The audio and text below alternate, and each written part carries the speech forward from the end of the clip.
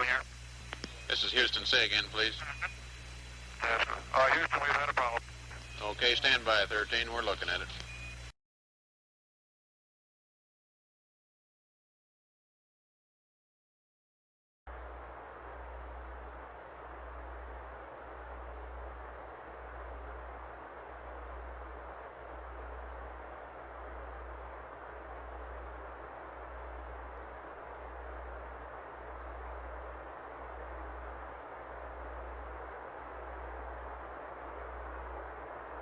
Fresh, Houston. Go ahead. Have you opened your, just curiosity, have you opened your food locker just aft of the LIM data file? Over.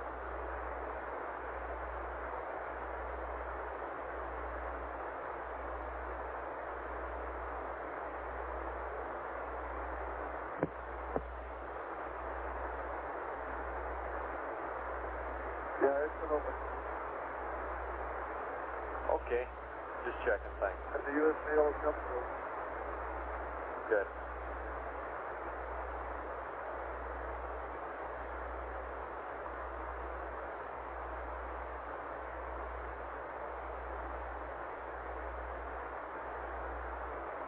It came at the right time. Good.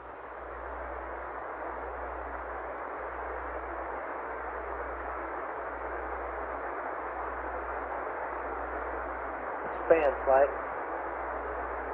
Flight span, go ahead. Hey, I don't think we probably even have it on displays, but aren't there some heat shield temps? Do you have them? What are those? That might be interesting. We didn't have them called up. There are some, I think. Hold on, Bill Shirley says he's got some. So. Okay.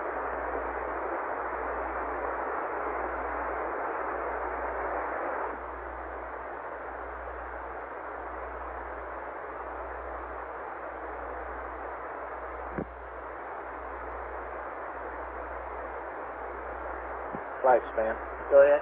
Apparently somebody was looking at some heat shield measurements, or the ones that used to be used for sun sensor, and they say they look 10 to 15 degrees higher than they had predicted they would. Okay.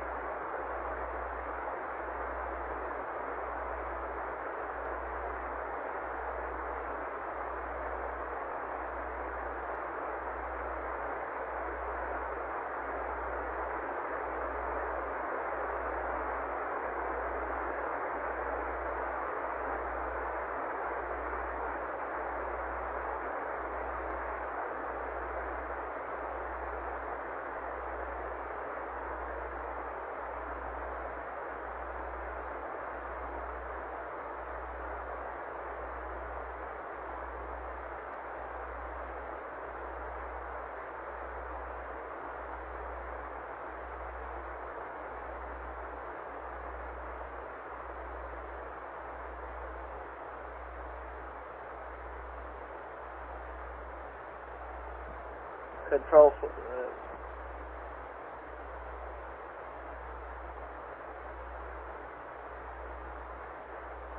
Aquarius, Houston, over.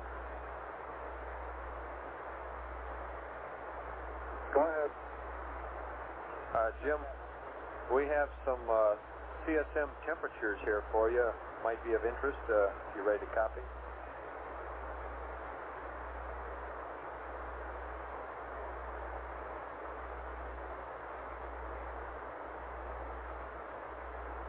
Roger, go ahead. Okay, your quad package temperatures ranged from 85 degrees to 44 degrees. Your CM RCS injectors ranged from 44 degrees to 21. And your heat shield is well above its lower limits in all the various locations. Temperatures appear to be cycling based on sun angle, and it's no sweat. They all look very good.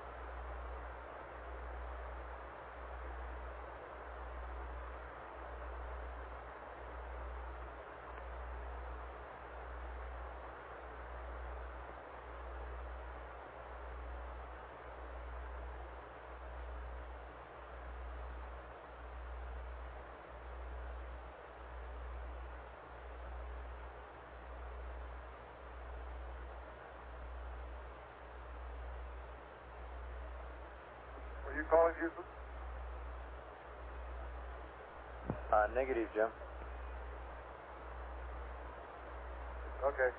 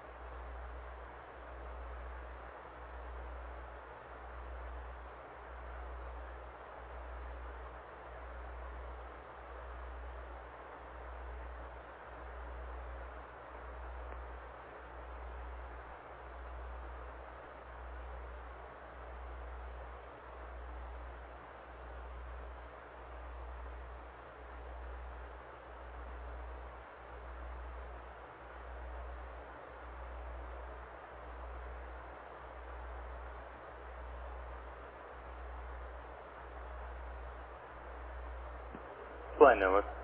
Go ahead. Sure, we would like to, at your convenience, recycle our CPs. We don't have any problem, but we have kind of a minor problem as far as building up buffers, so we'd like to, as a preventive measure, recycle them. Procedures, anybody got anything going on? That's negative, Flight. Nothing going on.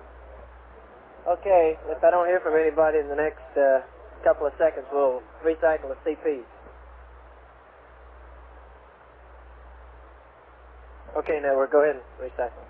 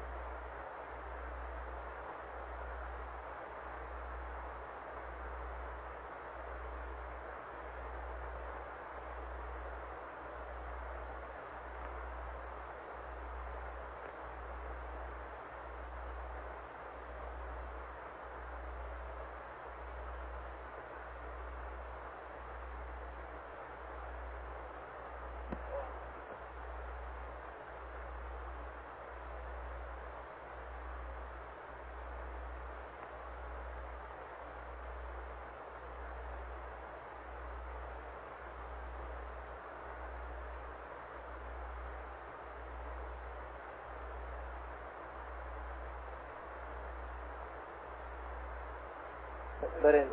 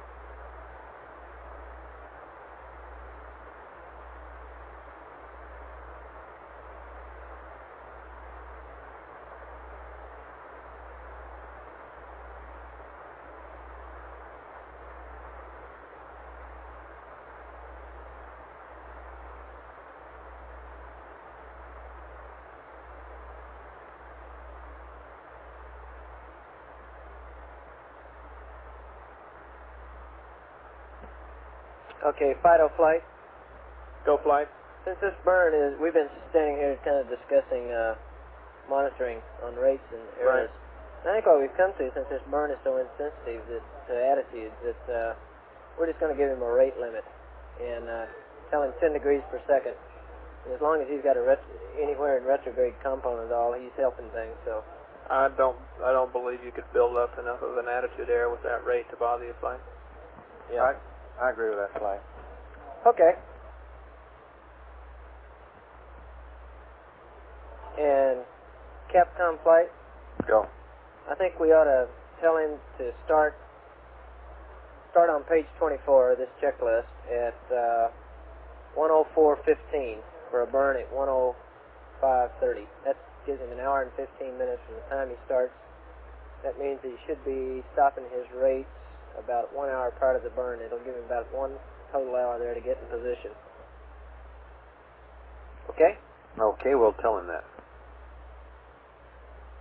And to go through this checklist.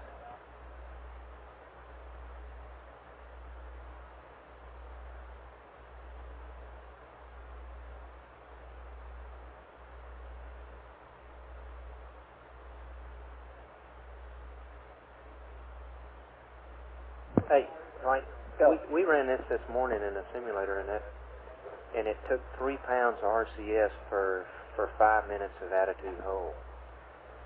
And if he gets into attitude 35 or 40 minutes before, and that's right. Now this was we had some rates when we started, but not large rates, but when you got that needle staring you in the face, you're always blipping it, trying to get it, keep it in the center. And what we ought to do, if we got a half hour at 105, 104.15, if he's ready to go at 105, why don't we give him a go to do the burn whenever he gets ready? Okay, final flight. Go flight. You copy that suggestion? I missed it, but I was talking to my guys downstairs. If we start this, we're going to give him we want to give him plenty of time to get into attitude here. On the other hand, we don't want to attitude hold for a long time. Right. Do you have any qualms if he gets into attitude early, say at 100, and gets all the checklist done at 105 hours to go ahead and do the burn? No. Same delta V's and the whole 30 minutes early. Now we're going to give him the pad hopefully at 104.30, and we've looked at 30 minutes early, and there's no change, no unacceptable change in pipe path angle. That 30 minutes flight is equivalent to about a 10th degree gamma, we found out. So the closer to 105.30, okay, but that's what we're talking about in a delta gamma with the plus or minus 30 TIG. Okay. Okay, then we'll do that. It's acceptable. We'll but let him the go closer early the if better. he gets ready early. Okay. But we're not going to mention it till we see how it's all sorted Yeah, out, we'll see how right? it's going. Yeah, and the same thing applies to going late. Yeah, he can go late too.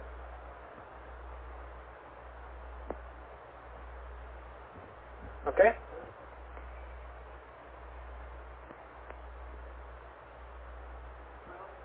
Capcom, stand by 1 minute.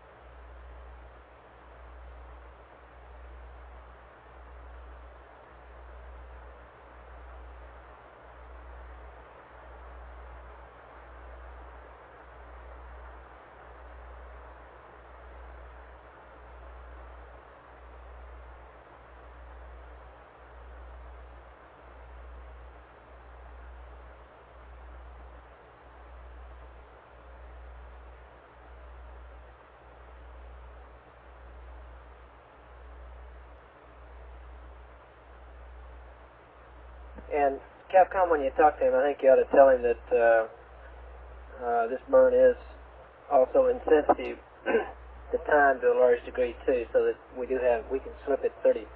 I wouldn't talk about the early side yet. Just tell him that we can slip it 30 minutes with no problem.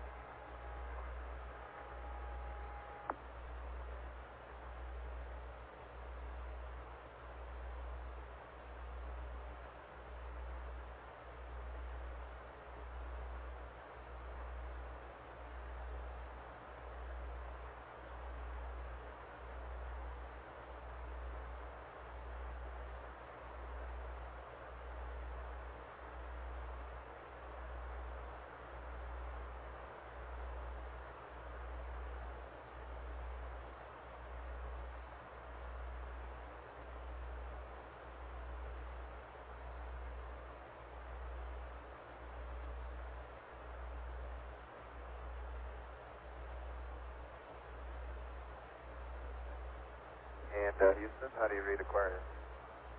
I'll read you loud and clear, Fred. How do you read? Okay, same on. Raj, we were just about to send you up some items of information pertaining to the burn. Are you ready to copy? Stand by. Okay.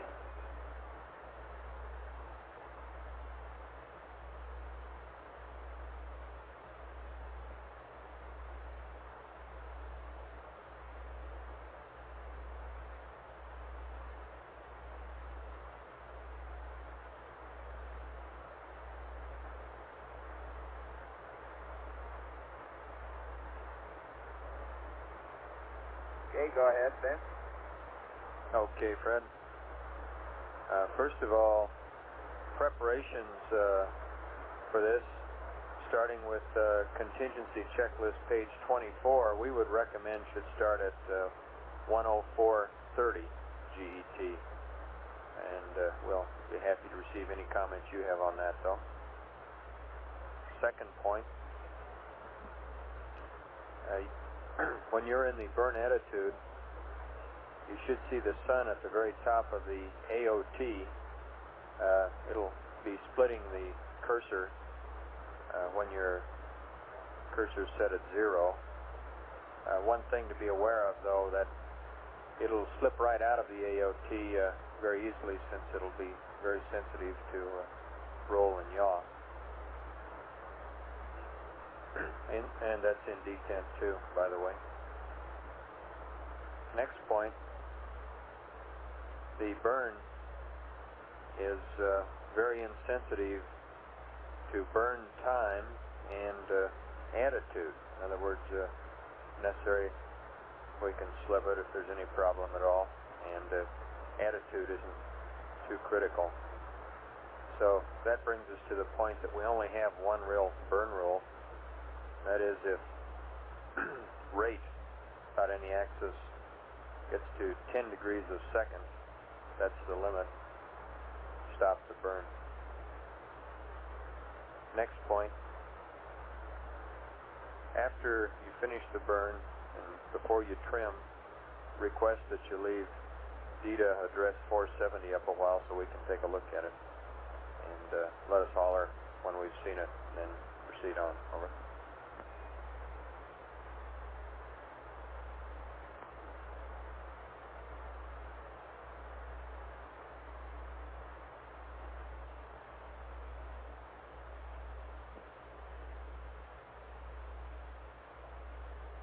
Okay, Vance, you're saying we should start into the prep in the contingency book at about 104:30.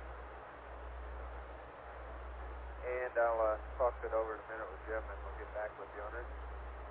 When in the burn attitude, we should see the sun right at the top of the AOT, and I assume this is DTED number 2. Jim and I had already been talking about that, and just eyeballing the Terminator and the Earth, we figured the sun had about something like a 70-degree angle or 65-degree angle, so that'll be right up there. We got one burn rule that says if the rates are greater than 10 degrees per second, shut her down. And after we trim, you want me to leave 470 up for a while so y'all can have a look at it, and you'll tell me when to get rid of it. That's right, Fred. And if you have any questions at all regarding the alignment, why, please let us know. We'll be happy to answer them, like aligning on the Earth as was described before. Also, you should know that the pitch is the most critical attitude so far as errors are concerned in this burn, but as I said, it's still not very sensitive.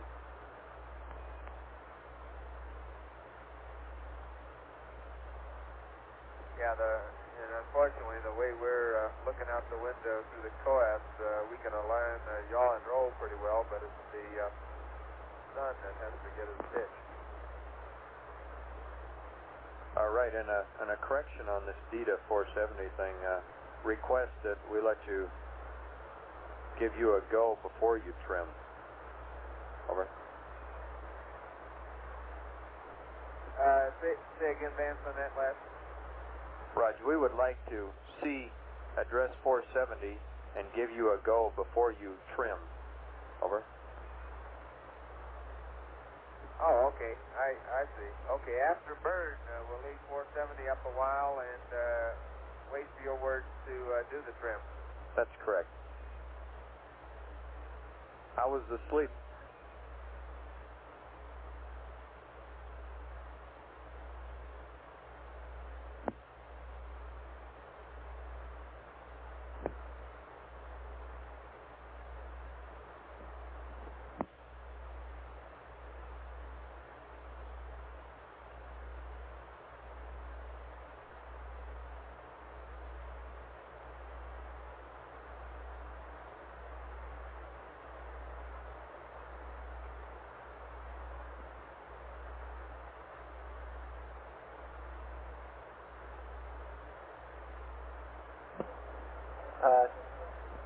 Capcom flight?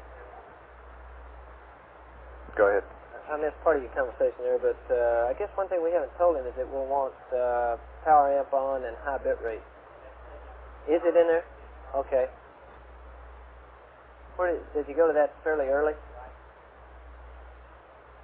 Okay. Okay.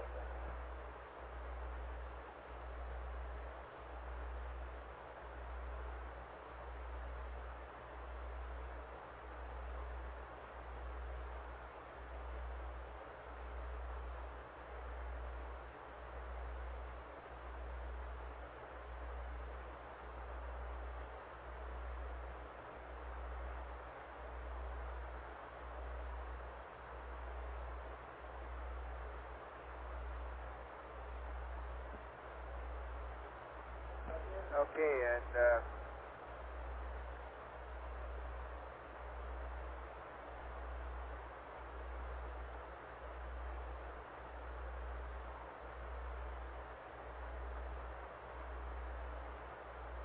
okay, Vance, you there? Raj, go ahead. Okay, the picture that Jim gave me on his view through the coas would have the partial earth, the lit portion, laying in the top half of the coas, with the cusp laying right on the YY line. And so the whole dark part of the earth would be in the bottom part of the earth, except a very thin crescent of the dark parts lying above the YY line. Okay, that is correct. And that in essence would put our x-axis pointing towards the sun. That's correct. The plus x-axis pointing toward the sun and perpendicular to the terminator of the earth.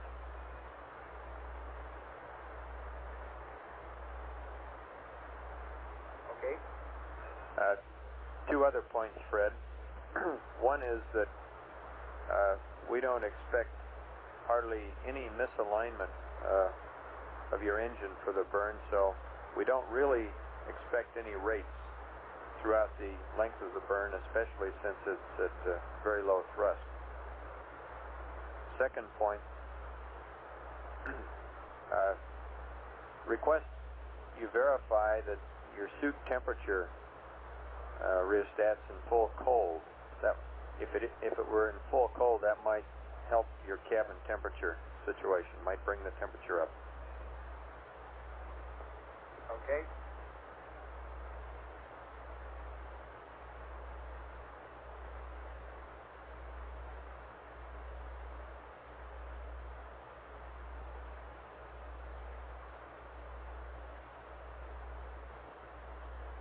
Okay, the latter was a good point. We hit it in full hot.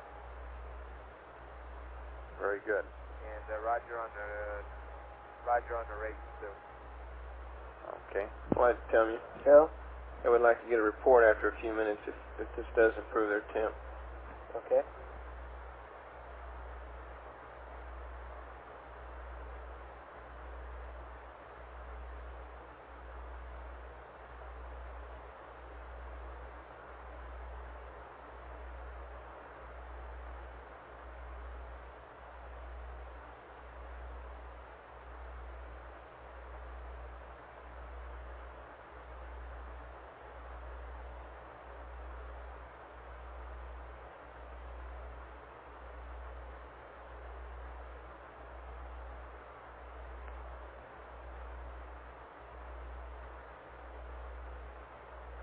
Okay, Vance, is the take time going to be approximately, is it 105 or 105.30?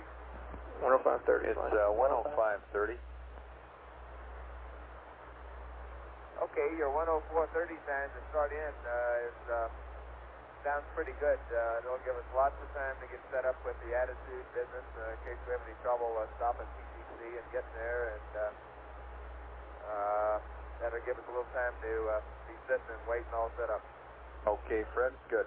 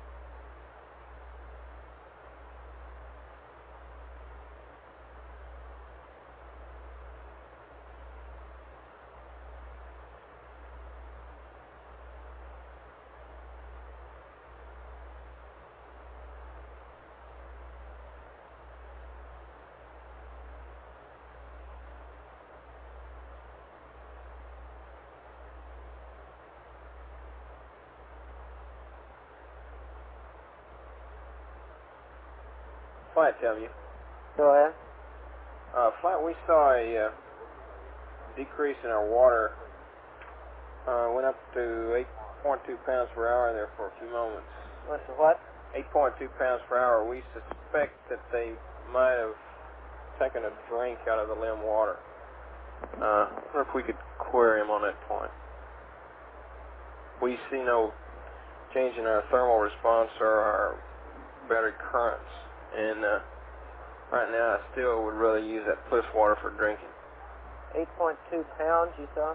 Pounds per hour, yeah. How much actual drop did you see? Stand by. In pounds.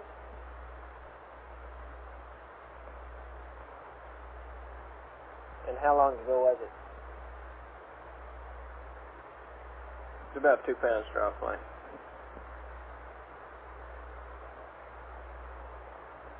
And how long ago was that? That was about 15 minutes ago.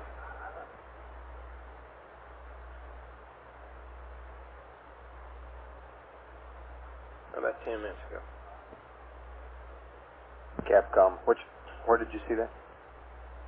Where? Just in his water. In our water usage. Quantity. We just suspect they might be using the limb water for drinkage, and I guess right now we prefer that they use the plus water, and we have a procedure here. We can read that up shortly. Okay, Vince, why don't you tell them we noticed about a 2-pound drop in the water. Ask them if they've been drinking limb water.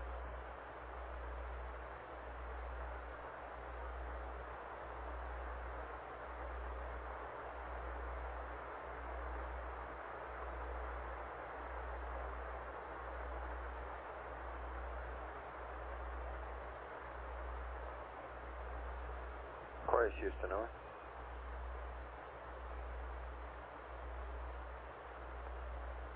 Hi, you calling, man? Right, Fred. We just noticed a 2-pound drop in your water quantity. Have you guys had a drink recently, or do you know any reason why it might have dropped over? Negative. We copy, Flight. Thank you.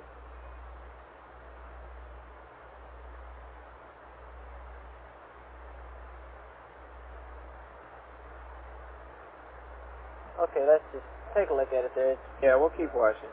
It's gone back down. It's just kind of funny there.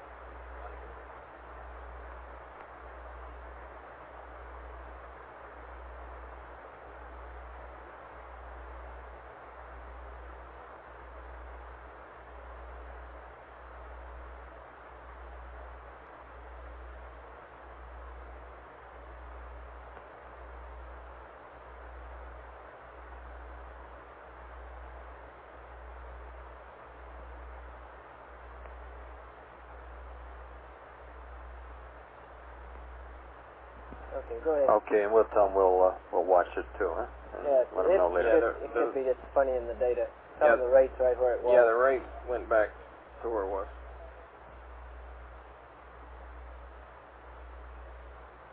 Chorus Houston.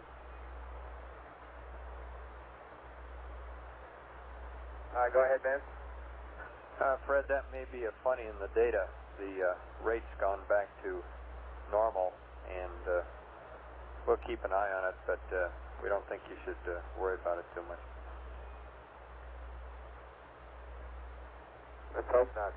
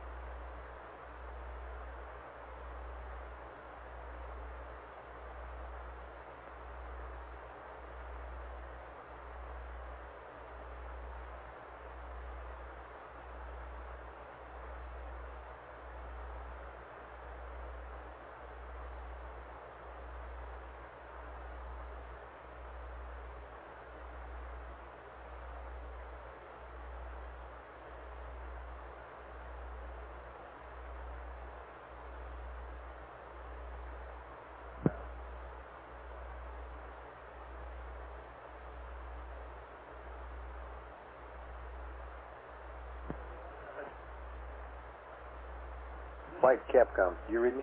Yeah. Okay, I just thought I lost my comm loop here. No, Thanks. okay.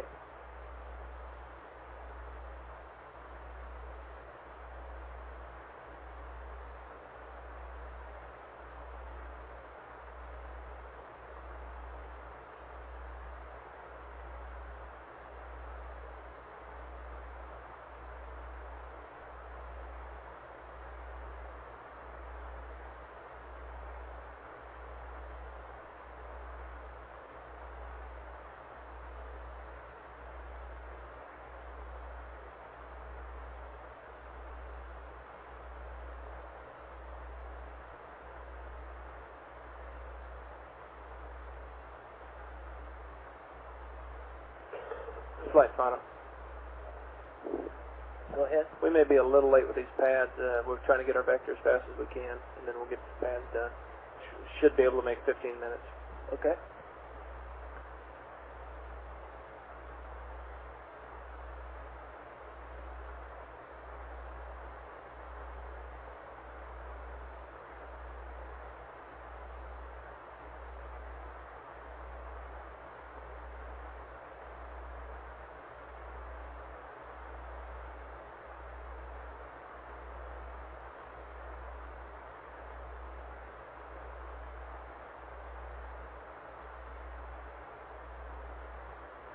Flight, tell me.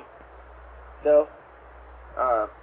We've got a procedure here for use of the Pliss water for drinking. Might just pass that along to you and the Capcom here. Why don't you just hold it? Okay. Okay.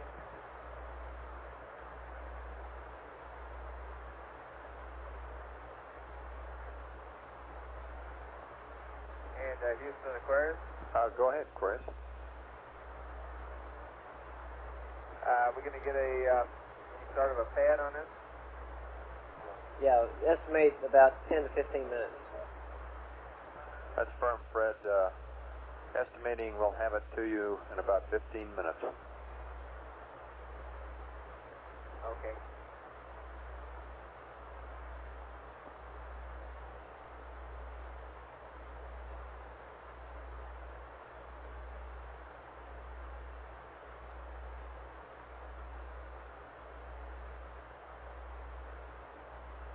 And Houston, you might just let us know if there's any chance it's going to slip further down the road, because we're going to kind of hold to that 1:04:30 start time. And if you're going to delay any, we'll delay accordingly. No, well, we can make the 15-minute estimate. Raj, we won't have any trouble making that, Fred, I'm told. Okay.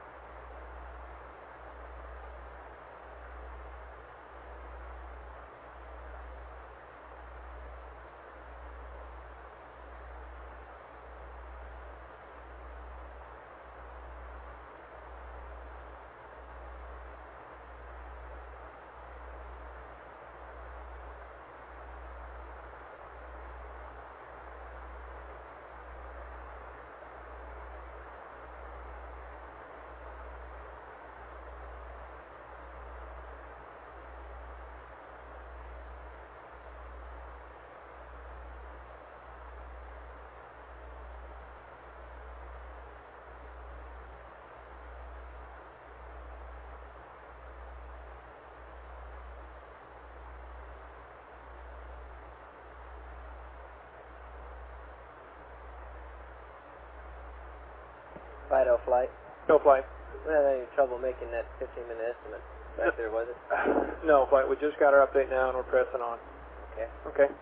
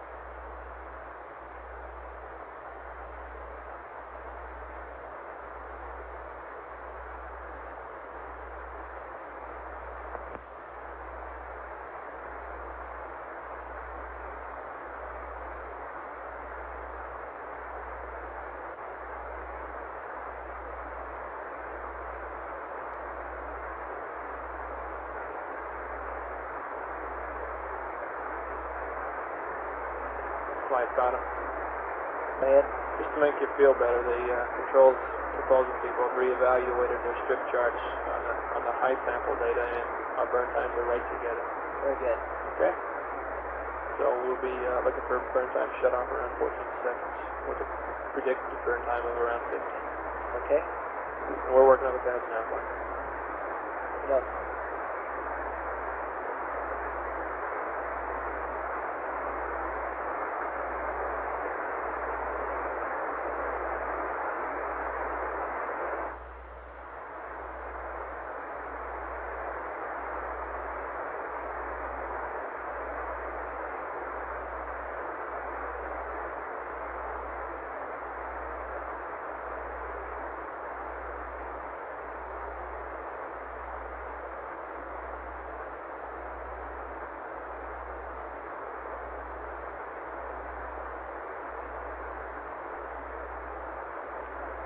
Flight econ.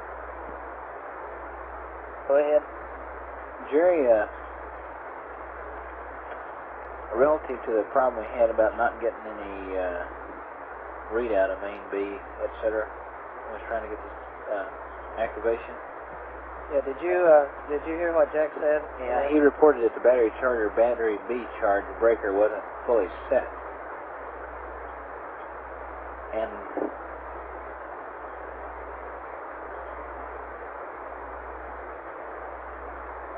that wouldn't, well, he also reported he was getting a battery bus B readout. And he couldn't have got the readout if that circuit breaker was open. So that's where the pickoff point is for the battery bus bolts. Oh, well, that's not what he said. He said that he found that was open, and he closed it, and when he did, he got his bat readout, or his bus readout. Yeah, but I think originally he said that he couldn't get a main B, but he had a battery B readout. No.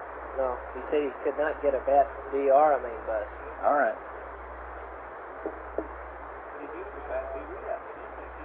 I thought that he gave us a number originally.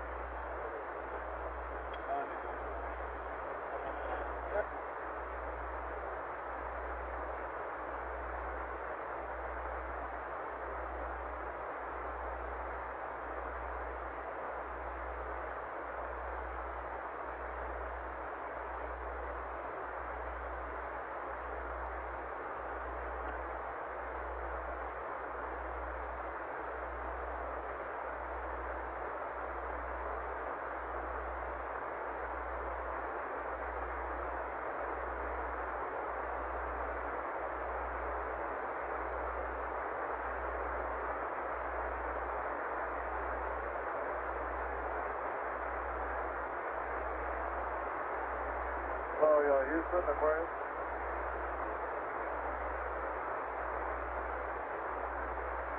Go ahead, Aquarius. Roger, we have about 104.30 now. How's that pad company like to start Apollo? Fido, where's the pad? Flight Fido, we're working them now. Tell him to get it momentarily. Okay, Fido's hustling here. We'll try to get it right up to you. Stand by. Have we got the attitudes, Fido? That's really all he needs now. The attitude, there won't be any attitude. Okay. Like, That's right. all we'll have is Delta V and TIG and a few other parameters. Okay, he can go ahead and start his damping his rates. Go ahead and start through the power off sticker and damp his rates and start getting toward attitude.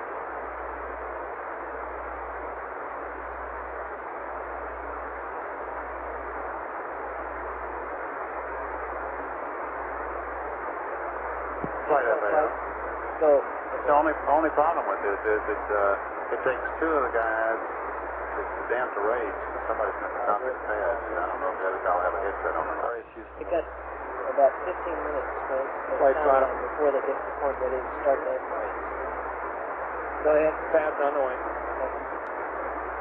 See, when they start the timeline, it's 15 minutes till they can start damping rates. Flight 10, you. Go ahead. Okay, we noticed the total current's going up to about 45 amps. I guess they've already started up the power up here. Okay. Vance, we have the quad heaters on now. Roger, copy, Jim.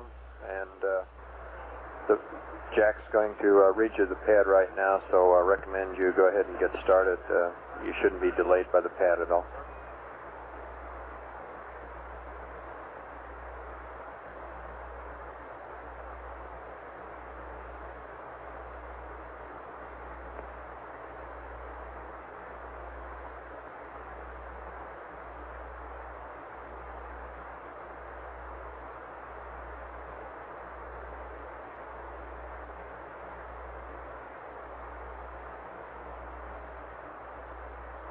Aquarius Houston, I've got your burn pad. Yeah.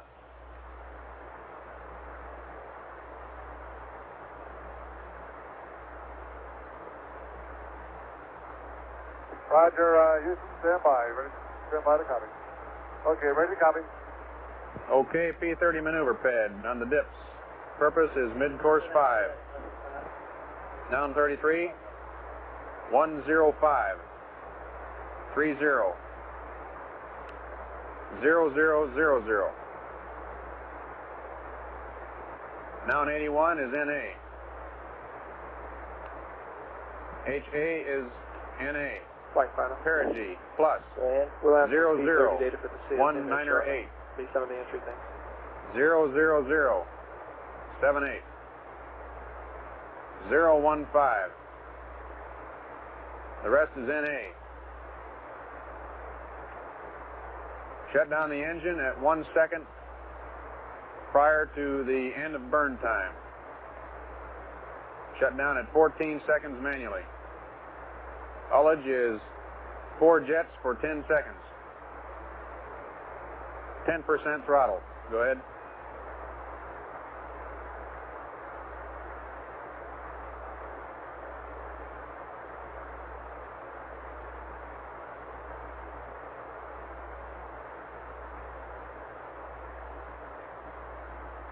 Okay, Jack, we got a dips mid-course 5. Down 33, 105, 30, 0000. Down 81, in slash A. HA in slash A. Plus 00198. 00078. Burn time 015. The rest of the pad in slash A. Shut down manually at 14 seconds. Ullage is 4 jets for 10 seconds. And the entire burn is at 10% throttle. Okay, Fred, I want to verify that your Delta VR is 00078.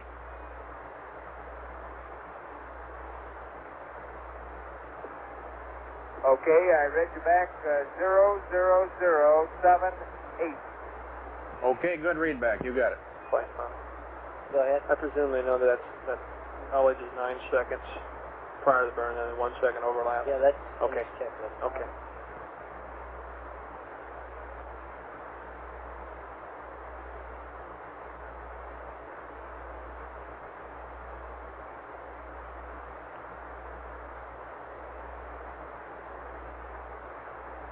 Flight control looks like we started the activation.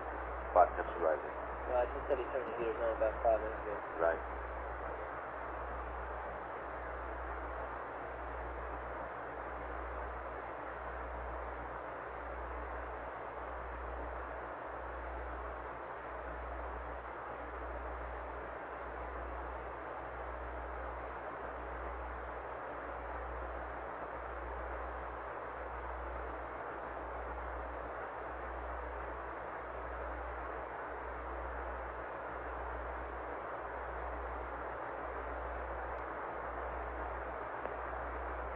Flight final. Go ahead. That P30 data for the CSM is on its way up. P30 pad. Bill, I meant to ask you about that. I don't quite understand. What are we We've got that? some entry stuff on the bottom of the P30 pad flight that we're going to read up to them. It's This EMS is for stuff. post-burn? Yeah, it's just entry stuff that goes up with the normal transers, mid-course type pads.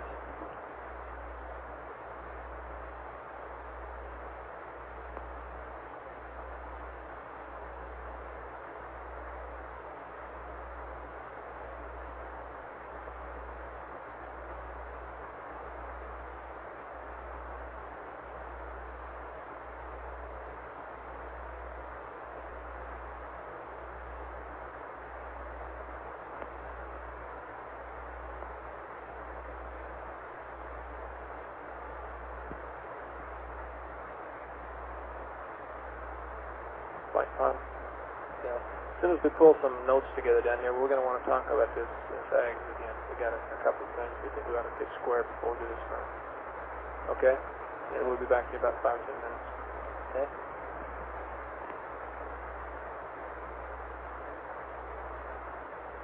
Control flight. Go ahead, Flight. You agree with this 14-second burn time? That's affirmative. What did you read? Well, we had two charts back there, Flight. The first one we looked at was the wrong one. Aquarius Houston, I have some additional entry data that goes with the pad I just read up. It's 5 items. Let me know when you're ready to copy. It's on a maneuver pad. 50 sample seconds data, and it's confirmed that we had a little bit slower startup chances. Okay. Okay, I'll try to squeeze them in here, Jack. I'm rapidly running out of pads.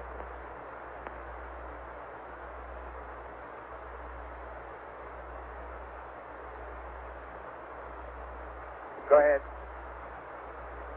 Okay, it's NA all the way down to noun 61. Your latitude is minus 21. Hold on a minute. Hold on. You need me. Hold on, Jack. I need the other pad book. That's CSM pad. That's firm.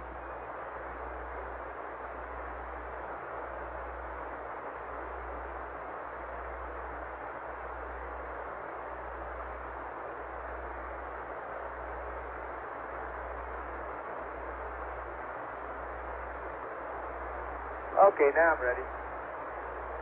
Okay, noun 61. Latitude minus 2167. Minus 16537. 11631. 36292.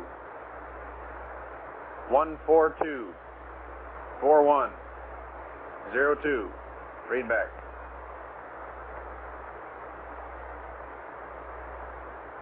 Okay, now 61, minus 2167, minus 16537,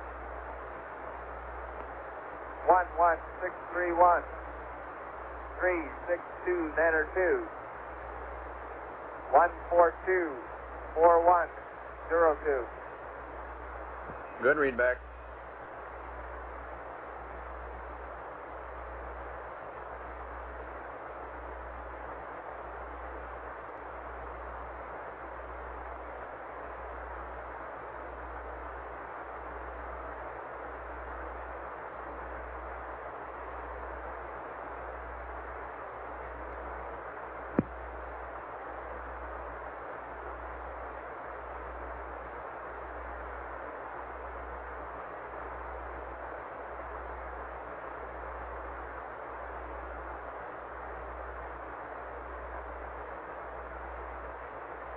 Infill flight.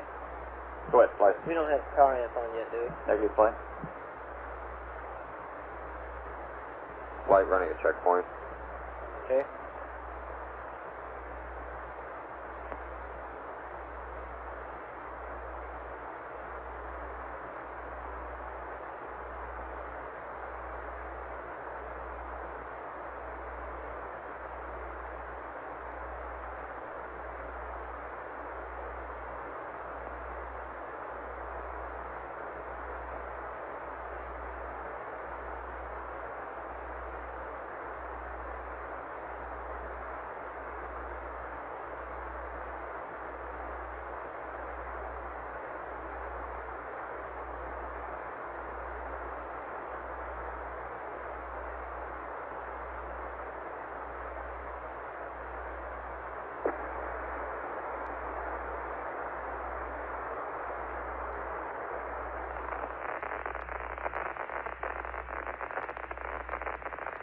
And you should have high bit rate now, Jack.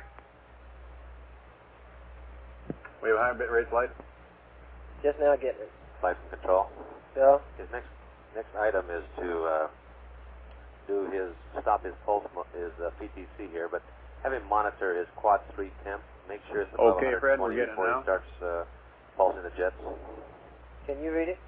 That's affirmative. What is it? 108. Okay, he hasn't been in there for 15 minutes, has he? No, but it's rising. Pretty slow. want to make sure it's up there before you go to the pulse mode here. Okay, he hasn't had the quad heaters on for 15 minutes yet, right? And that's in his checklist. So do we have to tell him anything yet? We can wait till 15 minutes. Yeah, we should make it right on time, Flight, but just want to make sure.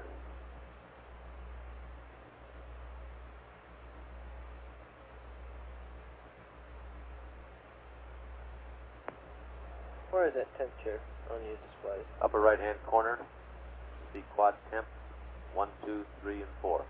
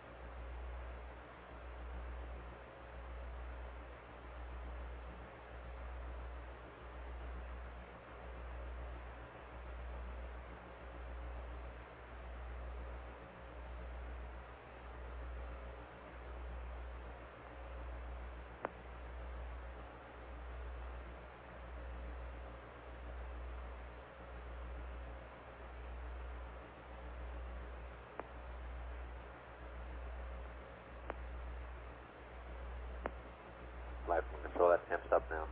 Right. Houston, Aquarius. Go ahead, Aquarius. Good. Do you have readouts on our quad temp to know when we can start? We're taking a time hack. We'd just like a verification with you. He's ready to go. Just made it. They look good. Roger, your quad temps look good from here.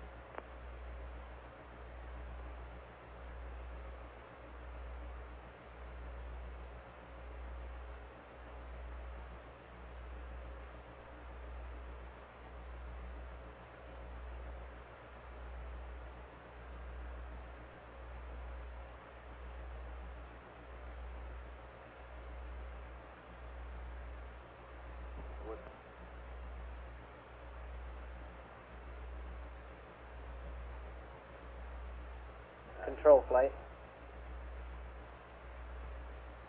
Control, go ahead. Are you seeing any thruster activity yet? Not yet, fine.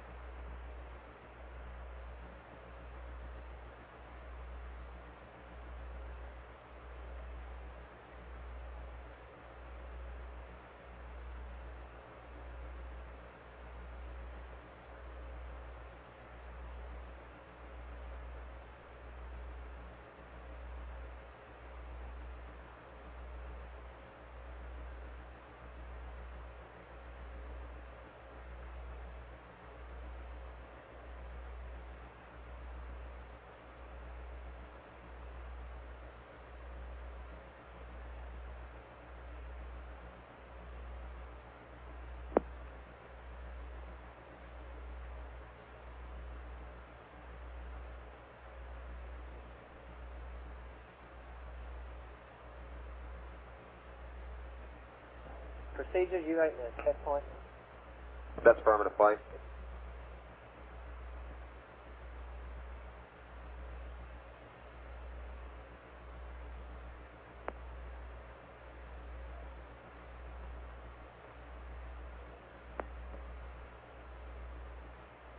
Checkpoint complete, flight. Roger.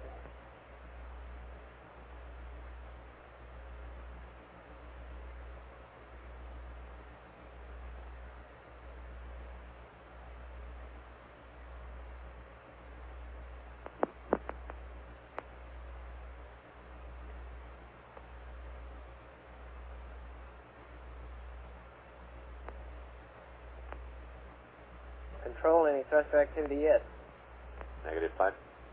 Okay, Houston, Aquarius, we're going to stop PTC at this time.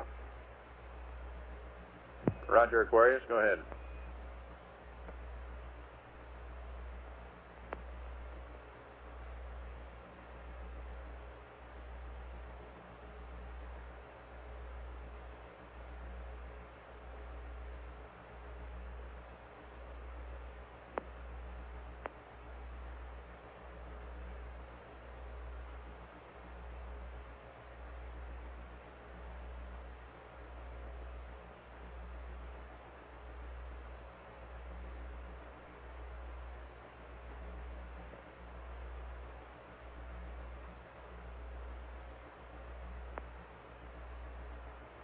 We're firing, flight.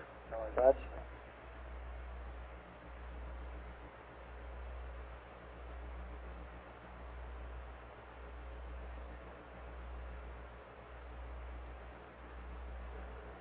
Flight bottom.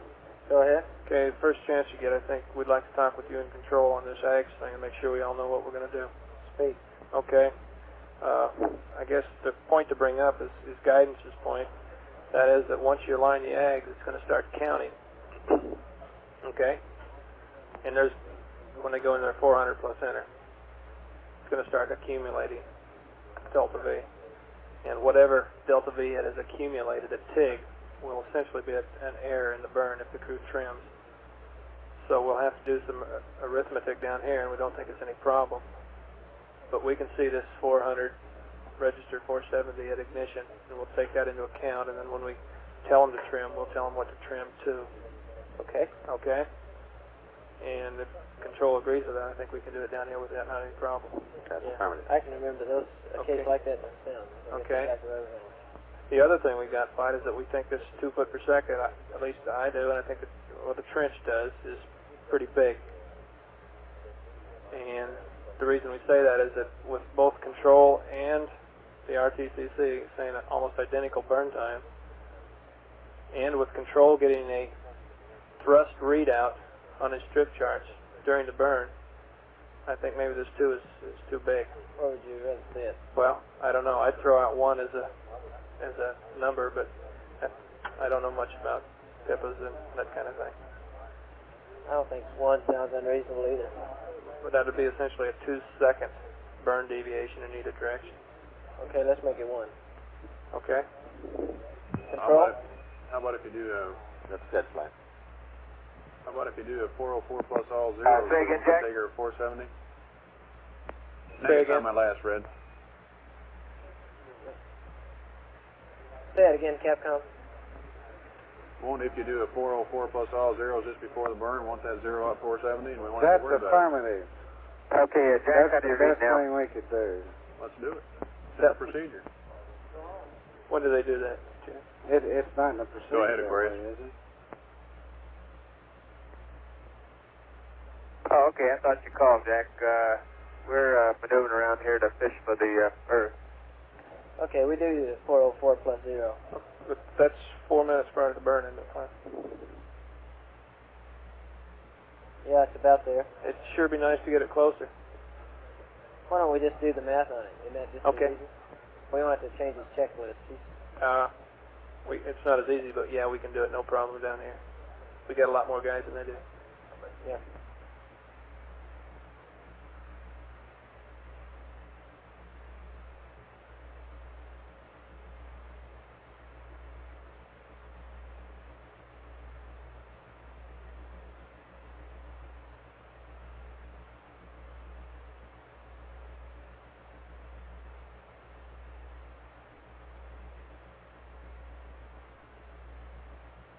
Flight final.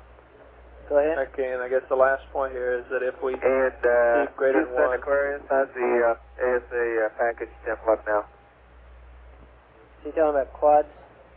ASA package 10. 98 degrees, flight. 98. That's Okay, good. we'd like to see it up around, where, 110? 15? Control? Yep, final temperature, right, flight. At least higher than 115, right? Yeah, we want to see it around 115 finally. Okay, Fred, the ASA package temp is looking good. It's around 98 degrees, and we'd like to see it go up about 15 to 20 degrees. Okay, why don't you give me the word before I proceed with the eggs? We really don't need it right this instant. Okay, we'll do that. Roger, we'll be watching it. flight final. Go fight up. Okay, to finish this thing out then, if we do see the eggs is what we call no-go and outside our 1 foot per second tolerance, we'll give him a go for 2 seconds to plus XRCS and call it a day. Right. Okay? Great.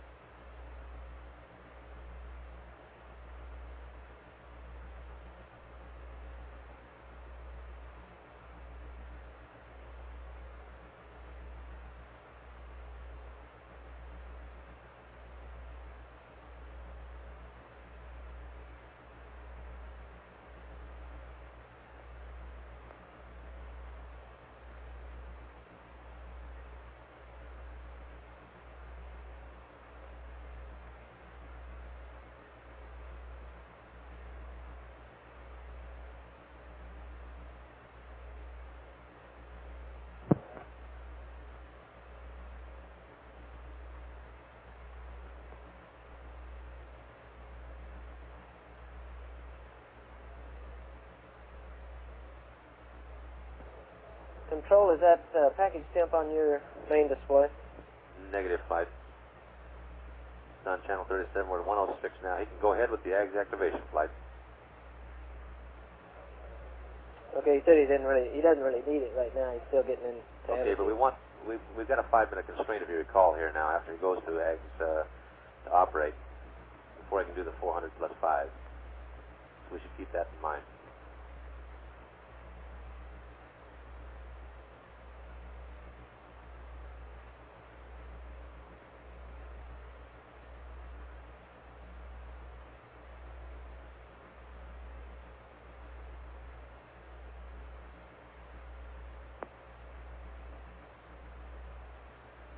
Okay, why don't you give me a call at 110 degrees and we'll turn to go. Say again, flight. Give me a call at 110 degrees. Will do.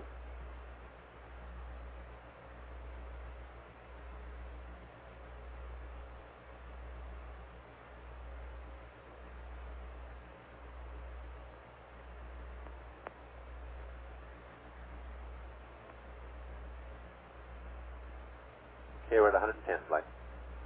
Okay, Capcom, he's go for activating the egg. Say again the temp. 110. Okay. Aquarius Houston, the ASA package temperature is up now, so you can activate the eggs. Okay, very good.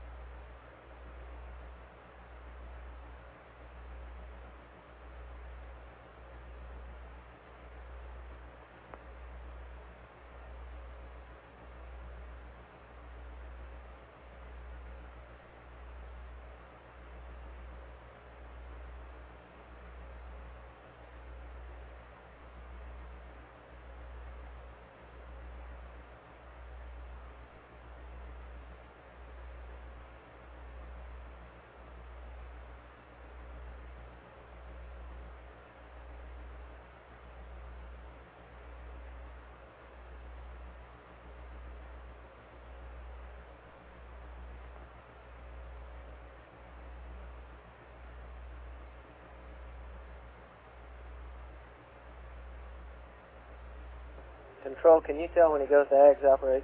That's affirmative. He's in operate now, flight. Okay, give us a mark there at 5 minutes. 5 minutes, roger.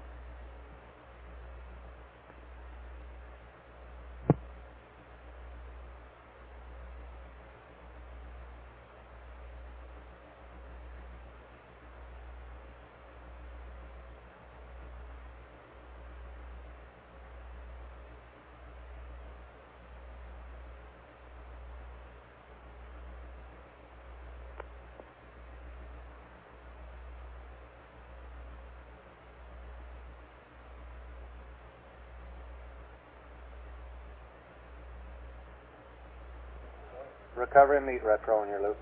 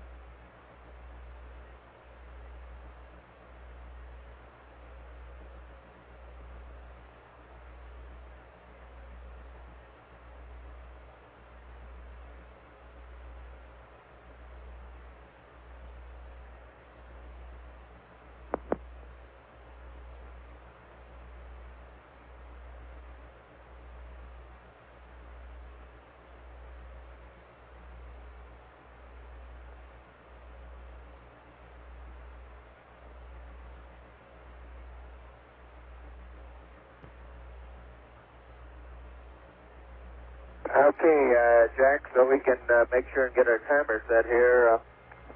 I wonder if when you've got about 48 minutes to the burn, which should be coming up pretty quick, you give us a hack so we can see our event timer at 12. We're already past that. Roger, Fred. I understand you want to mark at 12 minutes prior to the burn. Is that affirmed? Roger, we think we got it set now. We just wanted to check it. If we don't, then I'll get it to 13, and you can give me another hack at 47 ago. I think he said 28 while ago, Jack. We're already past that. Okay, we've got 33 to go. Mark. My mistake, it was 33. Right on. Roger, it was reading 33 on my mark, right? No, that's that bottom clock, Jack. 26:47 now. I know, but he counts up to 60. Yep. Oh, okay. Okay, gotcha.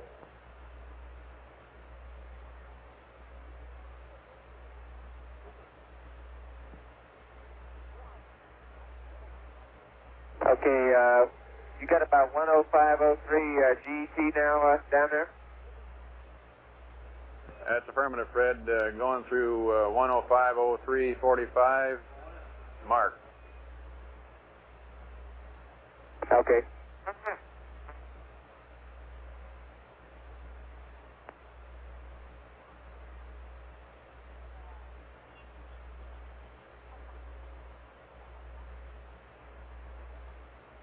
Okay, Jack, give me the next number you want me to set then, and I'll take another hack here. Roger, you're counting up, right? Roger. We've got 5 minutes on flight. Okay.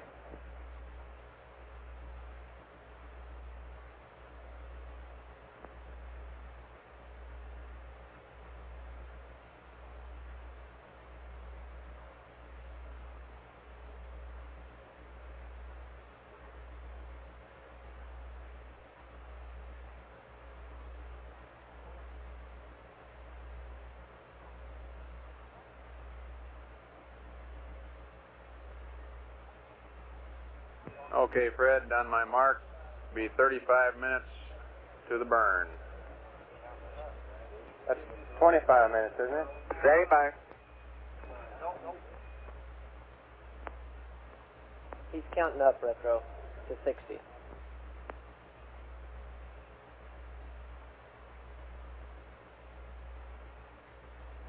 We missed her, Fred. Let's get her on the next minute. Okay.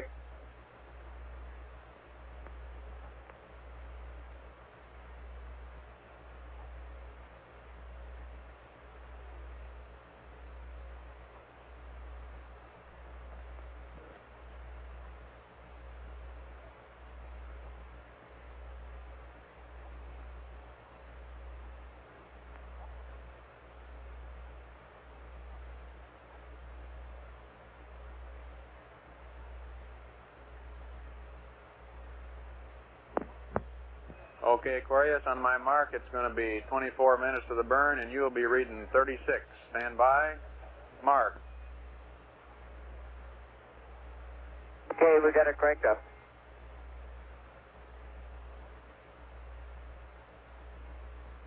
Okay, and control flight, have you seen the 400 plus 5 yet? Negative. Okay, Capcom, he's been in eggs operate for over 5 minutes, so he's... I think he's still trying to get out of the PTC mode flight. Okay. Still firing jets.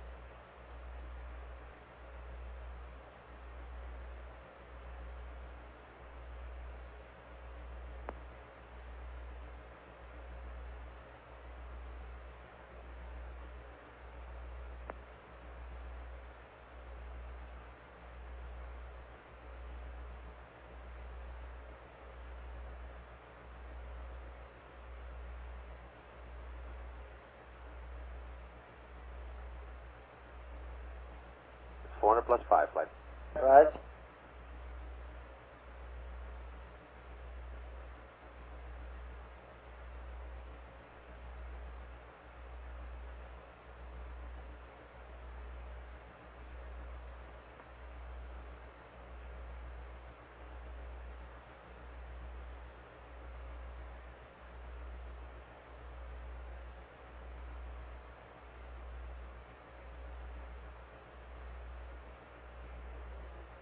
Okay, Houston, we have our attitude set.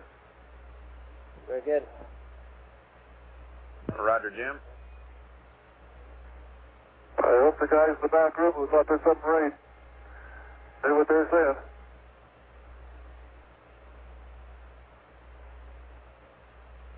And I'm looking through the AOT there, Jack, and the sun's right at the top, and it's about maybe 2 degrees to the right of the cursor, so that looks real good. Roger, good going.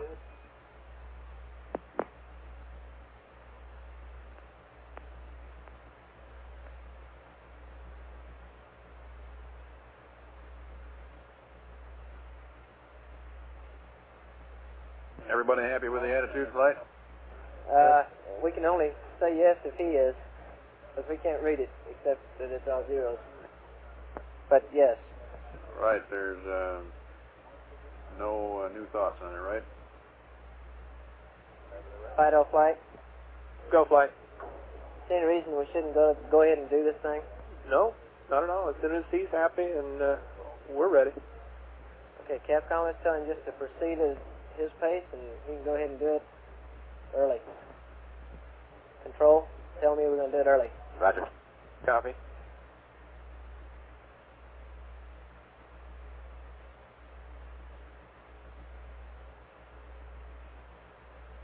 Okay, Aquarius, attitude looks good here, and your choice when you want to start the burn.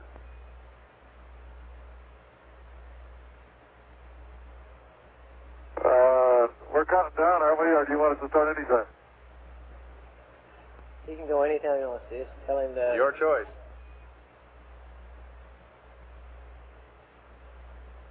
You guys are getting easy. It's not time critical, Jim. I understand.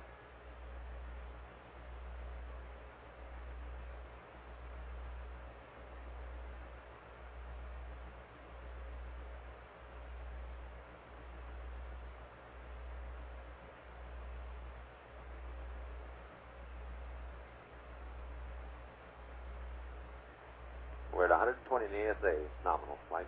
Okay.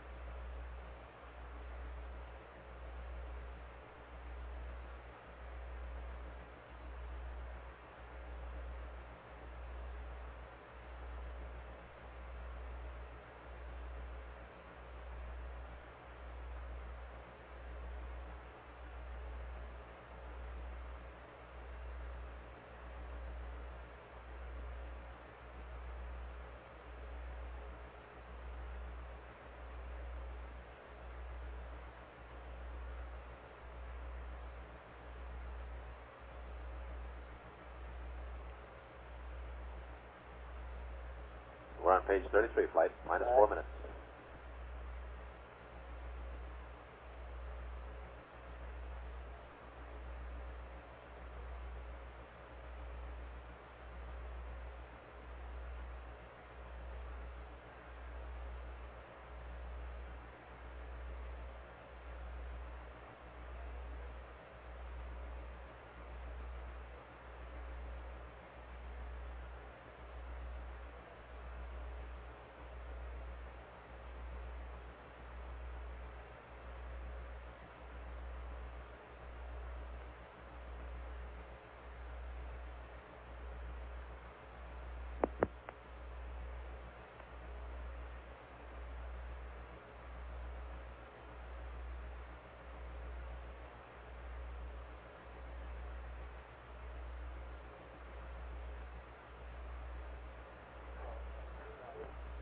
flight, Fido. Go ahead. It'd sure help us down here if he'd give us a mark before he hit that ullage button.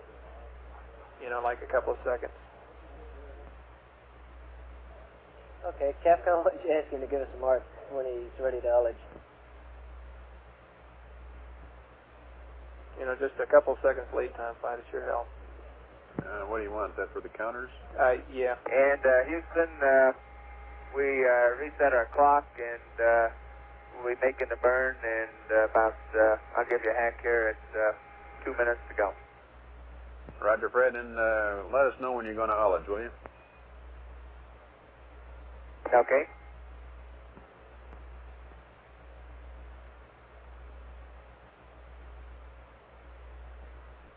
Okay, stand by. 2, 1, mark it. 3 minutes to go. Correction, 2 minutes to go, Jack. Roger, 2 minutes. We got it.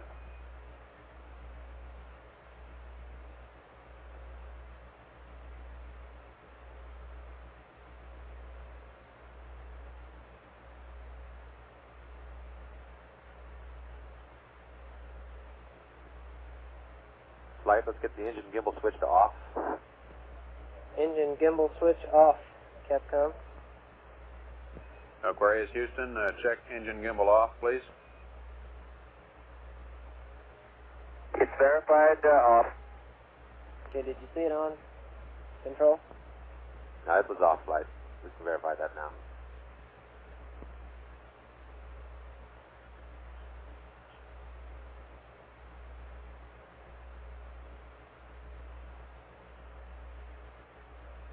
And mark it. 1 minute. Roger, Fred.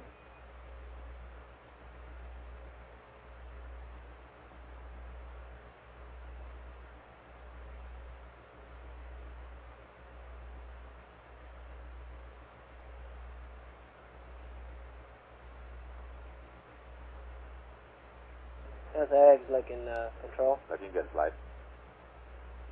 How do you like that? We've built up 2 tenths in 470 so far. Engine arm to descent.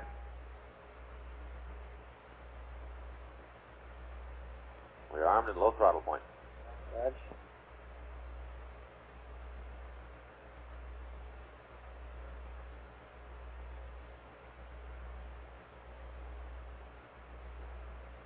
Okay, 10 Alex. seconds. LH.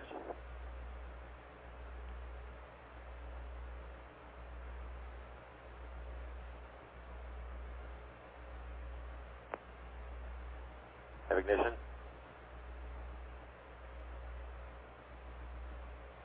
Thrust looks good.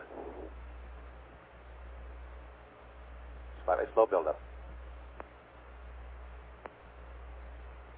Shut down. Okay, you're looking at 470. Roger, we copy 7.4. Okay, Fido. Roger, 7.4. And I had about 2 tenths showing, I guess, when we started. Go. We need Roger, we verify that. 2 That's tenths good. positive grade flight. Okay, turn it to 7.6. That'll be Roger, Flight. 7.6. Okay, Aquarius, trim it to 7.6. Okay, you want Flight now to Flight. get 7.6, is that correct? That's affirmative. We're shooting for 7.8. Rog. Control.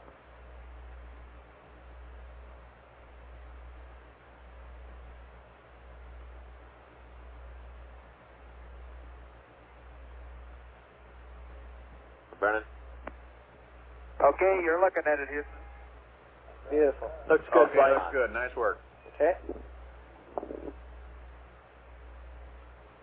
Let's hope it was.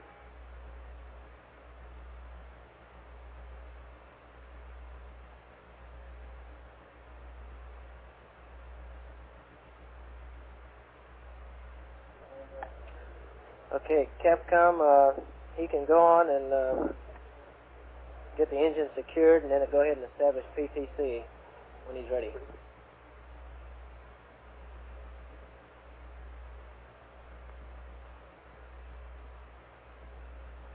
Okay, Aquarius, we're ready to follow you through on setting up PTC and power down.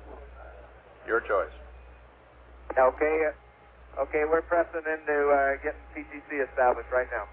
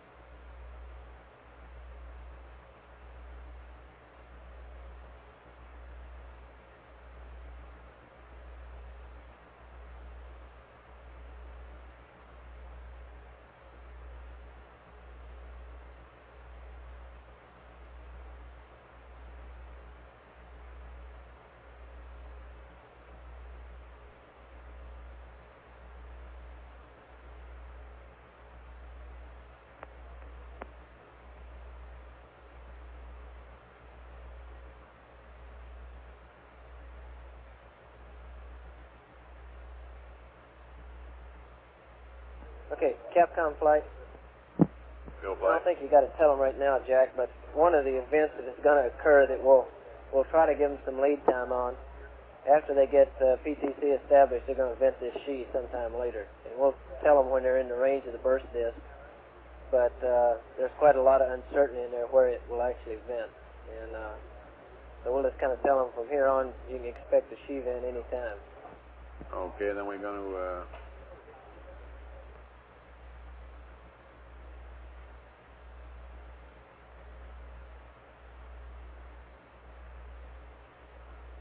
Okay, flight.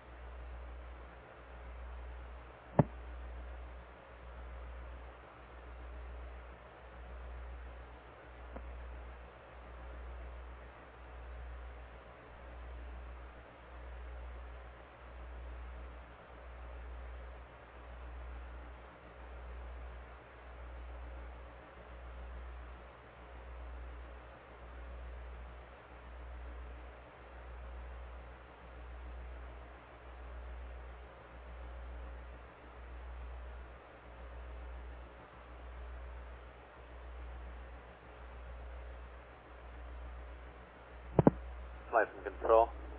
Go. How many pulses did we recommend during when they read this procedure up? I'll stand by. 21, I believe, right? I think we said 0.3 of a degree per second. And 21 pulse. Okay, that's too many, Charlie. We'll say about flight 12. Negative, flight. The LMS at the Cape confirms 12.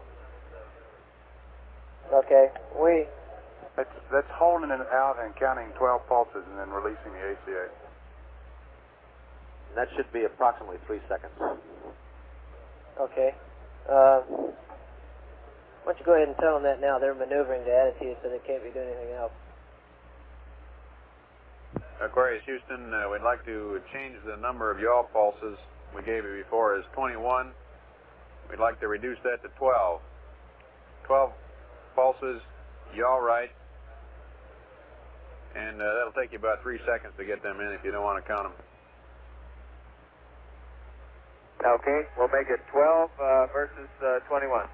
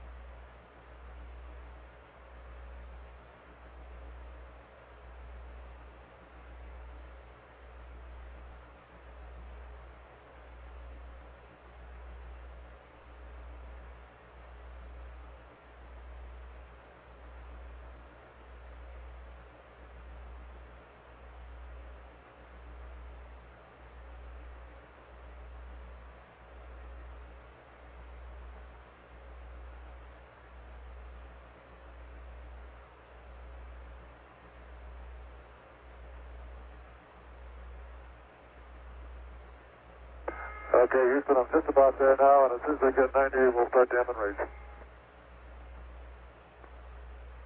Roger, Aquarius.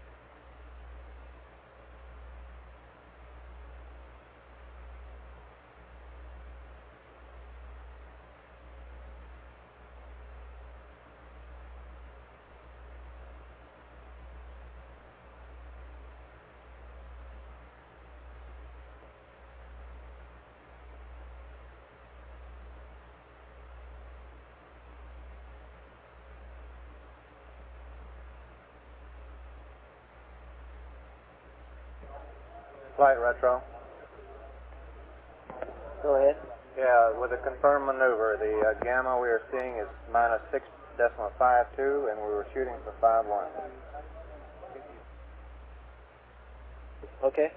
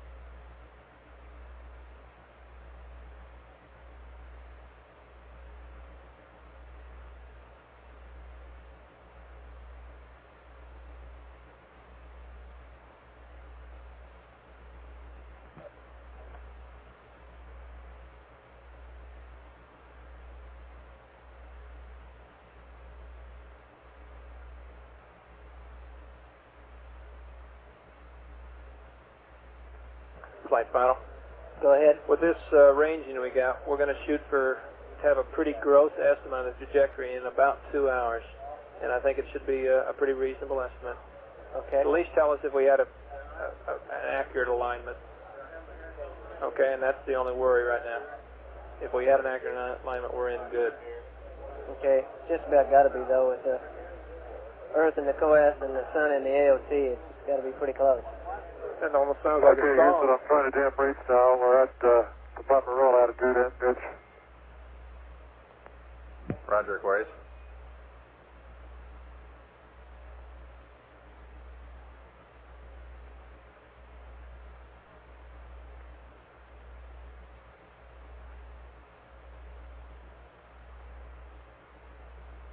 Working a little better this time.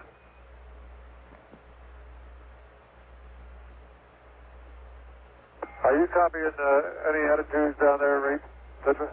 Control, you're copying the rates, aren't you? What kind of rates you seeing? Very low. How low? Well, the RGAs are real gross flights. They're below our accuracy on them right now. Which is what? 3/10. Okay, he's got something less than 3/10 then, huh? Okay, Aquarius, we're seeing some extremely low rates at this time, really below our capability to measure them.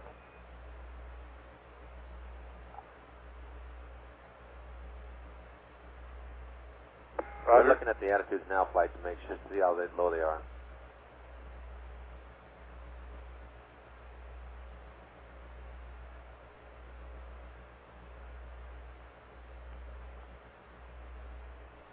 It looks like he's got a little pitch rate in there, doesn't it? He's got a little bit, right? His pitch attitude is changing fairly rapidly. Well, that's...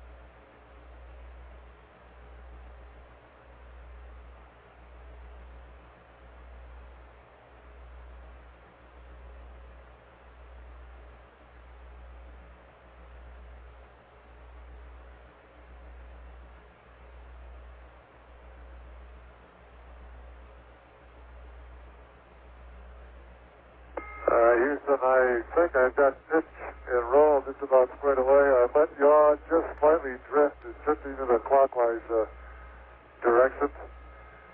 And I'm about all set now to put in my 12 clicks to the right. Okay, I think we're ready for that. Control? Roger, Jim, we're ready to look at it with you. Here we go. Hey, can we quieten it down in the trench particularly a little bit? Awful lot of noise.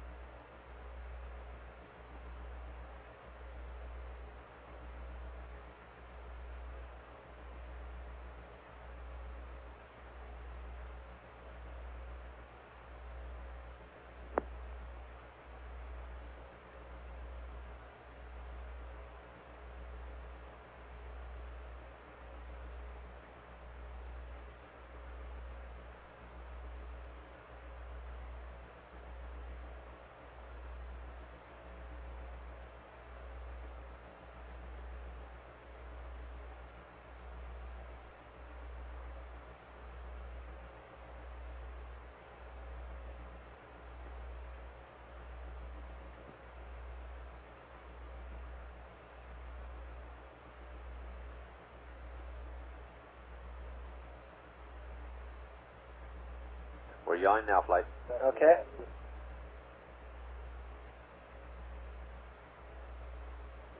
Clicks right.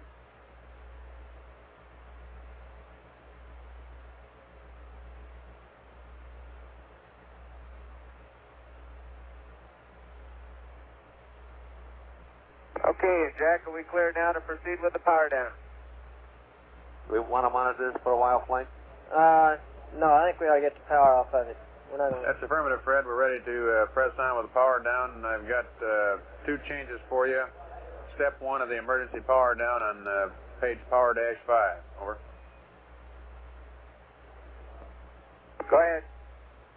Okay, leave your power amplifier switch in primary device off, and What does it look like? put your Control ranging first switch look. to range. Device off, reset. Looks like we've got some in pitch there, flight. Jack, help me. Okay, Yeah, we're there, at prime on the power amp and ranging on ranging. Flight from control. Affirmative. Go ahead. Stand by on this, powering down. I think we just lost him. See if we still got him. What do you want to do? Jack, let's like ask that. him. I'm going to pull, well, here, just to Flight from control. There you go. So, Looks like you got us to Aquarius pitch Houston, instead of, hold off one on power down, please. Okay, well, hold up. What do you want to okay, play? let's get some data back in here and see what he's done. Looks like he's got a pretty good pitch rate, doesn't it? And we're looking at a sheet pressure incidentally of about 1830 now. We can confirm that. Roger, we concur with that. And looks like you got a little pitch rate going here. Do you copy the same?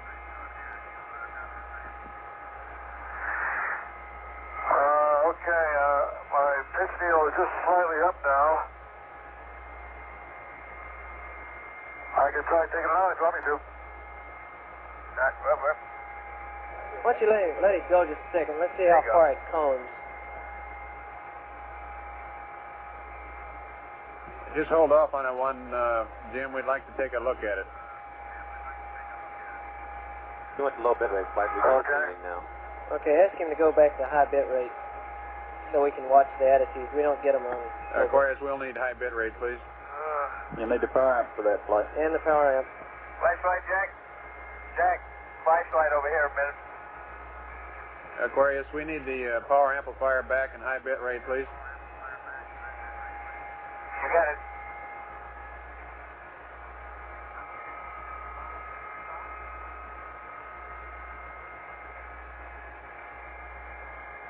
Got a couple in a row pretty soon.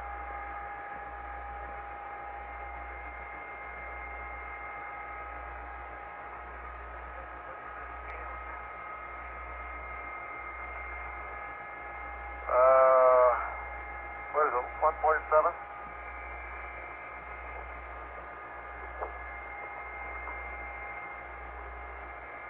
Flight FAO. Go ahead. On monitoring this PTC, we can do like we did last night by asking the crew to give us a hack on where they see the Earth and the Moon and the LPD, and sort of keep a gross watch on how it how it does without keeping the power on and watching attitudes for a while. Yeah, so we're just going to do this for a couple minutes. Okay. Thanks.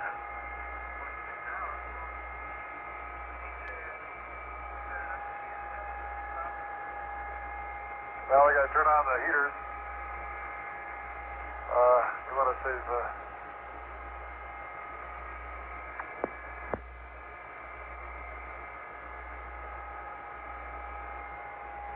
What's that twisting out there in the breeze? Are we venting again? Take a look, Jack.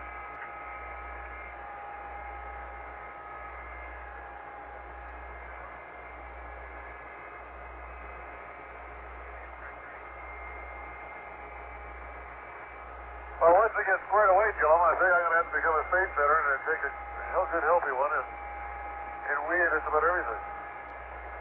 I've held up long enough. That's coming from above. Flight from control. Go ahead. Ask the crew for their observations of their PTC. Another one is just coming down over here. What are you looking for? Aren't you looking at the attitudes? Yeah, we're seeing it in pitch Well, here. there's the old On our Terminator at display. Bromaro. And another display, we see it in yaw. We've been landing about 2 hours ago, huh?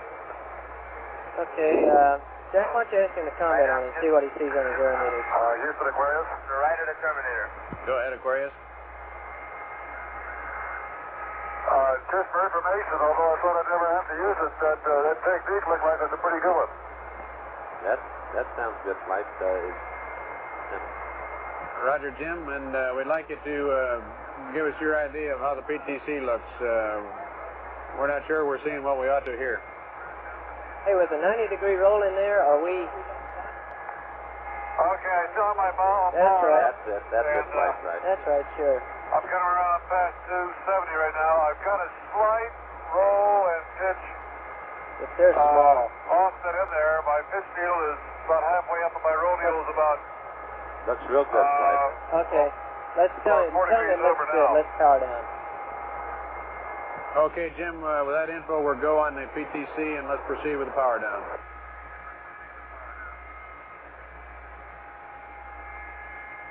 Okay, we'll proceed with the PTC and proceed with the power down. I guess if we have to, we can reestablish PTC at a later date.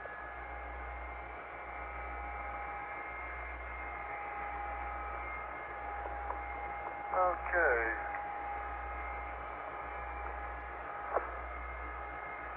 Okay, first row. Okay. Out. Eggs. Your eggs out? My what? My what out? Oh, yeah, go ahead. Sure.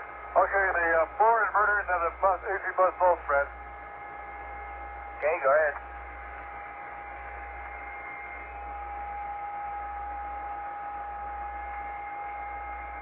Okay, let's give the light a second, Jack, and I'll see if they're all out. Okay. RCS System A. That's in. GCAs are going off.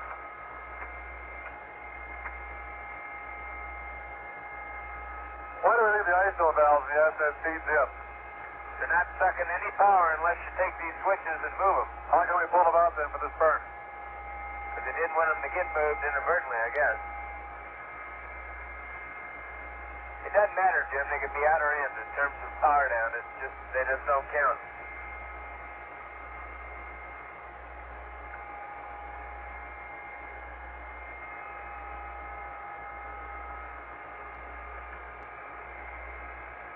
Okay, I got 1, 2, 3.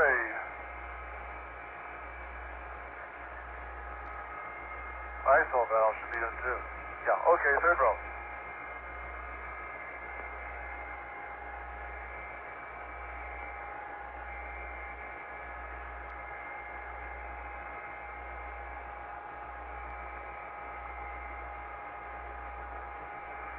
Attitude train control, I still have in.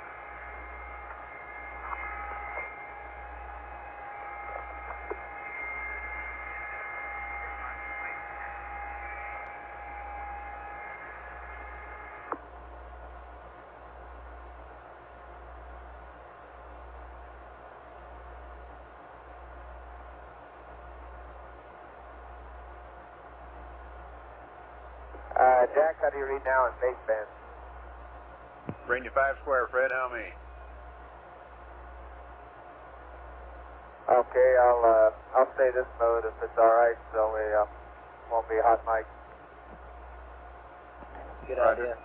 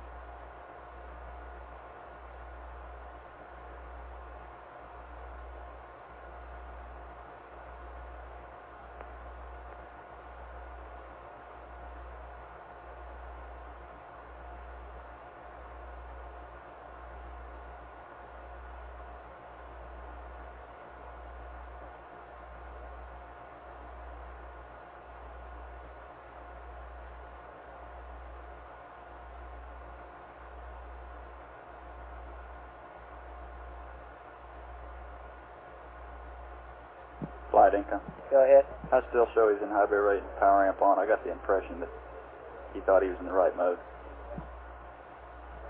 So I want him to turn it off and go low bit rate. Okay. And he's past that place in the power down too, isn't he? Capcom flight. Go ahead and fly. He's past that place in the power down, I think, and he can go power amp, circuit breaker open, and go back to low bit rate. We asked him, to pull it back up there to watch that, and he doesn't have to hold that up any longer. Okay, he'll get a circuit breaker, I think, during the power down procedure, but we want him to He can go back to low bit rate. go to low bit rate. Actually, as long as he's got the power amp on, we might as well sit here and watch low bit rate, or high bit rate. It's not costing us anything. Right. So why don't we just stand by till we see power amp go off? Right.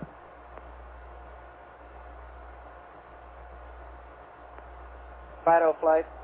Go, flight. Have you got, you're getting ranging now, aren't you? Raj, oh, we were, flight. I'm sure we still are. Okay, you got the power amp on. We're in range. Yeah, we've been getting it, and we really help us, flight. It'll really help us pull this vector in. Our initial residuals are small, but of course the maneuver is perpendicular to line of sight, so that doesn't mean much. But feel real good about it so far. 2-hour estimate still should be pretty valid.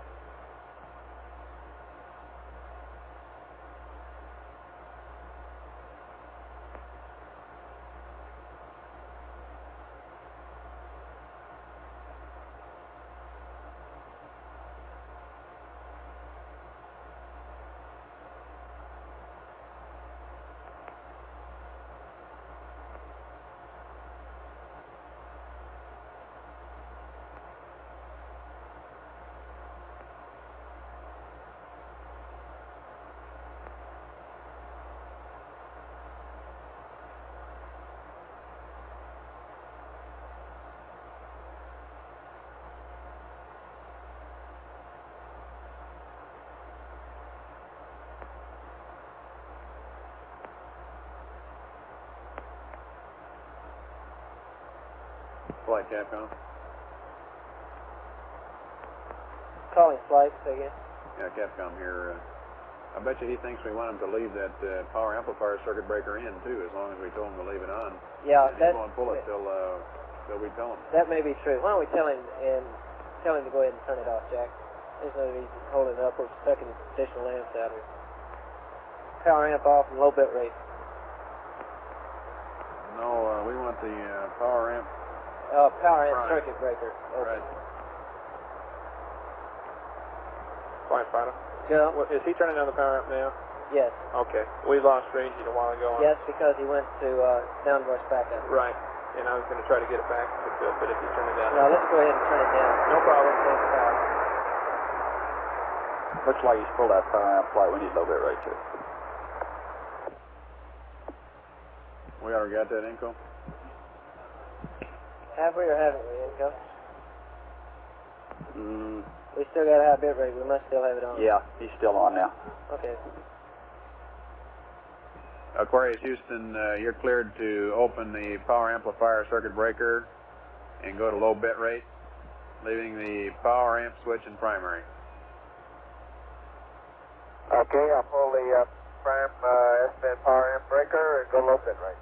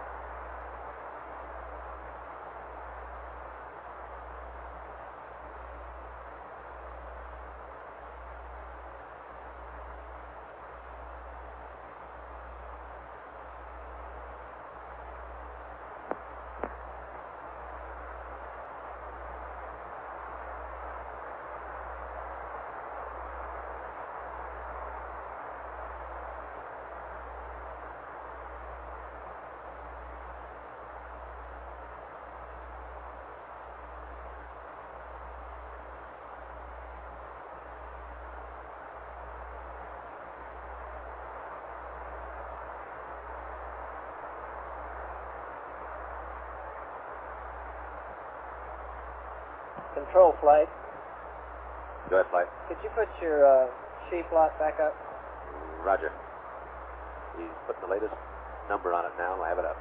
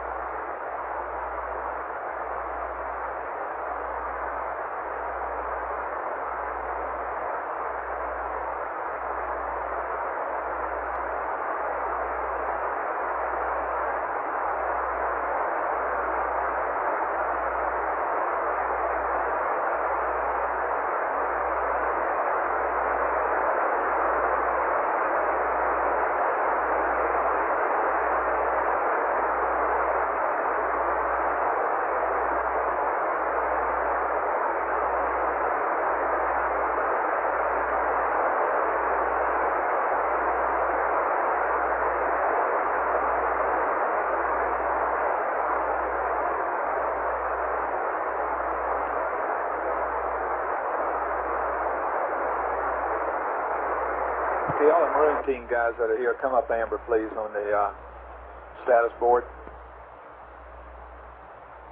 Okay, Ecom, you with me? Okay, and control flight. We got a Maroon control? Yes, sir, he's on. Come up, Amber, please.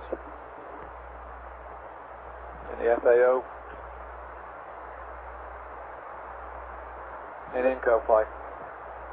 Good flight. Okay, are you the new Inco? No, I've still got another flight. Another what hour? Another hour.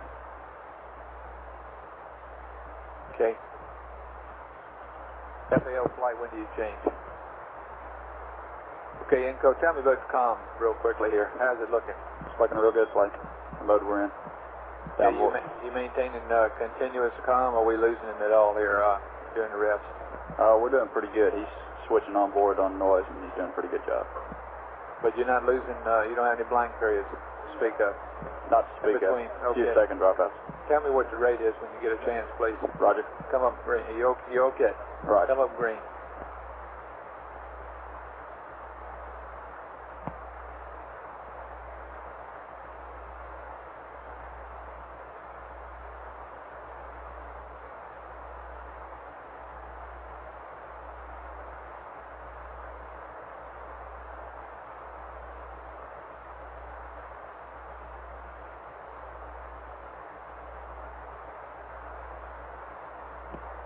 Tell me, Flight. Go ahead, Flight. Can you, channel 58's not updated, is it? That's a 105-hour update. We'll be getting a 106 hour there shortly. Okay, I'd like to see that. That's after we got powered down again. Right. So, could you get that out as quickly as you can? I need to take it to a briefing. That's right. It's in work.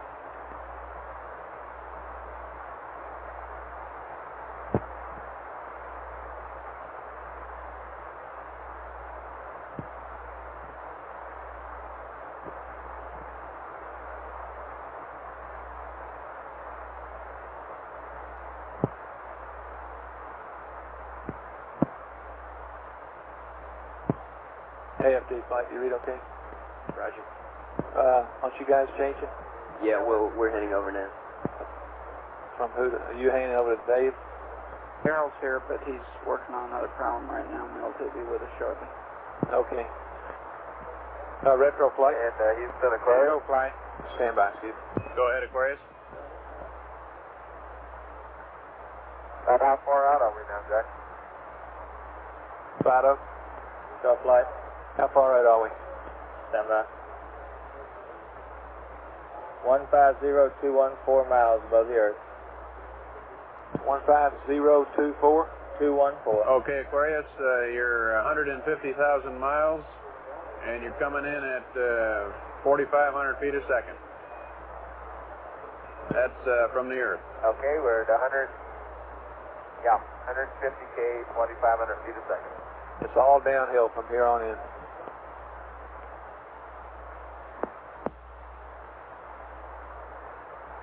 Retro flight. Go ahead, Flight.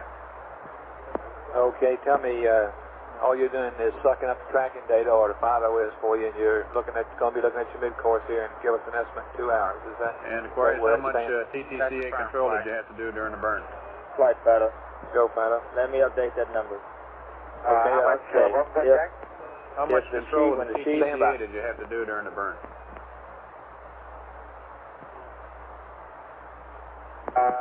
I wouldn't notice in Jim too much. I'd say I put in maybe about 6 or 7 inputs. I don't think it ever got off more than a couple of needle wets.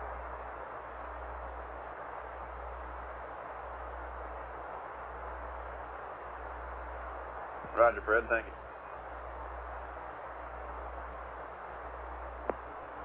Okay, go ahead, Fido. Talk in terms of when the sheath Actually, it was probably the same for Jim. I wouldn't notice it as inputs, but the needle, his needle was hanging in there pretty good. Roger. Thank you, Fred.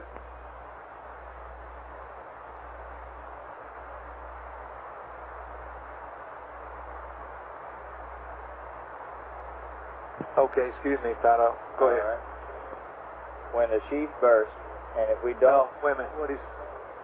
You just said you didn't put many controls in stuff. Say again? Yeah, okay. Yeah. Okay, we're talking about the burn now. Go ahead, Fido. Excuse me. Right.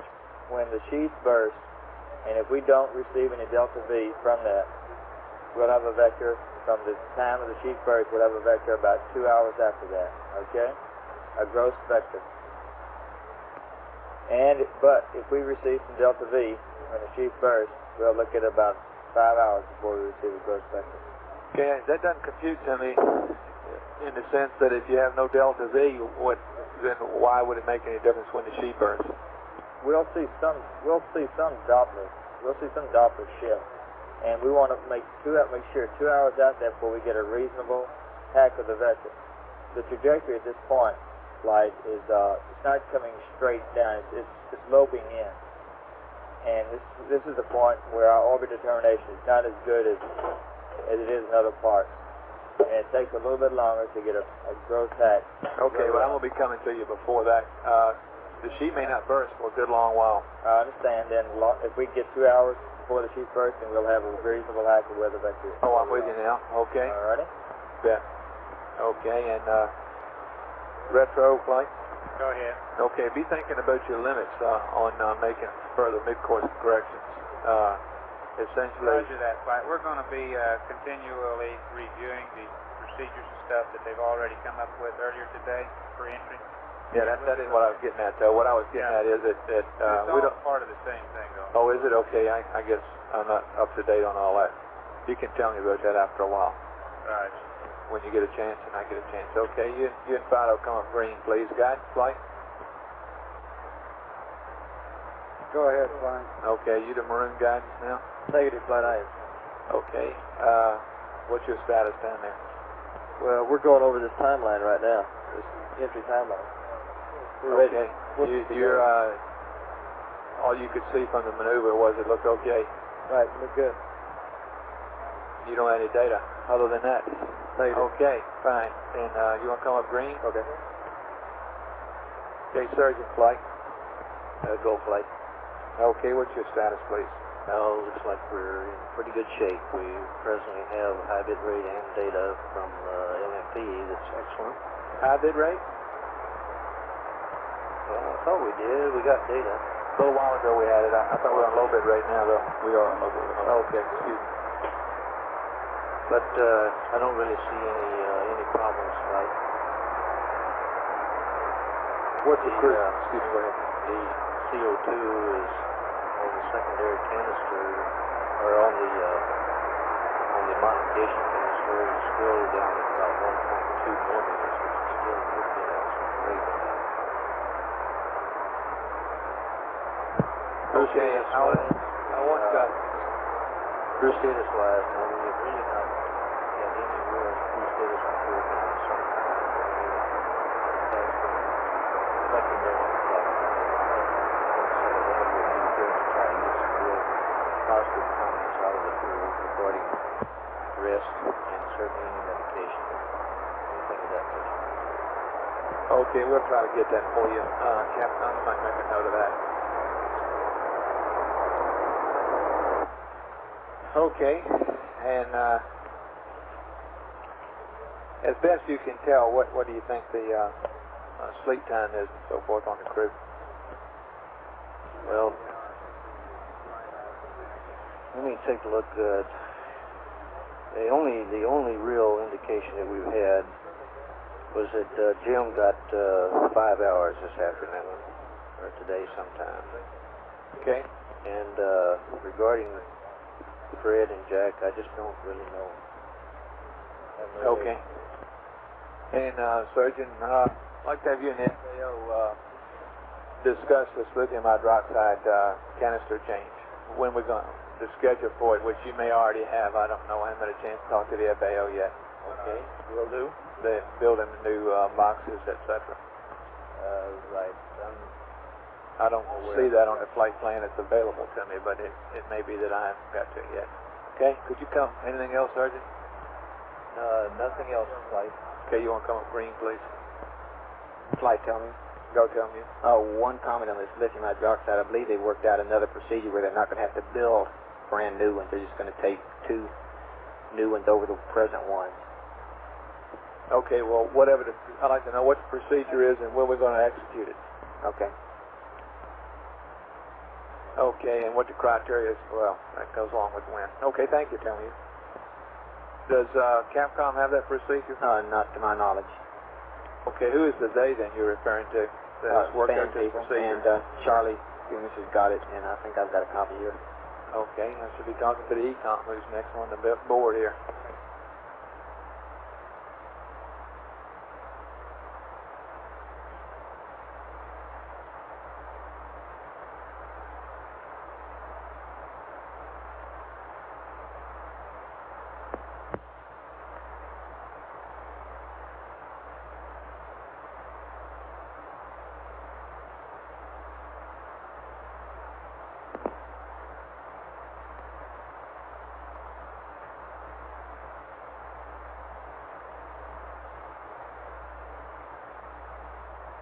Control flight.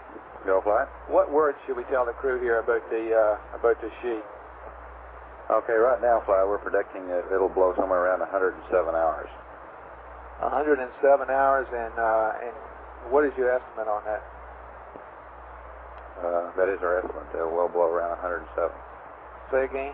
That is our estimate. It'll No, blow. I'm talking about, is that to the middle of your band, or is that the low edge of the band? And tell me something more about how you got that number. That's the low end of the band. Okay, so that's the earliest it could blow.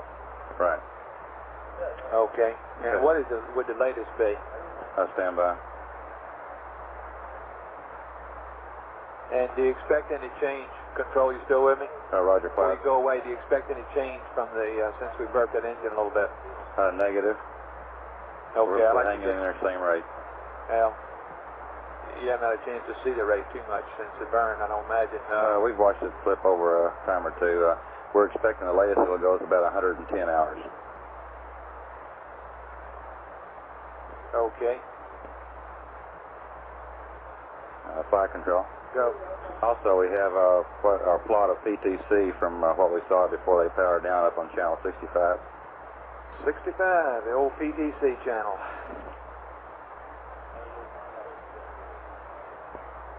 Okay. After a while, well, you don't have enough to tell whether it's good or bad. What's That's all we have there.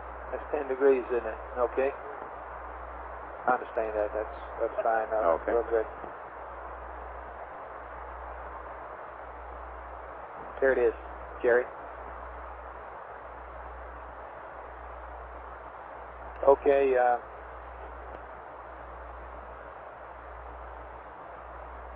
Capcom flight. Go flight. Okay, I don't know all the things that we want to say to the crew yet. I think what I'll tell them about the latest on this supercritical helium burst disk, and the way we see that is he said 107 at the earliest and 110 at the latest, and you would expect it to be in the middle of that, really. Flight control. We can give them those two numbers. Go control. Okay, a little better handle on that burst disk. According to the history of this burst disk, they're expecting it to blow somewhere between 1900 plus or minus 20, which would put it in a time of 107 to 108 and a half hours. 107 to 108 and a half? Right. Okay. Those are the new limits? Well, it might go as late as 110, but we don't expect it before 107, and it probably will be, looks like, around 108 is the most logical time, but they recognize, I'm sure, what the tolerances are there. Okay, do we have anything for them to watch for or to listen for or anything like that? Well, It's non-propulsive. It's not supposed to be non-propulsive, and I'm sure they're going to hear it, and they'll probably see it, I would guess. Some particles, I suppose, although they may not. I don't control. You got any other suggestions? You might pulse the span back there, or anybody else that might have some. Okay, this is supposed to be thrust nullified, so we don't really expect too much perturbation. Yeah. Okay. Not only is it non-propulsive, but it's lightweight material, so its ISP is low. The other thing is for anybody's SAC code, if they're supposed to here. You might just get a crew status from them, just to kind of bring us up to date as things have calmed down some now, and we kind of get back on a normal schedule for that. Okay. And the trajectory stuff that we already talked about, it'll be perhaps a couple hours before we know that. And if the helium goes, it may take a little bit longer, since we expect that to affect our residuals a little bit. Not affect the orbit, but just in the determination of it. I mean the trajectory, but affecting its determination. Okay, does FAO have a plan for sleep and eat and all that revised, or are we going with what we had? Well, I haven't had a chance to talk with him, but he can tell us that now, I guess. Flight, I don't know if this has been sent up to the crew. I have nothing in my log or anything, but this flight plan had been changed before I came on shift, and it's essentially the same thing that we got. The crew, the CMP and the LMP should be going to sleep sometime since they were the last ones to get some rest. I mean, they were not the last ones to get any rest. And each period around 1:12, and the commander goes to sleep around 1:13. Okay, you're saying that they don't get to eat before they go to sleep, huh?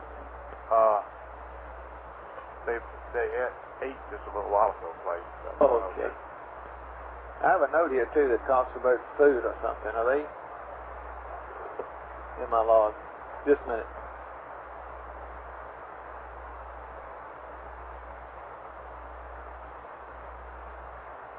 Okay. The goal tells me they haven't passed that up. That flight plan up. They have not passed it up. Okay. That's what I understand. So, I'll write it up right quick for him. Okay. Do you have the hydroxide on that? Negative, I do not, Flight. I have not. We have no schedule at all. We've not received a schedule. We're going to get that schedule in the next couple of hours here. It would be nice to have a schedule before we read it up to them, but we can tell them anyway. It's not really a big deal to tell them when we need to.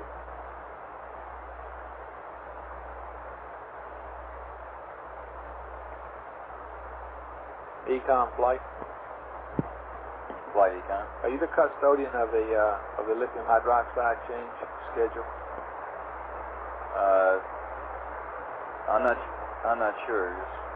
I'm being told to tell me you might be. Let's double check with him. Did he lay it on me, Flight? He tells me that you and he both have a copy of that procedure. We've been talking about when to change the lithium hydroxide canisters for several hours, like ever since I left here many hours ago, and it would seem like that we could generate that schedule and that we could get it up to them. Well, it's not a big deal, but it just strikes me that we ought to be able to do that. I'm not sure why we can't do the way we've been doing before and do it on the CO2 parts per pressure whenever it gets to some number. Maybe you can do it 7.6 now. Well, that is a way. Is that the best way? Light? Sure. Go. You know, right now we're running at 1.2 millimeters, and this is not climbing rapidly at all. We're going to, as it looks to me right now, we may have as much as 6 more hours before we hit 7.6 millimeters on these cans.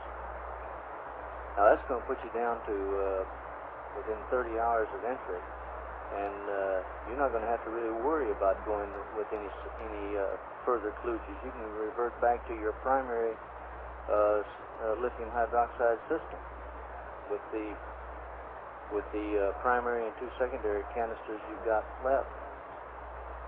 Those are good for 44 hours.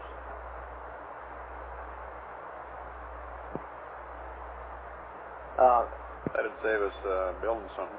Yeah, it'll save the crew a lot of work and sweat. That's what I'm thinking. Well, a lot of work, though. Let me say, there's several ways that we can do it, and it doesn't. But we Yeah, okay, don't seem to be converging very rapidly on what the best suggestion is, and I don't plan to do that right here on the loop. I would think that we could get together and do that. The Flight Econ. Go. Hey, I'll actively work that one as soon as I get this pulled together over here. I'm trying to pull together procedures that we have in hand. Okay, the only thing that concerns me immediately is the fact that we're getting ready to put two people to bed, and if we guess wrong about the 6-hour number, then the time which we want to change over will come at the time when the crew is sacked out. Okay, part of them. But you've got to. We could go to the primary canister. If You've we got had a to. primary in the loop right now, and you've got a man on watch, and if you get to that level, all you've got to do is flip a switch, lever, and you're in business. that's correct, fine. Yeah. Is there you see anything wrong with putting some time on the primary canister? No, nothing wrong with that at all. And we're happy. The one fix that we have now looks good. Okay. Yeah. I'll get with you later on what I recommend on this procedure for LIOH. Yeah, I'll get with you too, Jack. We have to do what? Take the tape off the hose if we go to primary? Yeah, we put some tape over the end of the blue fitting in order to put the same resistance in there as we had with the secondary canister, so we have to take that off. It's a minor detail, but we don't want to forget it, otherwise we'll put an extra load on the pursuit fan. Well, we can wait and look, see what the water separator speed is doing. If it's all right, there's no need to take them off. They're not seeing a great deal. Can you get to that easily? Yes. I mean, can you take that tape off? One man can easily take that tape off without disturbing the other two guys that are asleep. Right. Okay. Flight, tell me. Go. One suggestion here on the sleep is, I understand the crew has been complaining they're cool or cold or something like that. If they want to go to trouble of getting into the PGAs without the helmet, that might warm them up, because of course these are real good insulators, and then the body heat will build up, and it might help considerably. Well, they don't have to zip them up or anything, just climb in them. Just yeah, a but they suggestion. must have been aware of that, surely.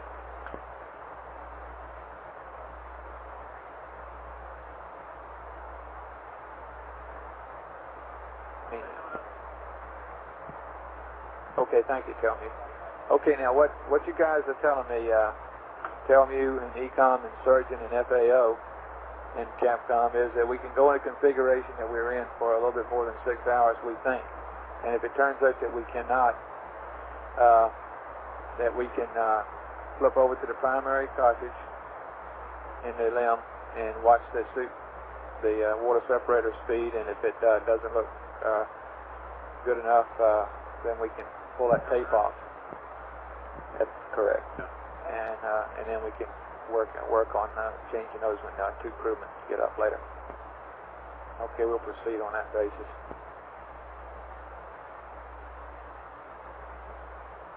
But I think, Surgeon, I think we ought to, and tell me, I think we ought to go ahead and change the lithium hydroxide canisters at the right time and not base it on a partial pressure reading, because that might get to you at a time when it's not convenient to do it. We ought to pick a convenient time to do this and do it at that time. Okay, we got plenty of canisters, etc. I can see no reason for going randomly and deciding at a time. And you don't know very much about that rise rate. It's hard to predict it in the configuration we're in. Okay. Yeah, except I feel a little more comfortable about it now with what I've seen. Okay, but let's do it at the right time, at a good, convenient time. Agreed on that. Work on that. But when is that time? Now the thing FAO will tell you. You'll get with the FAO. He'll work that out with you. But it won't be till after this fleet period's over. We're saying rest period. Good.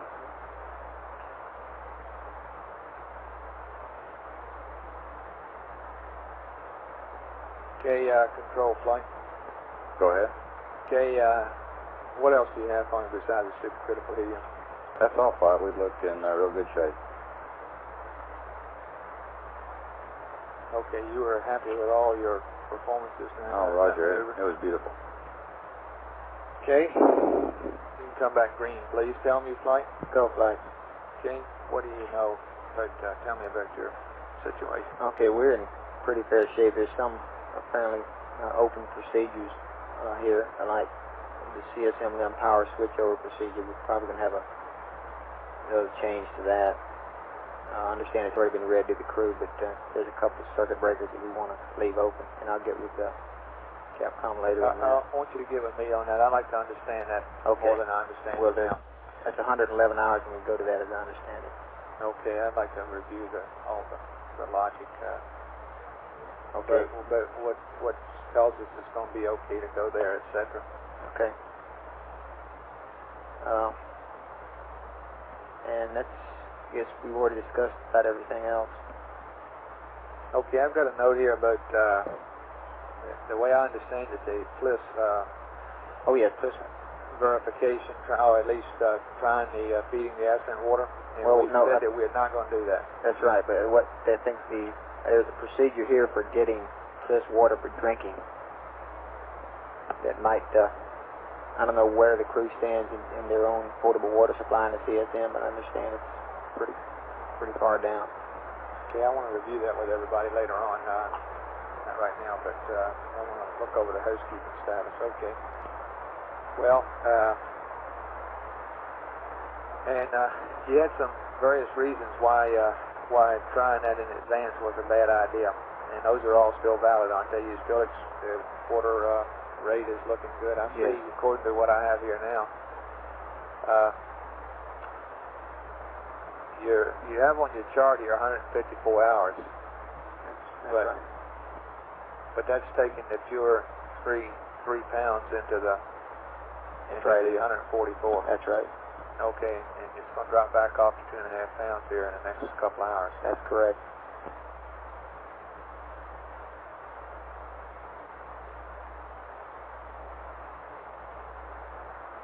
Okay, we'll talk about your consumables here in a moment. All right. But essentially, the consumables all still looking okay. Yes. What's your consumable channel? 58. That's really not very valid though on that water. I asked him, are you still carrying that one that shows the last several hours? Yes. I'm just flipping that one on. All right. I think that'll mean more to us.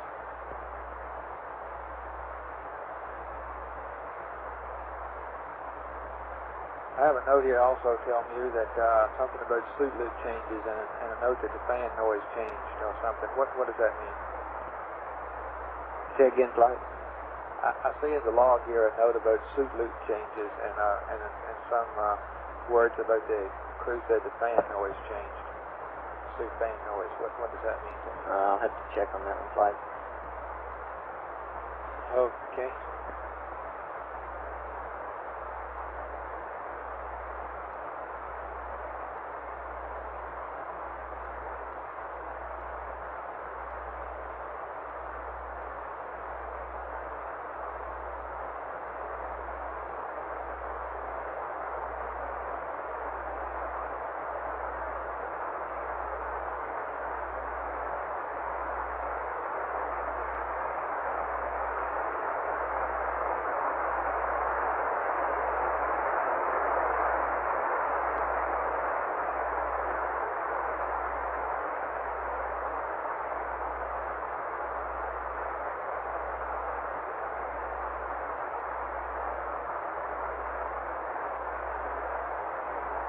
I'm looking at the consumables and see we've got amp hours up to 156. Hadn't thought there was more than that. That's a 105-hour update. We'll get the rest of them. Yeah, well, Capcom, the problem is that they took that rate for the last 2 hours, which is not representative of where we are now. And they're assuming if we stay powered up and if we use the water at that rate and the amp hours at that rate, we can last. So we don't plan to do that. In fact, we're not at that rate anymore.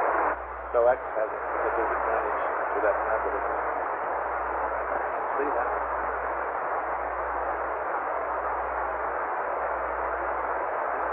Focus on you.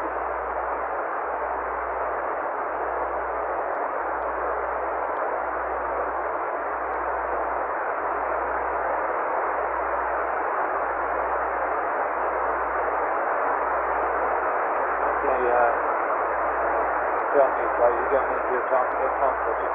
Okay. Good.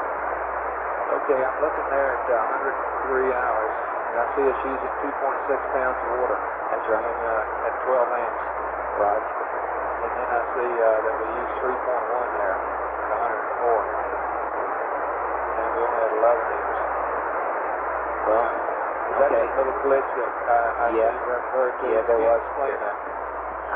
The only thing we can come up with is the crew may have taken a drink at that point. But they said they didn't. That's okay. I believe it did. We got no other explanation. The law, is that right, Capcom? Say again? Are you monitoring the jump sign thing?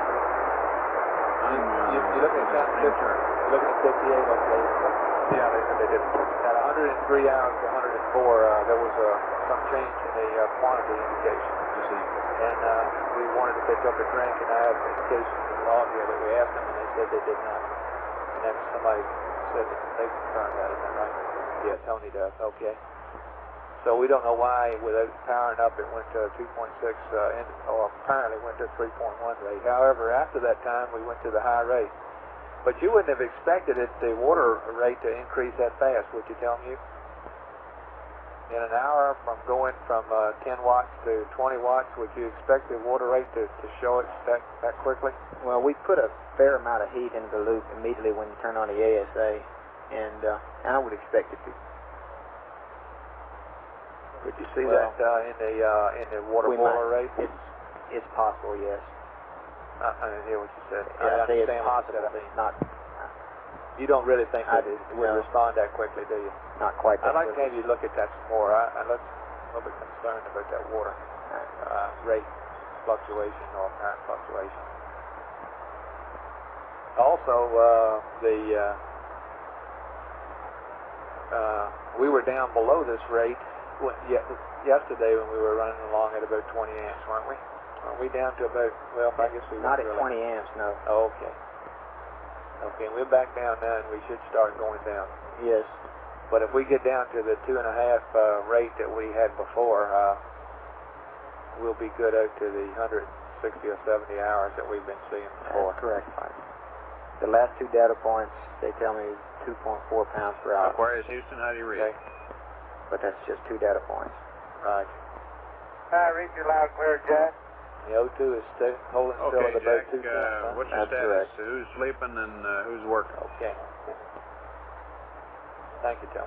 Well, right now, we're all three kind of working. Do you have any recommendations?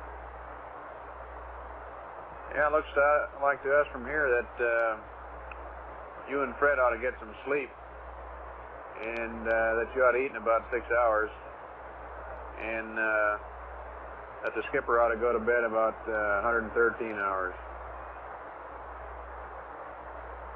Okay. Got some other information. We shouldn't have some good dope on your trajectory in about 2 hours. Looked like to us that the burn was real good, however, and we're taking a close look at it, and we'll get back with you on that in about 2 hours from now.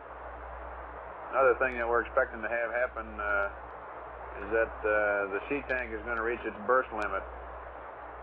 The earliest time we predict this will happen would be at 107 hours, or in about 25 minutes. And the latest probable time is at 110 hours. And this is supposed to be a non-propulsive vent, but you might hear it and you might see something. Okay, that's good news. We were wondering about that.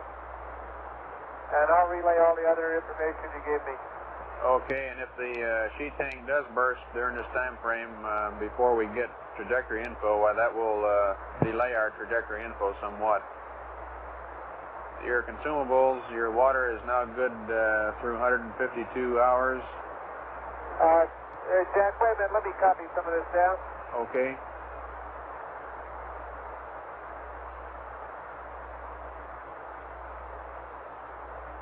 Capcom flight, I wouldn't give them those numbers are not the real numbers. Okay, I'm ready now. Okay, we're predicting that you still have more water than you need. And one thing we'd like you to do is to, when you're going to sleep up there in the command module, take a look through the optics and see if you can see any stars.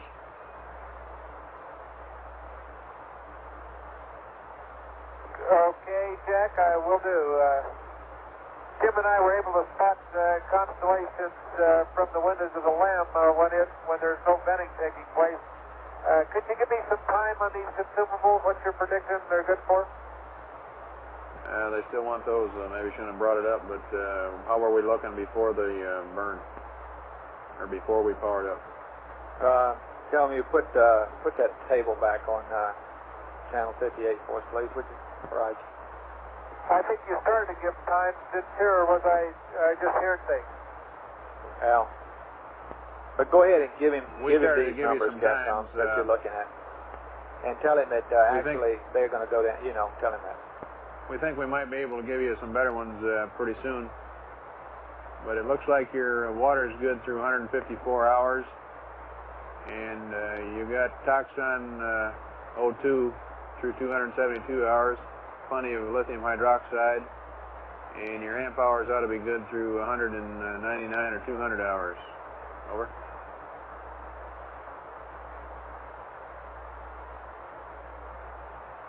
You might particularly tell him about that water rate, that's based on good. the powered up rate, and we expect it to drop off like it did last night. And it'll probably go back up to 165 hours in that order. We expect that your water rate is going to drop off, and at the time delta will go up to 160, 165 hours quite shortly. Another thing we're interested in is what's your status on rest and medication? Okay, none of us I know have had any medication, and right now as far as rest, I suppose we're no tighter than normally in this situation. I'm going to relay the work sleep cycle. Okay, and don't forget to look through the optics when you go up in the command module.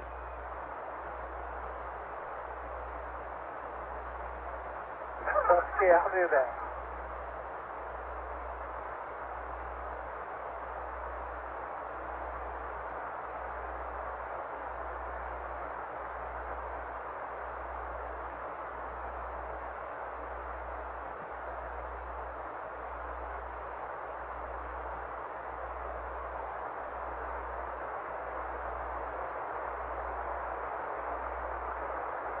Flight info.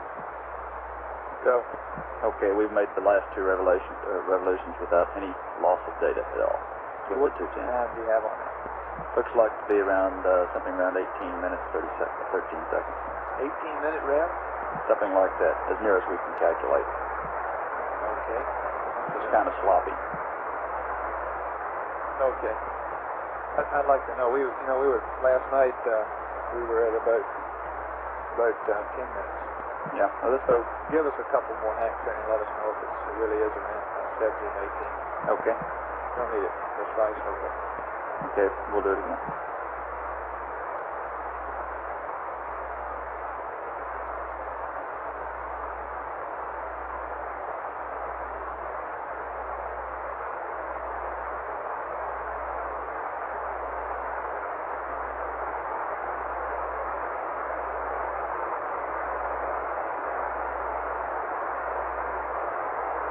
Surgeon Flight 2 copied that, I guess, on his status, didn't he?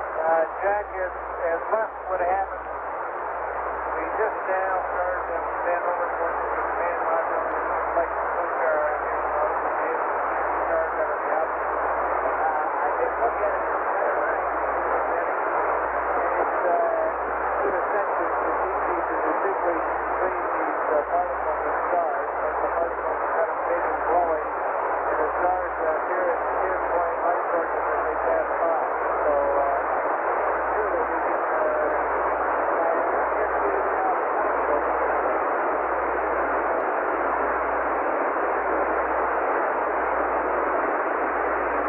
Aquarius Houston, sorry about that, but there's too much background noise for radio. I think we'll have to wait until you come up with a new antenna.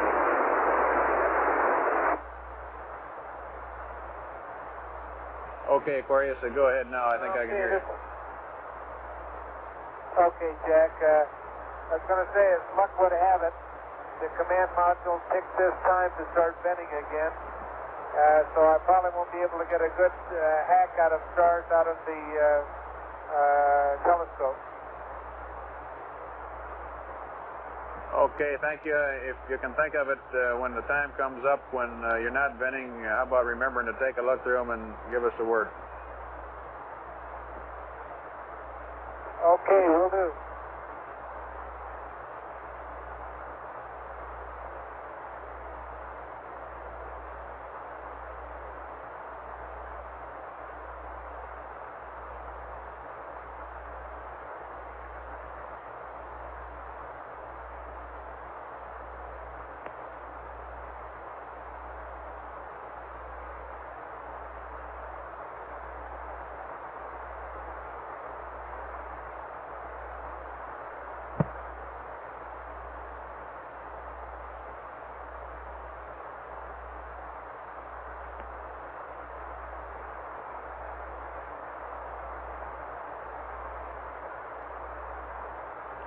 Flat control.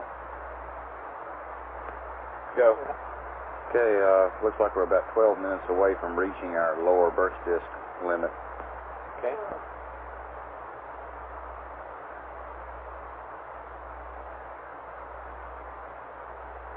Control flight, we have passed that data up to him. You copied that, didn't you? Roger. Okay, I didn't get briefed by you. Tell me about your status. We're in great shape. Just waiting for the sheet to blow. I'm sorry, I did get briefed by you. Come to think of it, I you believe did give me so. a green. You did give me a green. Right. Okay, excuse me. GNC flight. Flight GNC. Okay, what's your status here? Okay, we did get a peek at the data flight earlier this afternoon, and it looked pretty good. Essentially, in our data, no change, although there were some cooler things. But the systems themselves were good. We got readouts on CMRCS. Okay. And they were fairly good. The lowest one was 21 degrees. The rest were all above 30. That's where you got a preheat, doesn't it? That particular one says you do, right?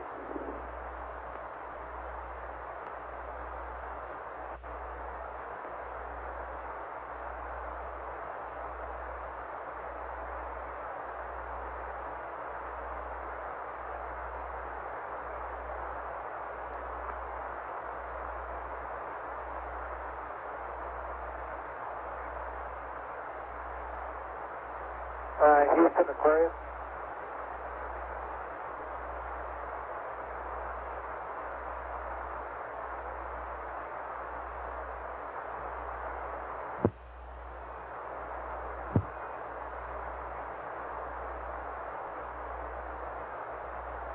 Go ahead, over.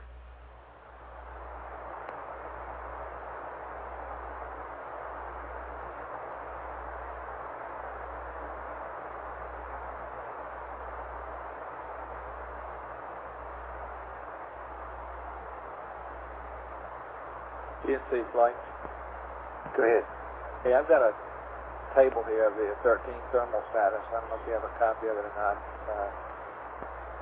I haven't had a chance to look at it yet, but I'd like to go over it with you later on. You're right. You didn't have Okay. a last one. You called Everybody it. talked to.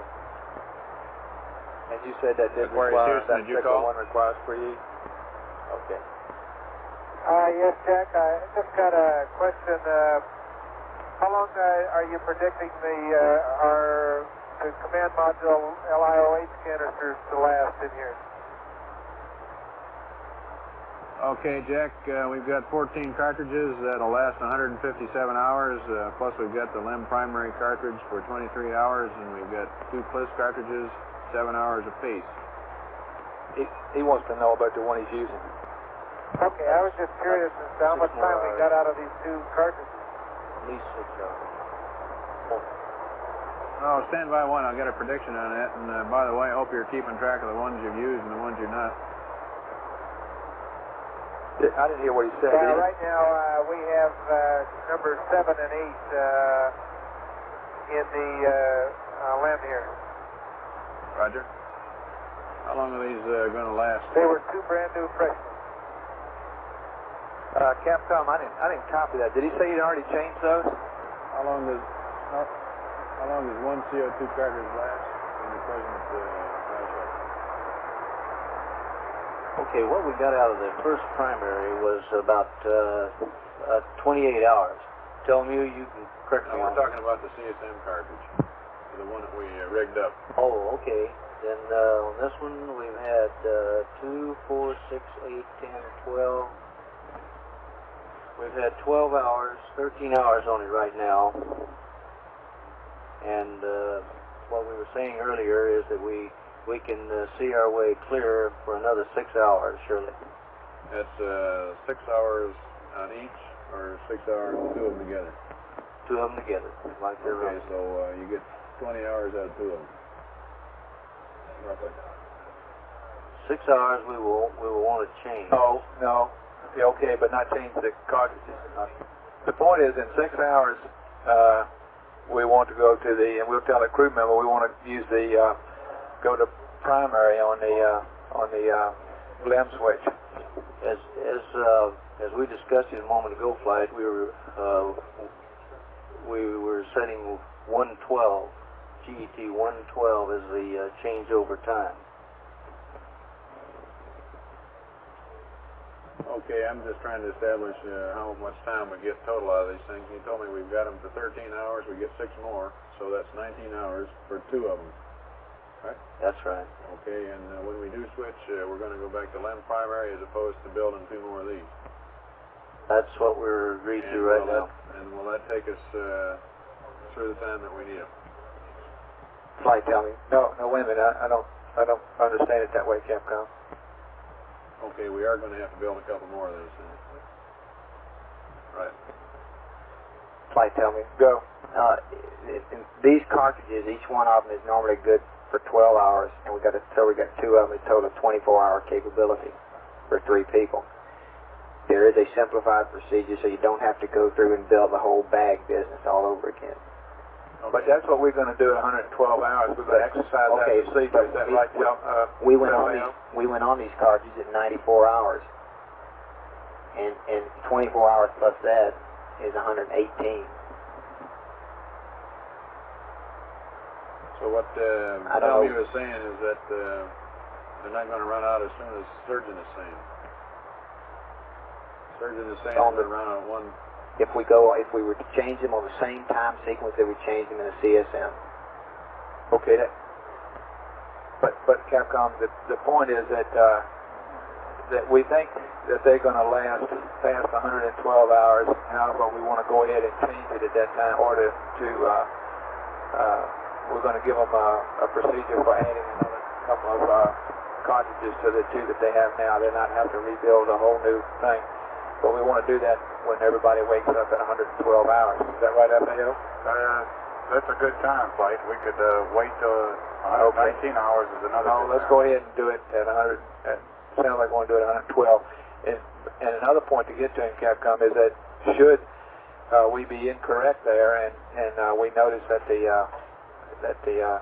PCO2 goes up earlier than we expected, we wouldn't change them earlier, but we would use the LEM primary canister, which he can just switch over to without having to get anybody up early to make that modification to the CSM canisters. Okay.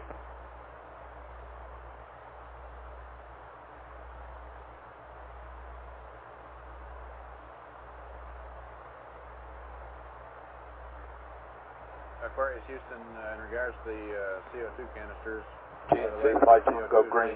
1.6 down here now. We expect that we can get 6 more hours out of the 2 canisters that we have there, 6 hours at least. However, at 112 hours, when we've got several people up, we're going to rig up 2 more. And we have a new simplified procedure for doing this. However, in the meantime, should we need to have a canister change, we plan to switch to the LEM primary canister. Over. Okay, copy that, Jack.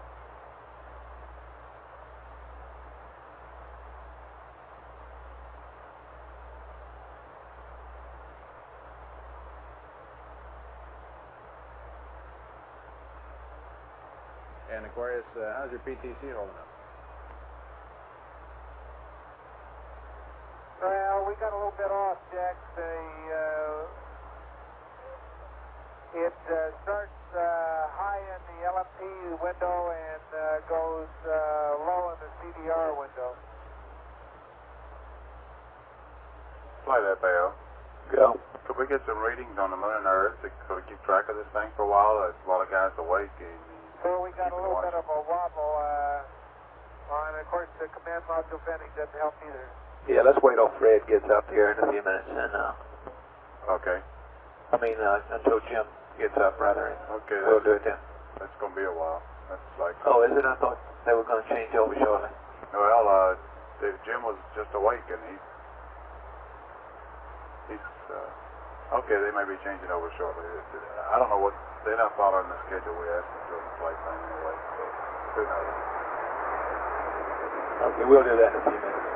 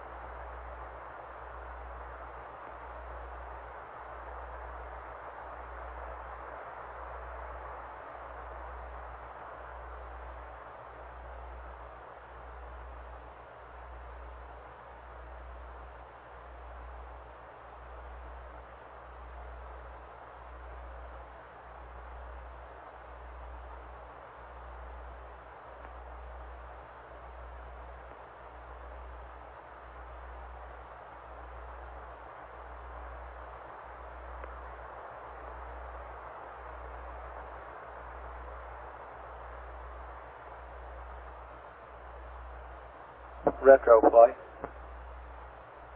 Go fly. We have a thing that we're thinking about here. If if the supercritical helium pressure just doesn't break, we're going to have to vent the helium tank at 2,000 psi, which should be somewhere around this 110-hour time. And to do that, it requires a 10-second haulage. And I guess the thing that you ought to be thinking about is Here, just a second. Let me get the Fido listening to this too. Okay. Well, could we got two problems going here. Okay, go ahead. What's your other problem? We're discussing how we're going to try and do a sim tomorrow for this entry thing. Well, don't worry about the sim right this minute then. Okay, go ahead. Okay. Is Fido with us?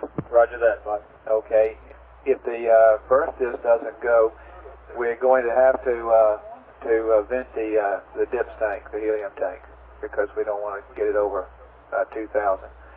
And that should be around 110 hours if the burst disc doesn't break at the present kind of time we're thinking about rise rates that we're thinking about. Now, to do that, you've got to do around a 10-second haulage, plus you get a little bit of delta V from the helium.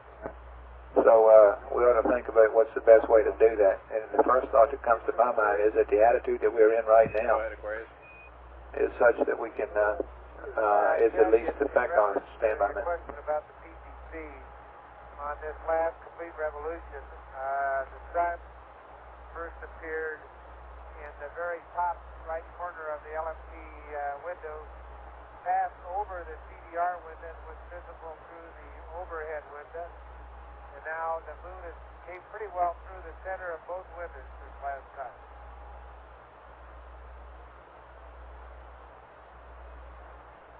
Okay, thank you, Jack. I copied that.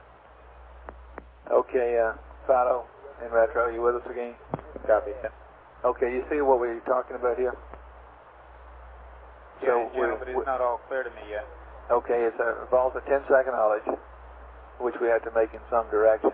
Now, we can make it from where we are now, which attitude, I guess, just listening to what he just said about the way the moon and the sun are going through and the earth are going through the windows, it sounds to me like we're not too close to our original attitude. But I'll have to think about that a minute.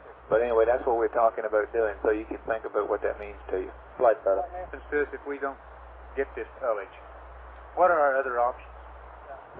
We don't have any other options. Let us talk about it down here, Flight, and get back to if the burst disc doesn't go, we have to do something to the tank, and whatever we do to the tank requires a 10-second haulage. Now, we can either, we have some options about how much of it we turn loose, but it all requires the haulage.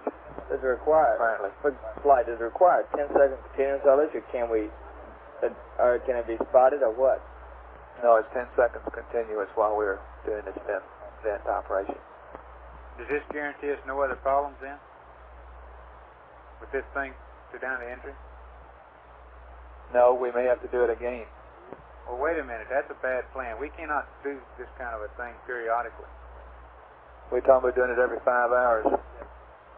If we don't do that, the alternative is to do it one time and lose the tips, which doesn't sound too good either. But anyway, okay, think about it. Get back to me after a while and tell me what you think some of the ramifications are. Good. Okay.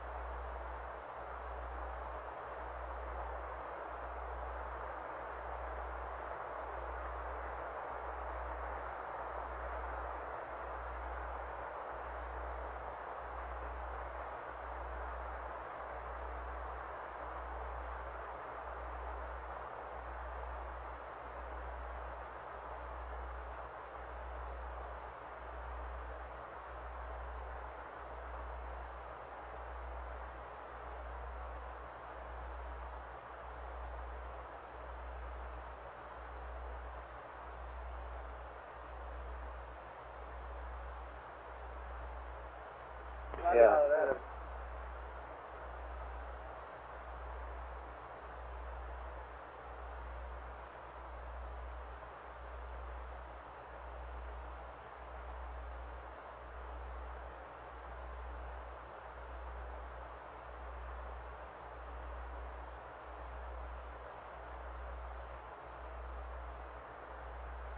Aquarius Houston, we'd like to get a little better Carry idea cover how flight. PTC is going, so what we'd like you to do is what we did last time. Go ahead. Okay, I got a briefing earlier from you guys. Do you have any change in that? Negative. We got an updated position on the storm as of 00Z. I don't know if you got that or not. Okay, fine. Okay, thank you. So you go green for me, please. Sure. On the LPD, okay? Let's accept it. Let's see, the moon's gone by, and the Earth didn't come into the LPD last time.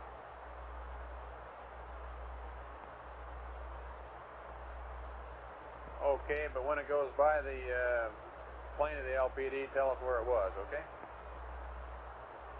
Okay, will do.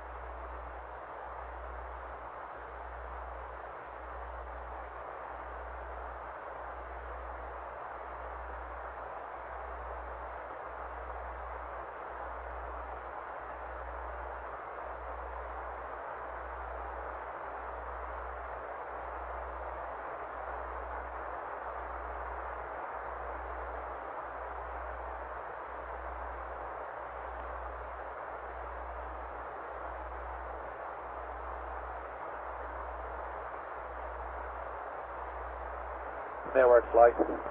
Flight network. Okay, do you have any problems? What's your status here? I see you haven't got to you yet on the briefing. No problems. Next 7 hours or so, we have one handover at anomaly at 109 plus 30, and we'll be checking with info on it. Okay, fine, thanks. Go green, please. And AFD, are you all pulled together? Yeah, I'm all pulled together, and Harold and Leeper are working on a possibility of running a simulation tomorrow. Did he ever talk to Krantz about it? Yeah, Gene's going to pull himself together again tomorrow morning at 9 o'clock and run Do over you think that if we can do this, it's something worth thinking about? Yes, Okay. he may very well do it, but it requires a third floor MOCR. And we may have to give up some tracking. That's what they're talking about down there.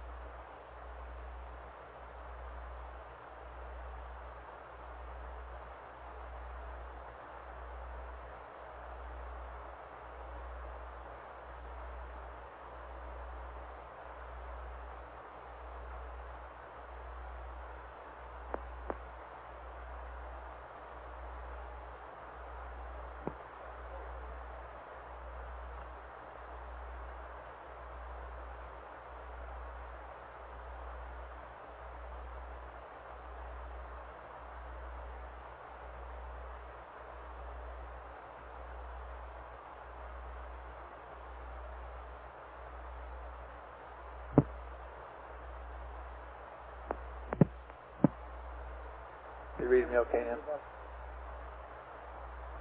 Do you read okay?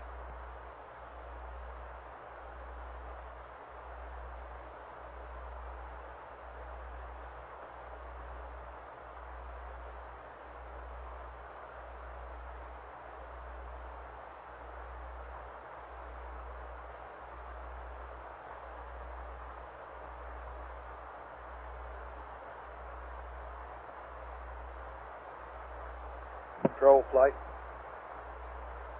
Go ahead, flight. Okay, what's your channel here? You're the next man up. Channel 1. Okay.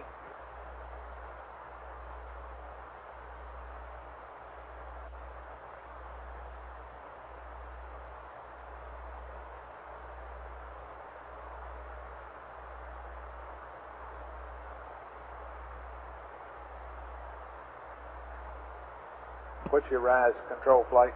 Go ahead. Okay, I see your rise. I see your display there. Now, how you doing on your predicted rise rate? Still, as you told me earlier, 100? It's about 30 psi an hour now, flight. 30 per hour. Okay. Right.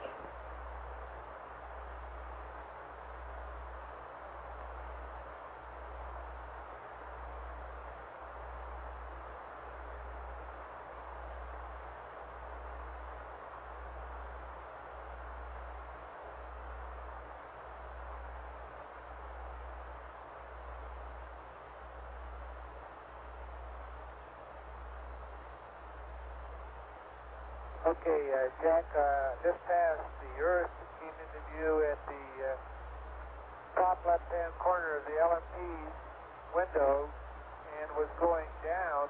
However, when it passed, it wasn't as high up as the last pass.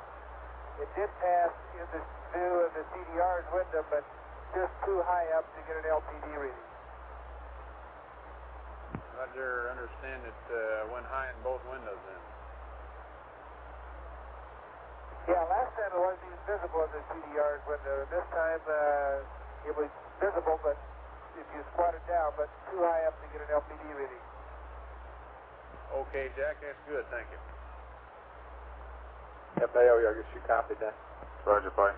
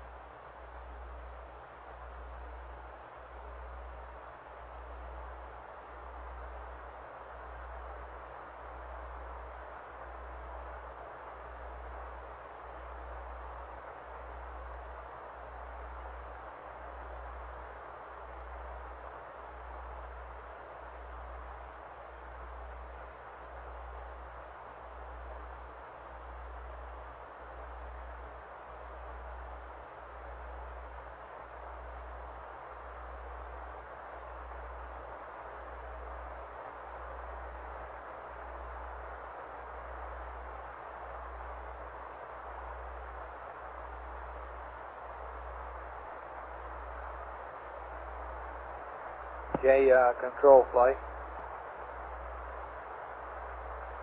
Control flight.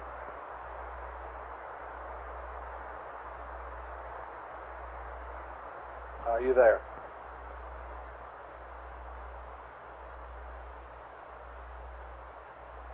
Control flight.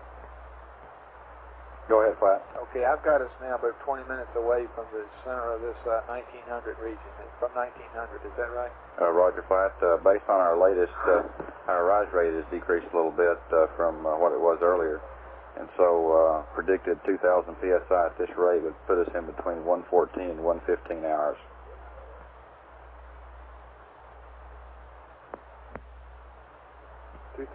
PSI between 114 and 121. 114 and 115 hours. 115, I'm sorry. Roger.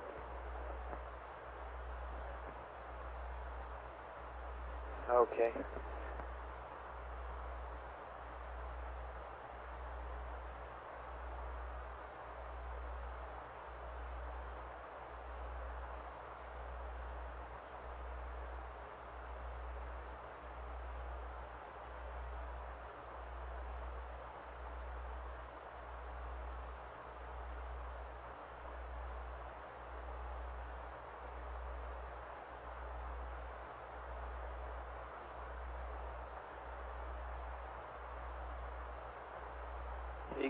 Ecom flight, are you around? That must be in the background, okay.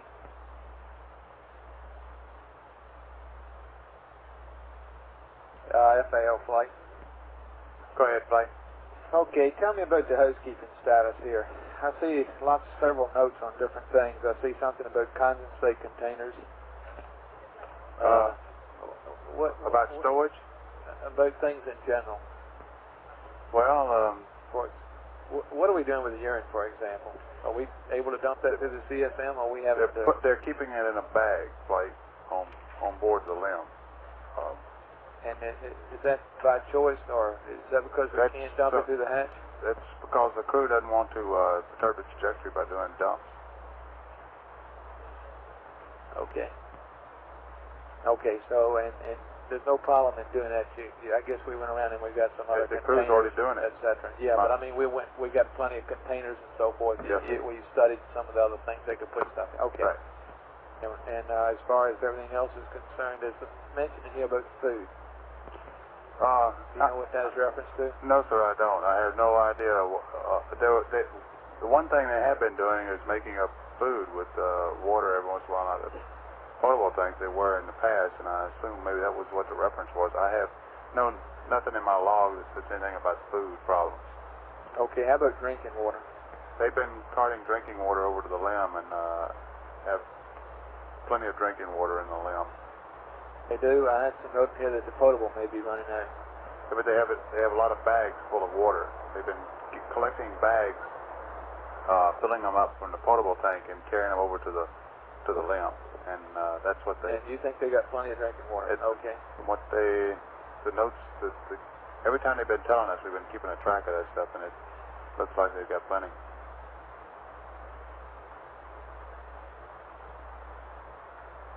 Okay.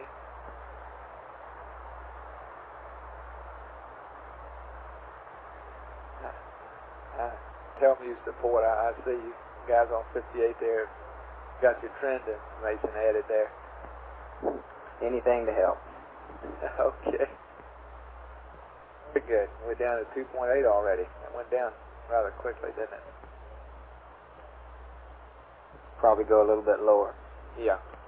That responds faster than I've been led to believe it would, but that's okay. Lots of unknowns here. Tell me, I've got a couple of things. What about that suit fan? Suit loop change thing I had reference to. Do I need to give you a time? The only thing that we can find, I presume it was on the last shift. We looked back through. No, I'm not sure that it wasn't on the lunch shift. Oh. It was well, the only thing that I was briefed on of any oddity in the suit loop was a sudden increase in pressure, unexplained, and it looked very much like a regulator, pressure regulator, been put to direct, either inadvertently or something like that. And because those are the kind of rates we got, and it ran for about 6 minutes and built the cabin pressure up a little bit, and then it shut off. And that's the only anomaly that I'm aware of regarding the suit loop. Okay, that's, and I see that, and along with that note is where I have the note about the suit fan noise has gone down. Whatever that means. That was at about 97, 44, 47, long in there. Is that when you have that? Just a moment here.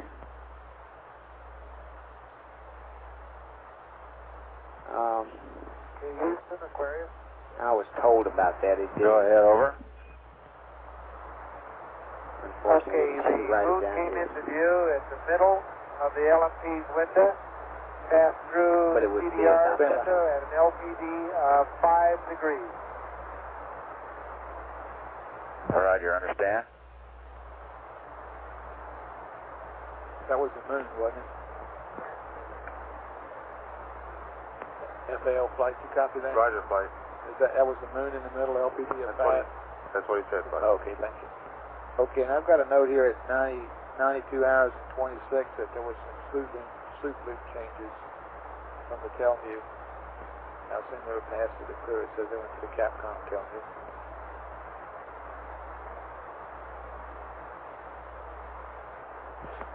Say again, please. At 9226, I have a note here that says that there were some suit loop changes to Capcom. He agreed with them, and I assume they went up to the crew. What were those? Those were the ones I had reference to. That's on the Lundy's flight team. 92 hours. 9226, and then the other one was at 9447. Okay, along about in there, but along with the other thing. I guess I'm just going to be sure that there's no anomaly here that we don't know about and we're not aware of. Yeah, here in 90, about 92 something other. They did talk about higher suit loop pressures, and we were speculating it was at a pressure reg indirect. That's what it looked like. But it went off in about 6 minutes. Okay. I think they said that they didn't have that though. Okay. Yeah, they did say they didn't have it. Okay, and since that time though, it's been working okay. That's firm. We didn't lose any oxygen, it just went in the cabin.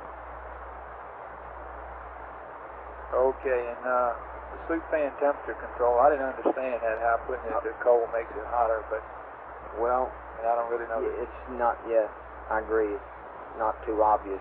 We are operating at very, very low glycol temperatures, and that's probably the reason.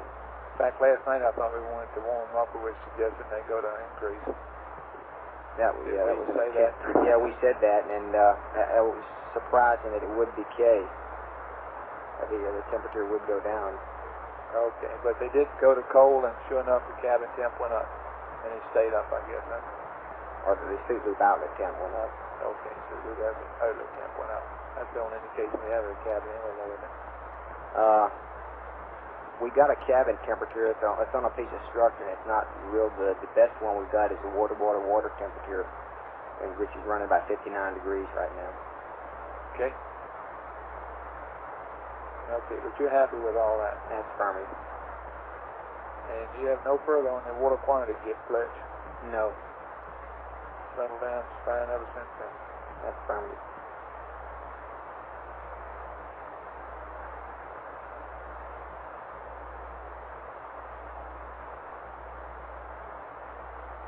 Flight FAO. Go. Take a few minutes. My back room will record those numbers as the ground reads them down. Could I take a few minutes? Yeah.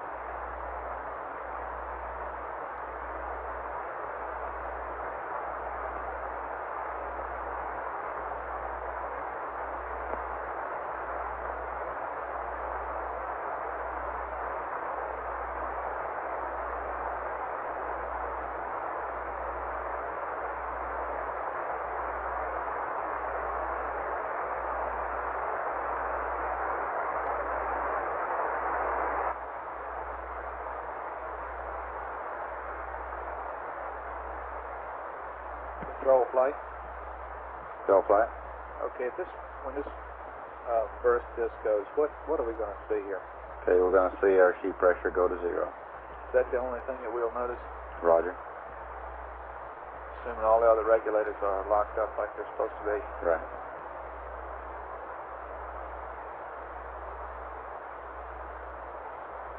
At the present rise rate 5, we're expecting this thing to go about 107.45. Okay.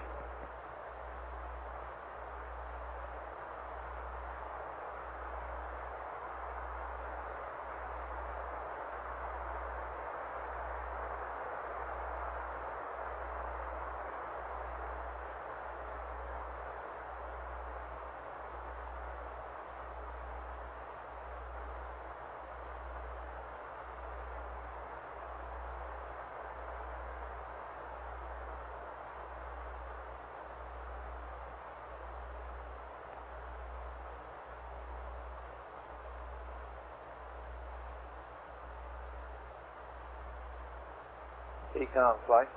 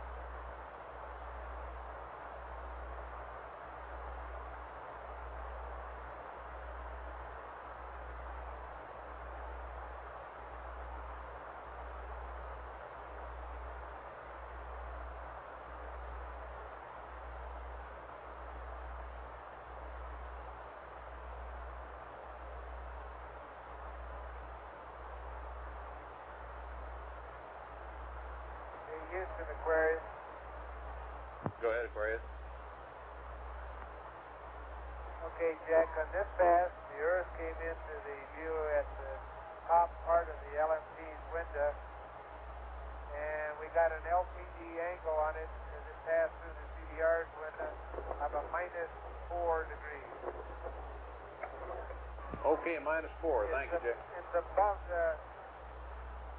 Okay, you're familiar with a -4 being up into the sky part, huh? Affirmed.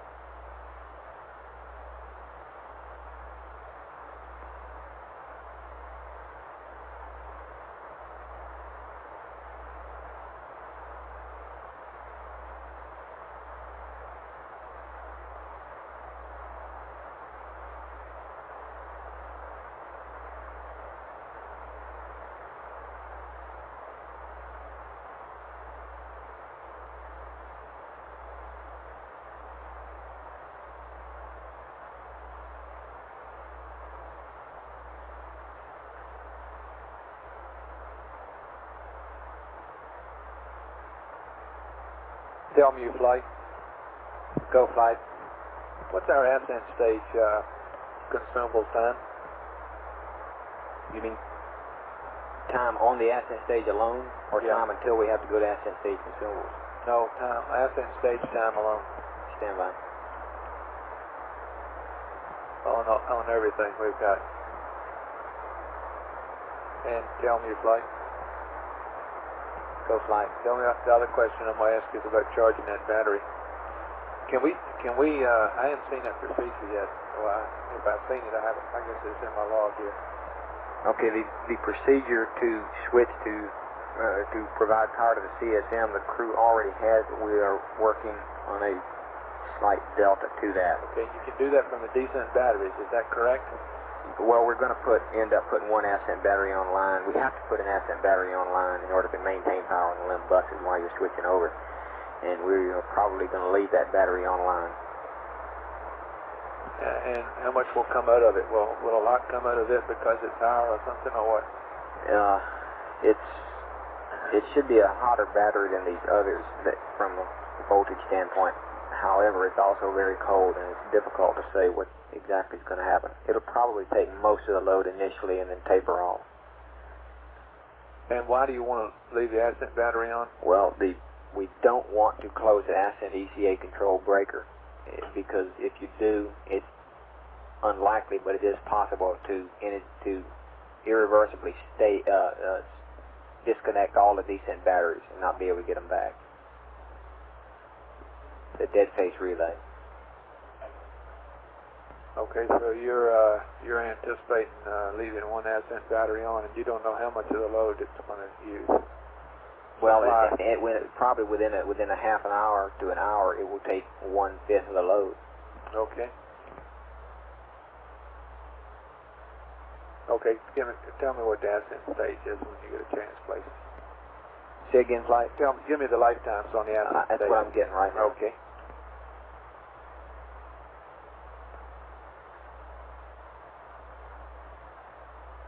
Control flight. Go ahead, flight. How much delta V capability do we have? With what engine? Without the descent stage. Without the descent stage, Go ahead, Aquarius. Okay, dispatch, the moon came into view at the top part of the LMP's window, came across higher. Jim estimates the LPD angle at a -1.5 degrees.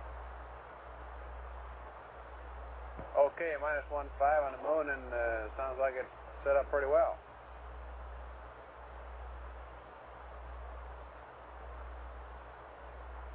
I guess Capcom, you've already told. Everybody's happy with it down there? You got any words for him? If he's not too busy, we'd still like to keep getting some readouts. We're just now getting the trim to be able to fly something. Okay, we're just getting the trend, and Capcom, you might tell him that we're looking for that supercritical helium to go at any time, and if according to our past experience in ground tests. Okay.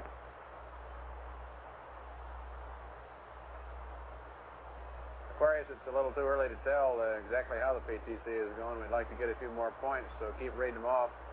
And we're still looking for that super crit to go anytime. Okay.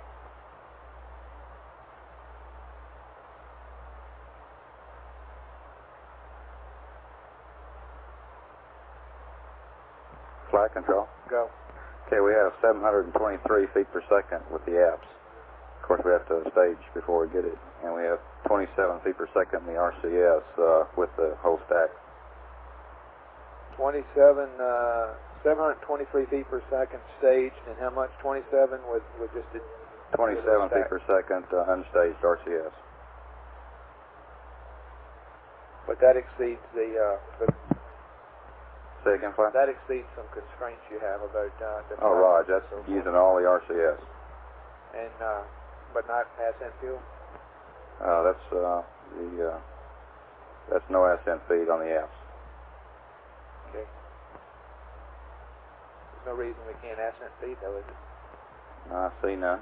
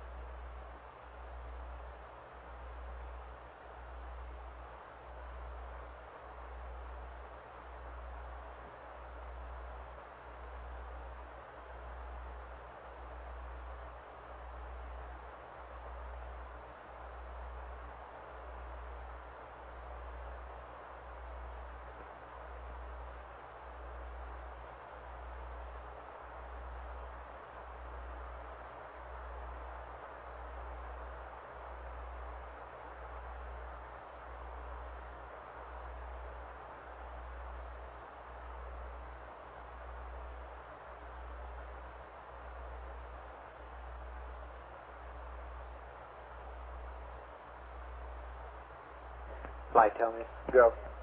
Okay, and the ascent ward at the present rates, we got 32 hours. Just a minute.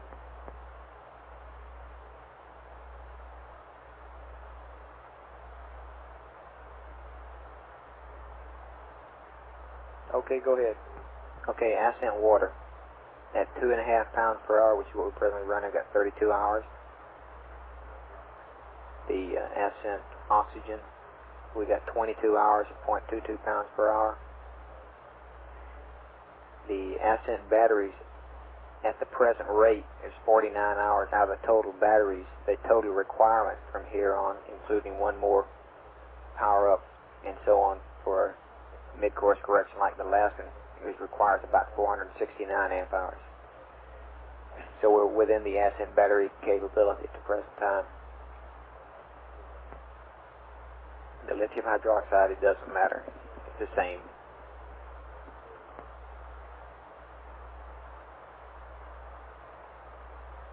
Okay. Retro flight.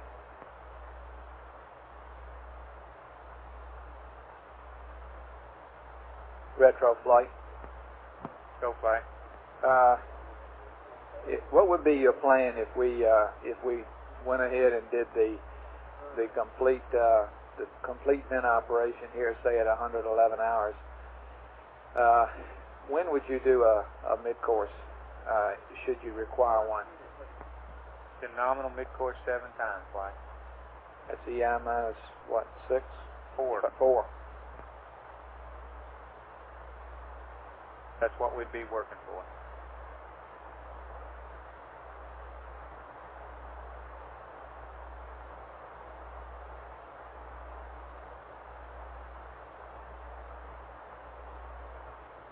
Okay.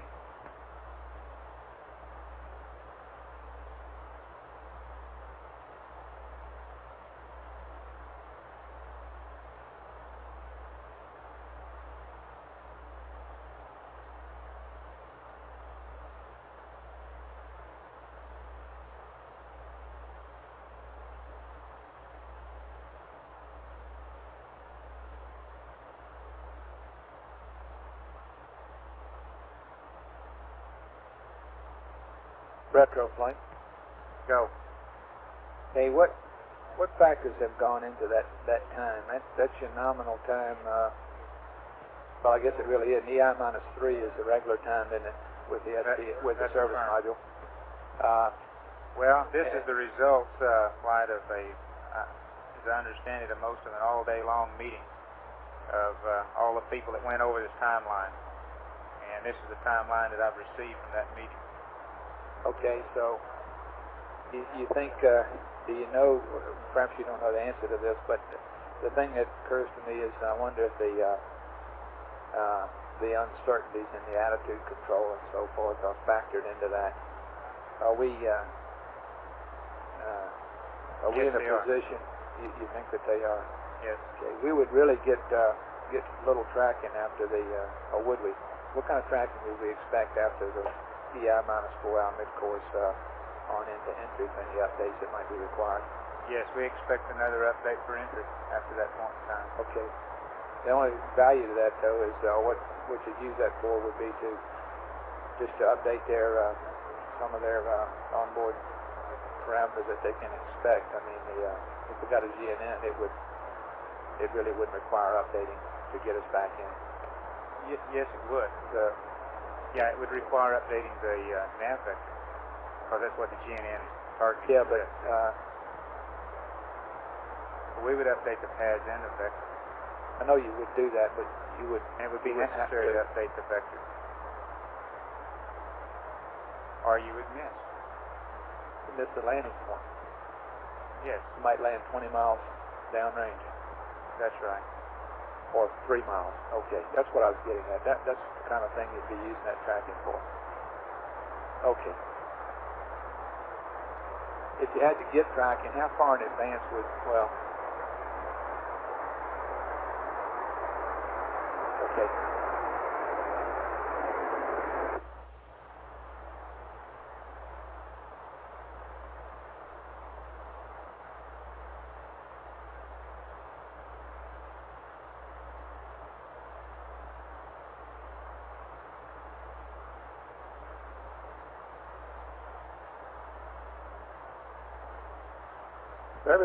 Everybody's benefit that's on the flight director loop here. We're thinking about what we're going to do in case the supercritical helium doesn't blow. The burst disk doesn't go, and we have two options. One is to kind of gradually bleed the helium down in order to save the dips for later use, and the other option is to go ahead and completely do away with the helium pressure in one fell swoop, which is the simplest procedure. However, it does render the descent engine unusable. And the FIDOs and retros much prefer to do that. They prefer to, and the thinking that seems to me the way I'm going here is that is the thing to do, to go ahead and make one complete bleed down and go ahead and get that over with and start sucking up the tracking again and get our vector reestablished so we can compute the necessity for and compute the mid-course should we need it. On the basis that we're well within the ascent stage capability, both delta V and consumables. Probably will be on the ascent stage at that time anyway. And if we have to, that we would actually stage the vehicle some, say, 10 hours or 8 hours out before we had to make the mid-course. And if we need to charge the CSM batteries, we could go ahead and do that. Flight control. With the, go ahead. With respect to this sheet thing, if we have to do any vent at all, we will freeze the fuel and the fuel helium and heat exchanger, and we've essentially lost the dips anyway. That's news to me. Okay. So if we have to do a vent, we'll do one vent, and I see no reason for having to redo something every 5 hours like we were talking about a while ago. I wish you'd tell me that. I've been worrying about that for We're the just past been hour. discussing it with Span. Okay. So if we have to do any vent at all, we will have lost the dips. Okay. Does everybody agree to that? And one other thing there. World here? One other thing along the same lines that we're also talking with Span now about trying the vent without the ullage. If we have to do the vent, if we get the vent off, well, we're in great shape, and if it doesn't work, then we'll have to do the ullage. Okay, but there's no question that any vent at all will render the descent engine That's right. unusable. Right. Why is that? Because venting will freeze the fuel in the fuel helium heat exchanger. Well, I thought if we did And it it at won't- 150 it won't pounds, thaw it out. wouldn't do that.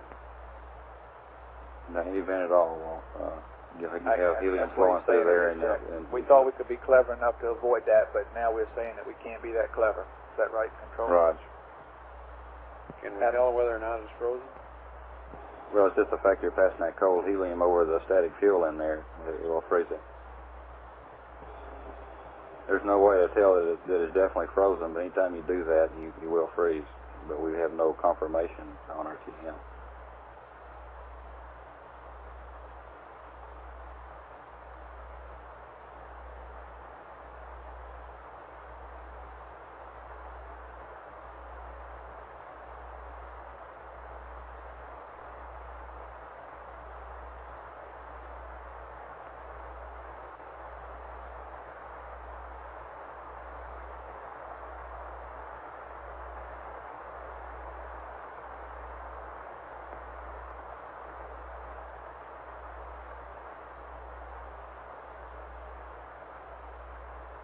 Actually, though, Jack, what I'm saying is, I guess whether you could use the engine anymore or not by some funny procedure is academic, because it doesn't appear that's the thing to do anyway.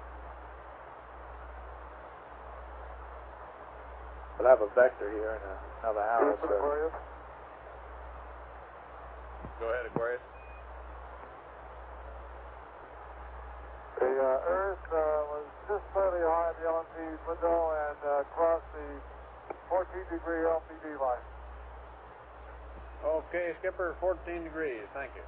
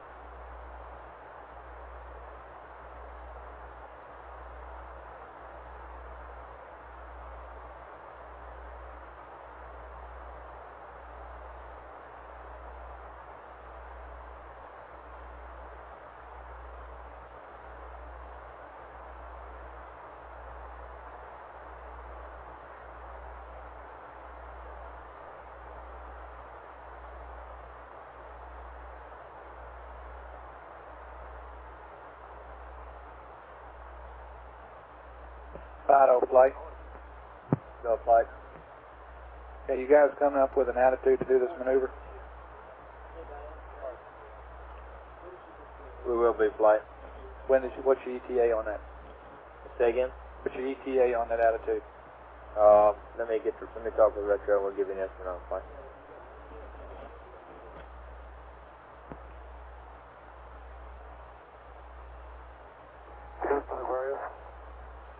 Go ahead, Aquarius. The moon went by the LPD at 6 degrees, plus 6 degrees. Okay, Earth at +6. Thank you. That's the moon. Okay, the moon. Thank you.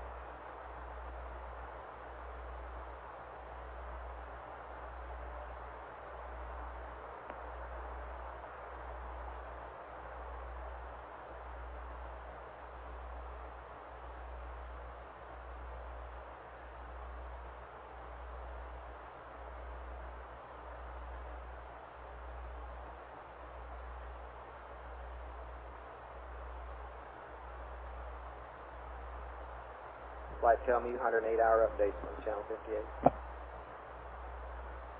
Thank you, tell me. Why is the oxygen going down?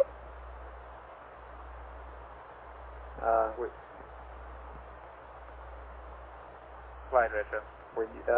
Probably because two guys are sleeping, although it's hard to discern. You got such a large delta between PCM counts, it can be misleading except over a very long period of time. Okay.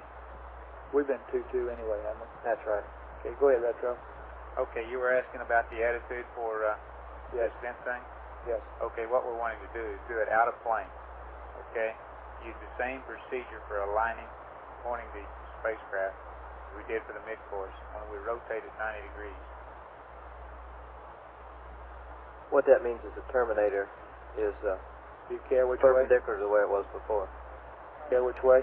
Parallel to the x-axis rather than perpendicular to the x-axis like it was in that burn. Yes. Do we care which way we rotate? Negative, just as long as it's 90 out of plane. It's third option which way.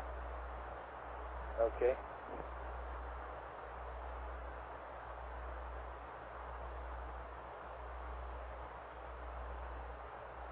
We don't require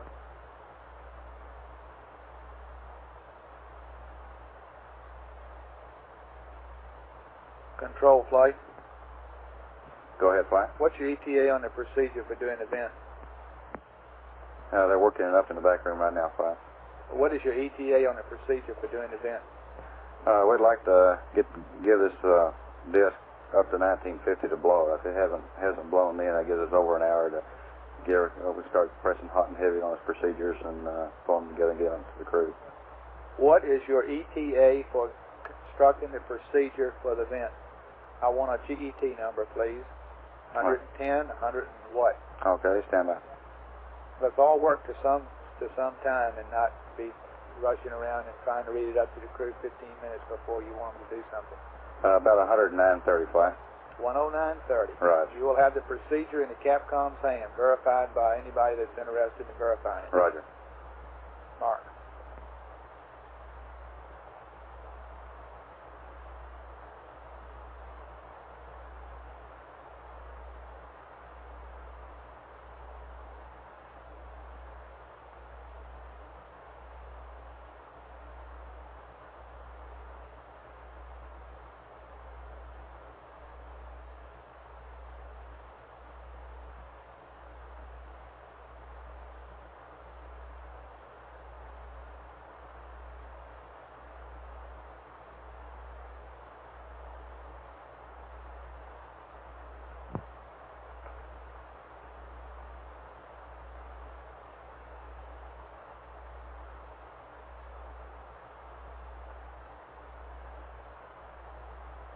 Span, meet FAO on Flight Director 2, please.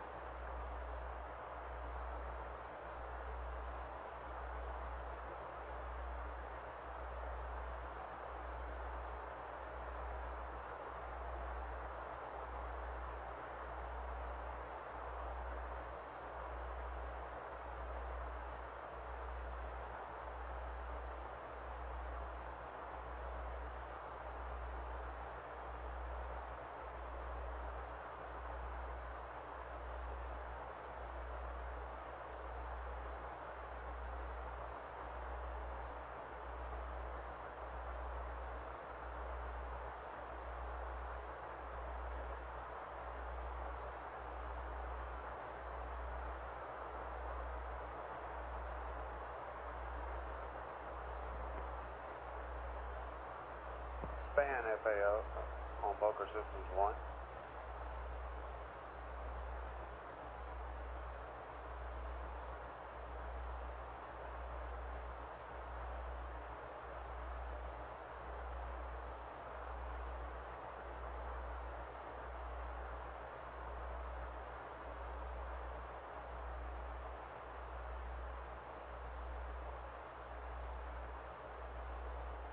Guidance and control flight. Go flight. Control flight. Go ahead. Okay, regarding the attitude control here, I'm assuming, or I'm asking, I guess, we set up the attitude the same way we did for the mid-course with the COAS and the Terminator, etc., and then we rotated either way 90 degrees, and I'm assuming that we don't have to bring up any ASA. Is that right? Roger Flight, we're trying to get this thing where we have to do a knowledge that we'll try to do it in the PTC. We'll set up that they can control the attitude manually if they have some problems. In the PTC? I see no reason why not to. They're just yawing around and set up to control the thing with the TTCA if they have some problems in this knowledge. You're not copying what the retro wants. Well, what are you saying doing this PTC? We can't do this at PTC. We want to do it in a precise attitude. If we have to knowledge, can we knowledge and then back it back out, take out that delta V? No, we don't want to do that, I don't believe. Somebody said there was a constraint on that. Thorson said there was a constraint on that, how much you can burn.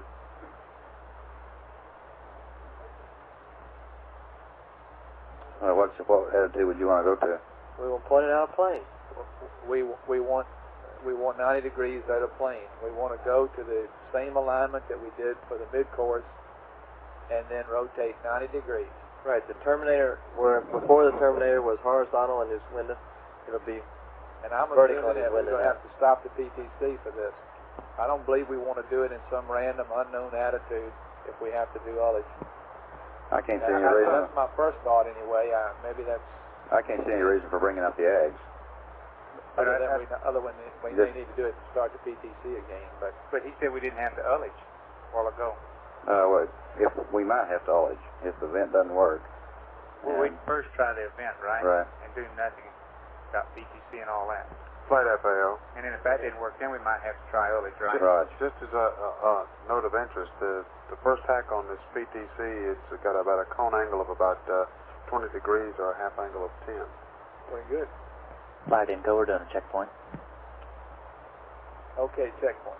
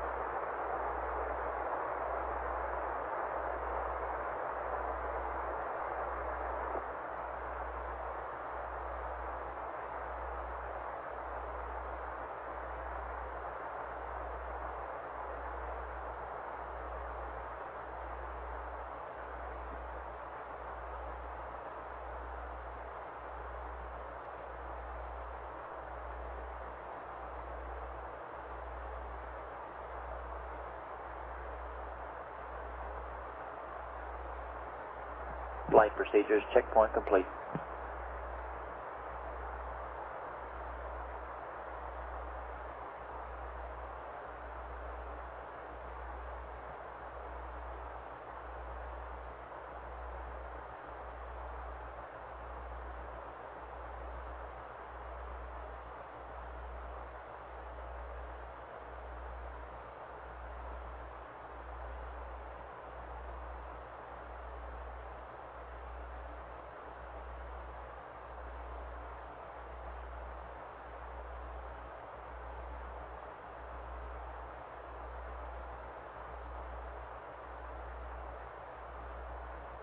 FAO span.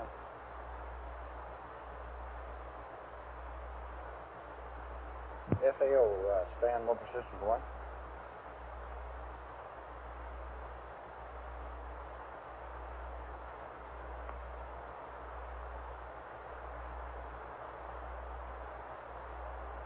FAO span motor systems 1.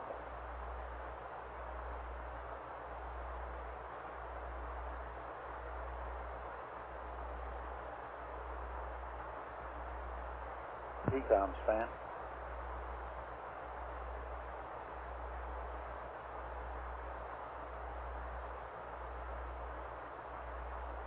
FAO span motor systems 1.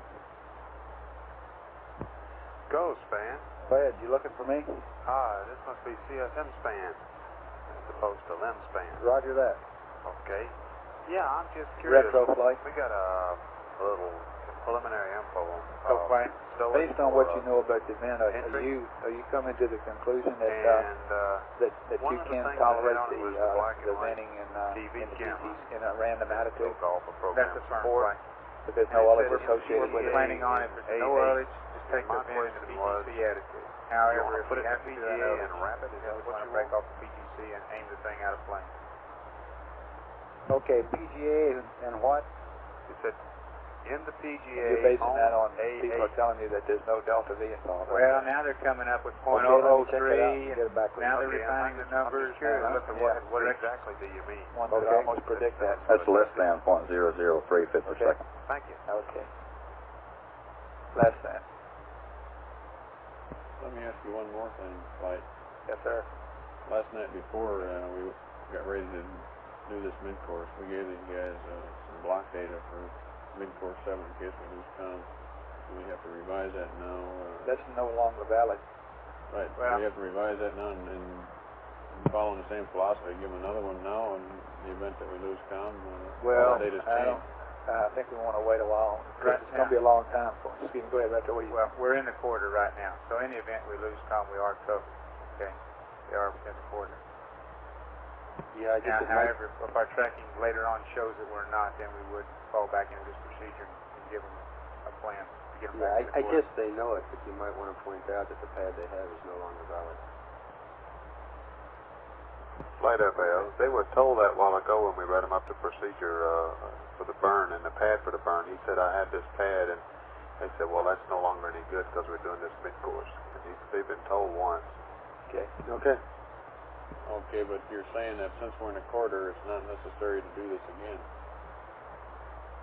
That's part of it. Also, that we don't really have any data to give them any updated maneuver anyway. The best thing we have says that they're okay. And as Tom says, it's going to leave several hours, really, isn't it, Tom, before you really know anything much about We could give them the entry data based on their trajectory later on when we get a good vector to base it on. The entry pad update. The entry pad. However, we wouldn't give them the mid-course because they are within the quarter.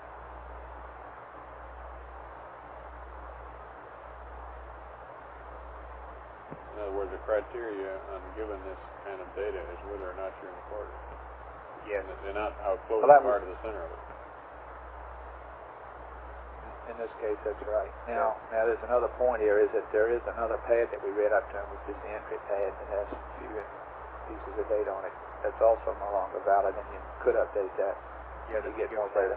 Did they give them this entry data to go with this mid-course if they executed it today? I wasn't here. That's the flight they did.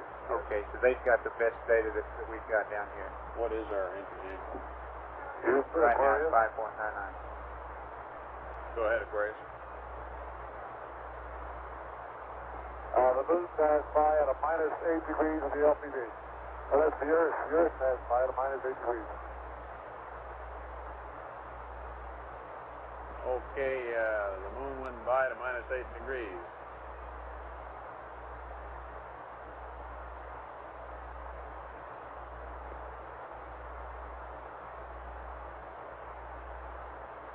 Okay, Jim, we got it. Earth went by at a minus 8 degrees. On the basis of the data, on the basis of the data we have so far, your entry angle is 5.99. The block data we gave you on the pad for NOCOM mid-course 7 last night is no longer valid because we made this mid-course.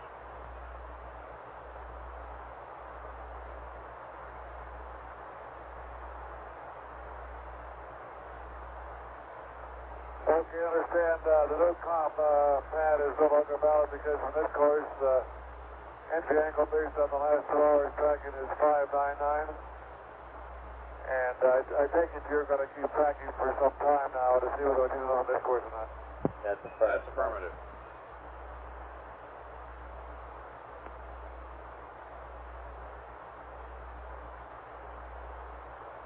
Are you planning any NOCOM mid-course at 134 change anyway right now, or are you going to wait?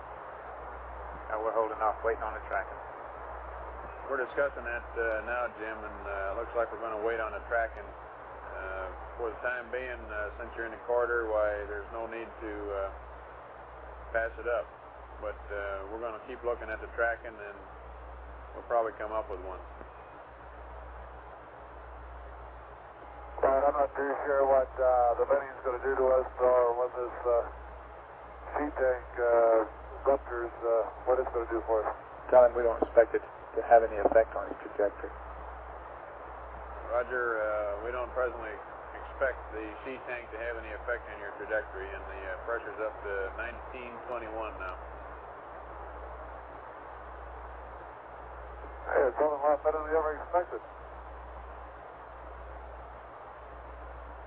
What a way to get a data point.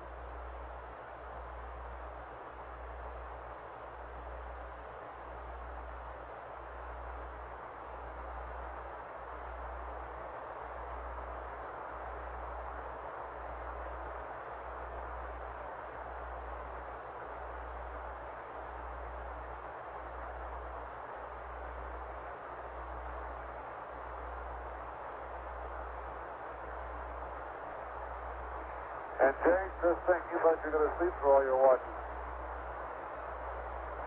Say again, Jim?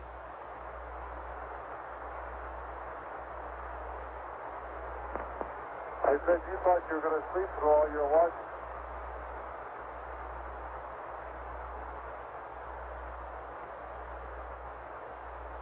Well, you keep waking me up.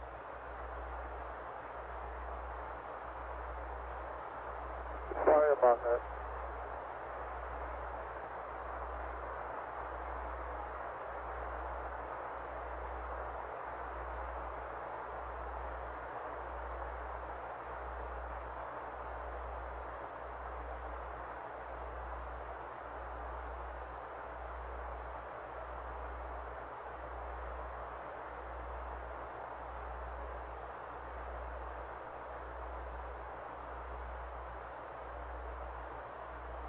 Tell him you, Surgeon.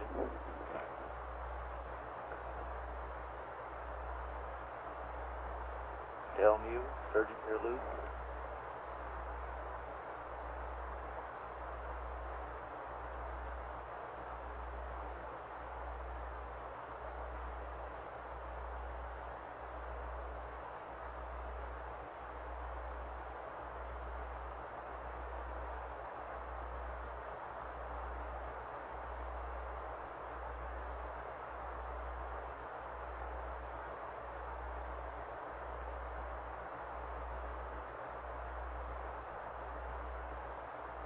FAO span motor system 1. Stand by a minute, span.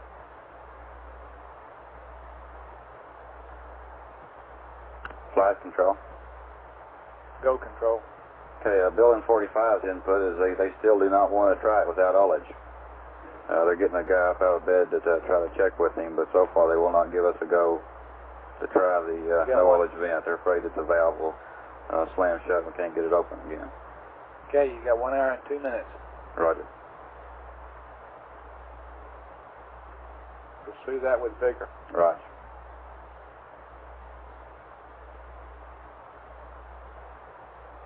Flight coming.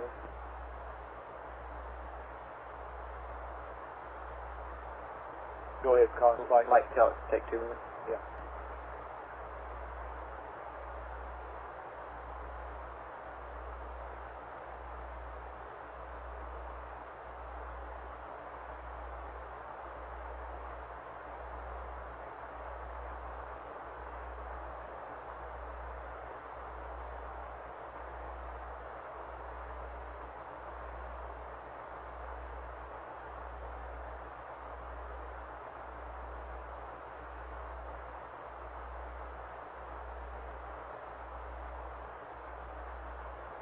Span FAO, Mocha 1. Yes. Just talking to the people here, and they say that put that TV camera inside and wrap it up and tie it down on a like we have in the past. Okay, good enough then. I'm just curious. The note looked a little cryptic, and I just wasn't sure. Yeah. Thank you. Okay.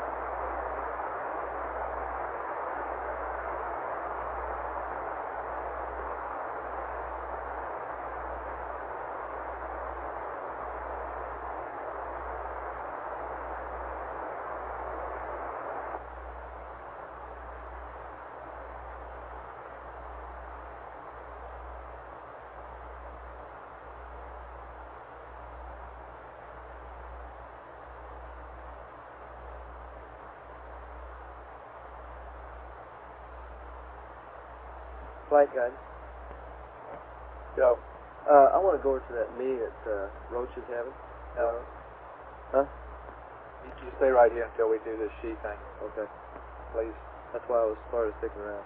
I just thought I'd check. Sort of keep sticking.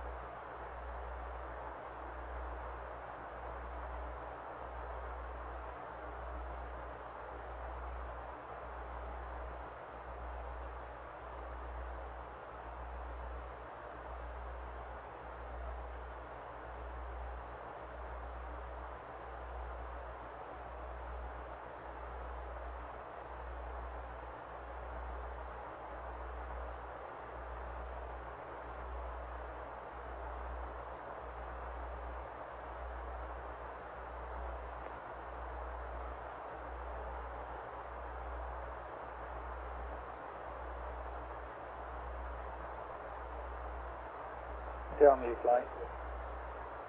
Go ahead, Flight. Can you bring your schematics and all your stuff up here and talk to us about charging the command module? Raj.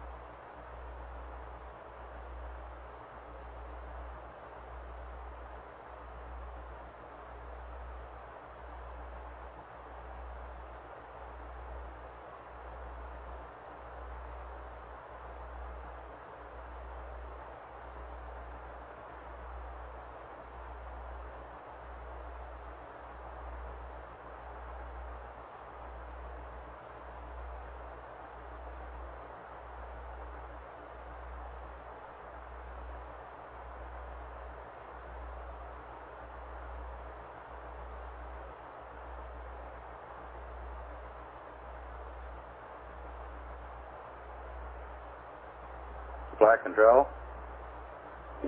It's going, Flight.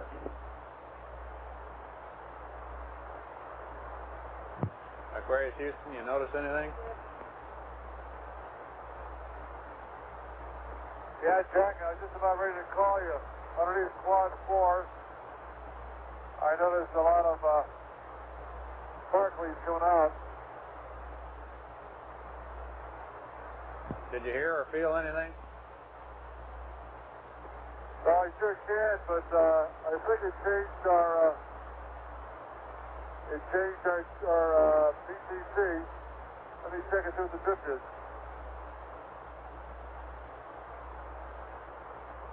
Okay, she's going down through 600 now. Control, what did it go at? I think we're probably going to 1939, Flight. PTC. 1937. Yeah, we got a pretty fast yaw distance, Jack.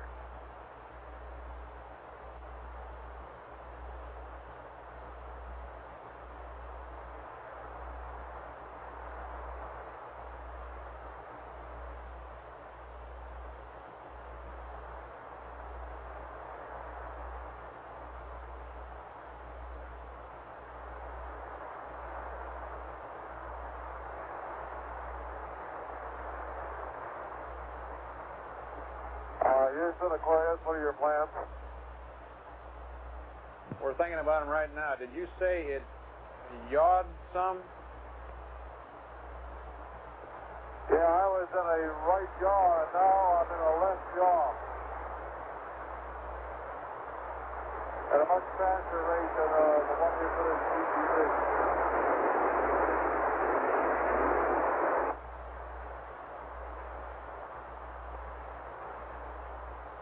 Okay, Jim, we're talking it over. Stand by. He's saying he's talking about limb yaw now, right? That's incredible, isn't it? It stopped the motion and reversed the motion. That's what he's saying.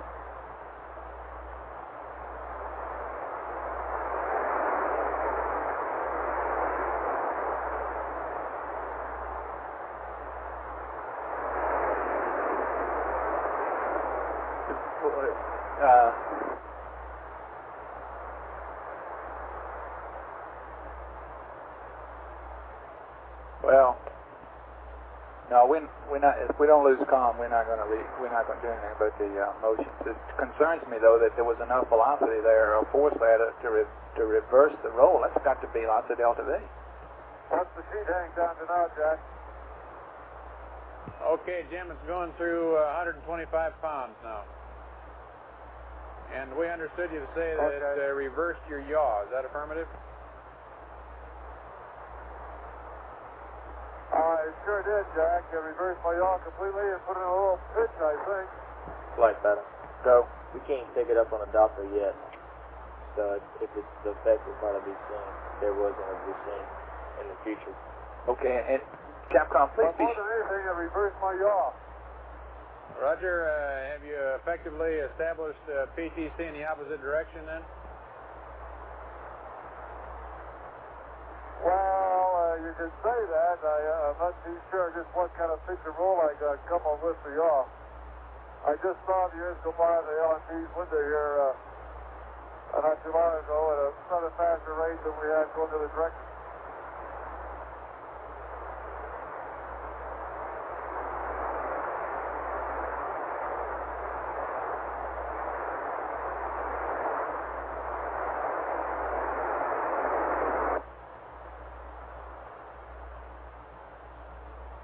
Perhaps you can tell how fast I'm having to shift omnis. Yeah, we can tell the comm cycling back and forth. Give us a reading on that ENCO when you get. Is that what they call a non-propulsive fence? Right, I'd hate to see a propulsive one. Fido flight, go fly. Yeah, both. Can you do something about coming up with any estimate of that, what it might take to reverse the roll like that? Fewer sparklies? To reverse the roll. Well, I say roll. Yeah, the way I understand what he's saying hardly any at all now. is that the stack, he had the stack set up to where he was I'm rotating. not sure whether that Ben gave me reverse yaw and a little left roll. That's what would have that's what it gave me. You say you think it might have given you some left roll as opposed to opposite yaw.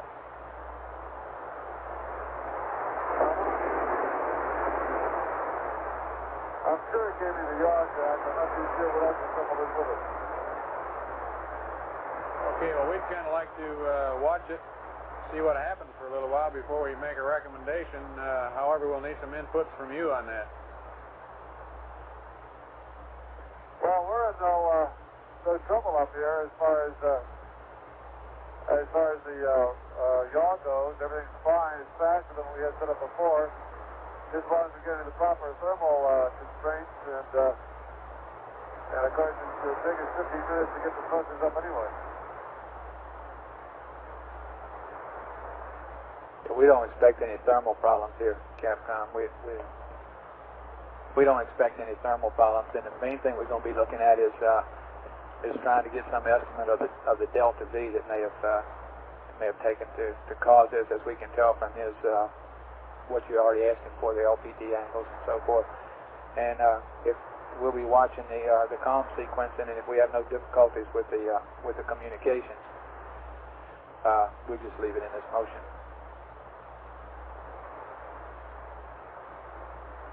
Okay, Skipper, we don't see any thermal problems as a result of this change. If we see some communications problems, we may have to do something different, but so far so good. And we'd kind of like to hear from you on LPD numbers if you get anything going by the window.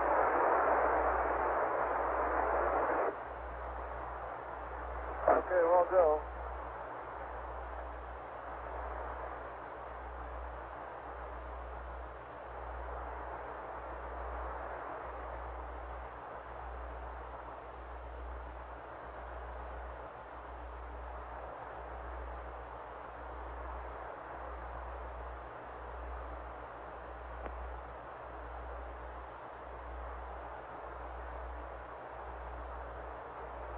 Span FAO, MOCR 1.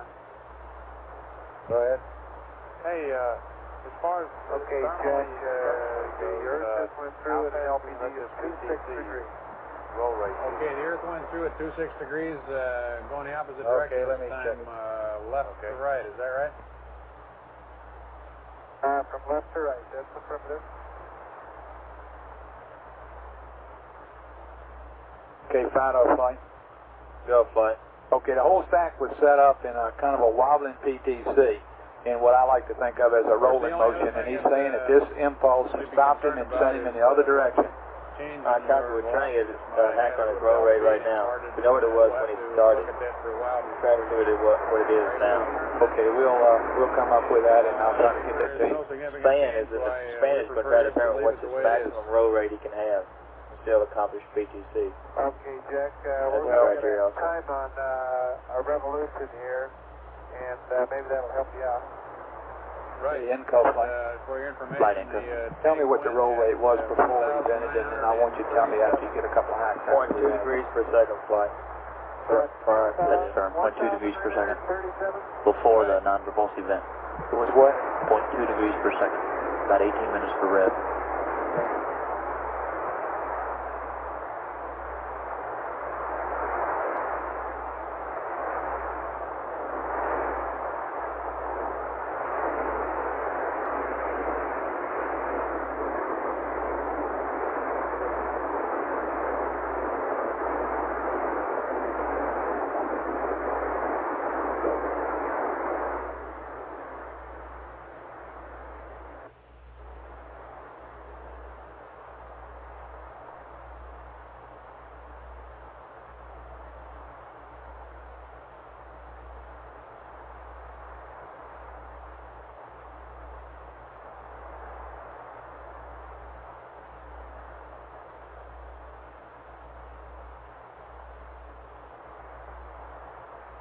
Okay, Jack, the Earth went through again at 18 degrees on the LPD. Okay, Earth at 18, thank you. Okay, and we didn't see the moon that time.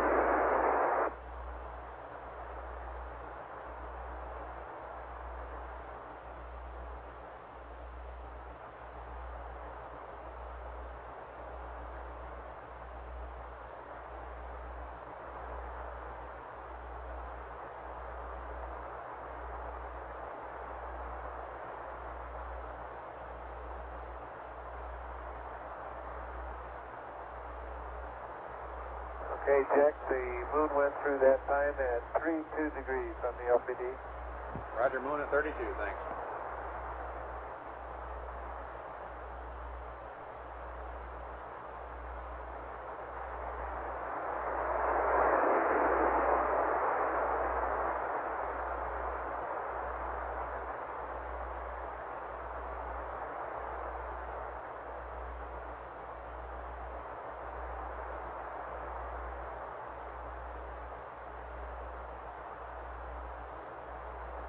Hey, control flight. Go ahead, flight. Okay, you're off the hook on that procedure for 10930. Roger.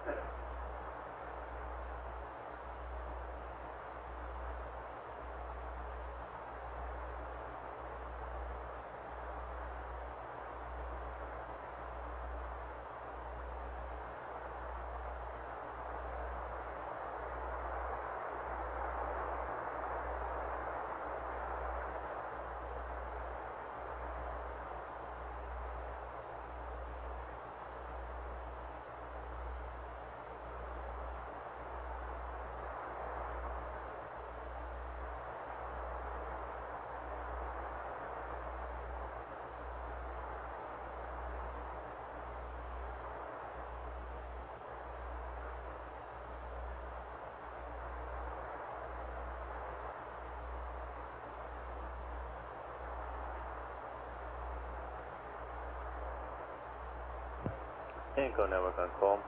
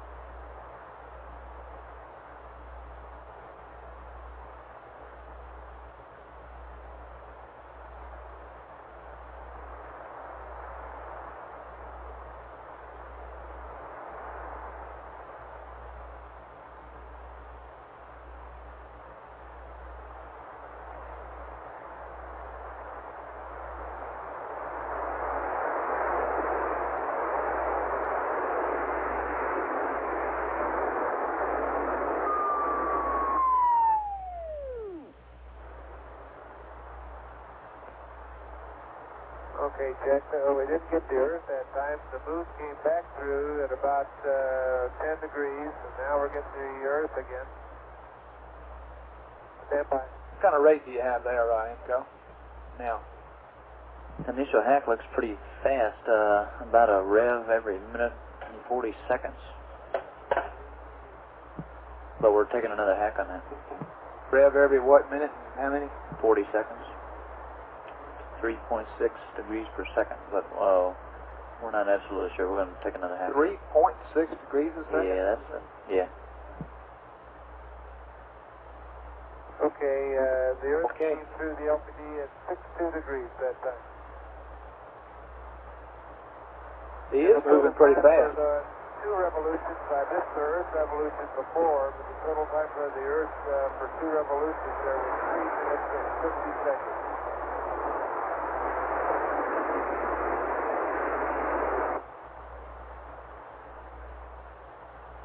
Say again the time and also the LPD number here in the background noise, Jack.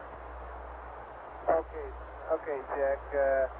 LPD that time was 62 degrees. That was for 2 revolutions, because we missed the Earth the time before. We didn't see it. And the time was 3 minutes and 50 seconds. Okay, 3 minutes and 50 seconds. Is that rate uncomfortable for you?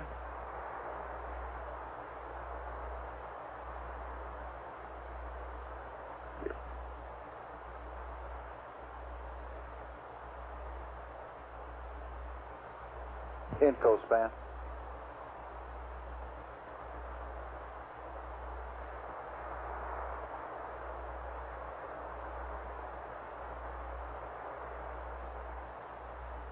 Span income.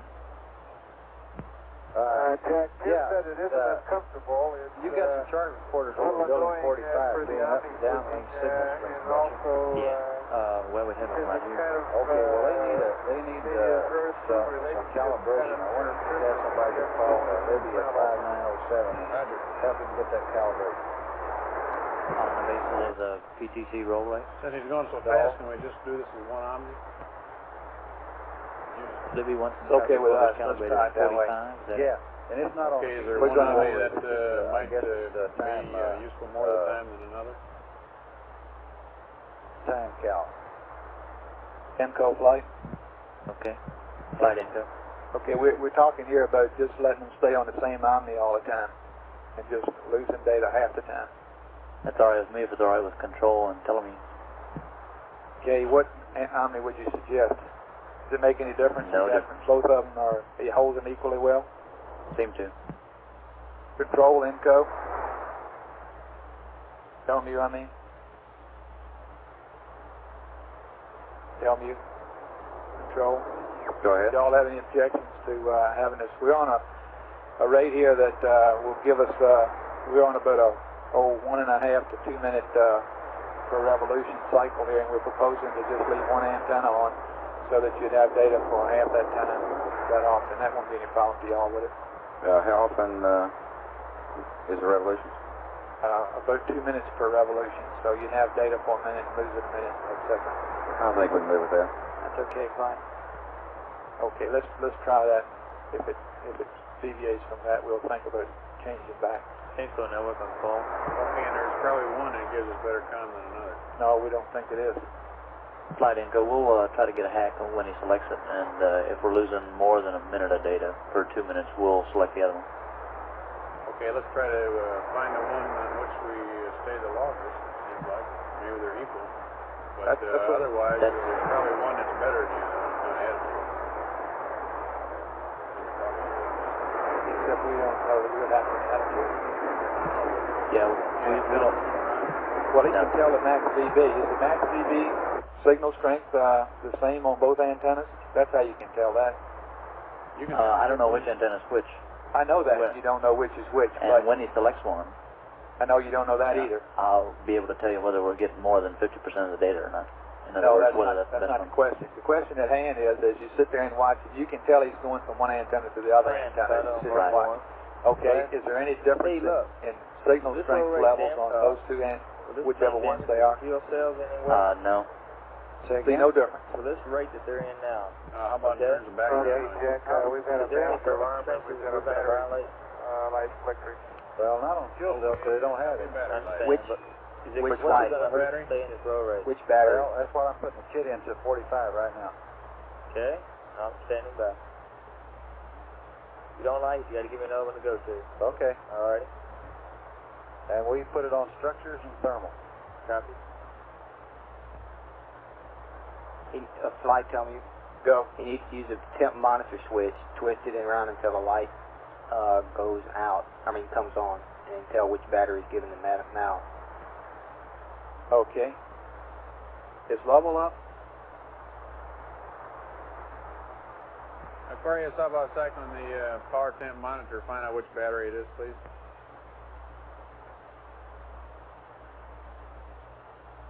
Yeah, that should work, Joe.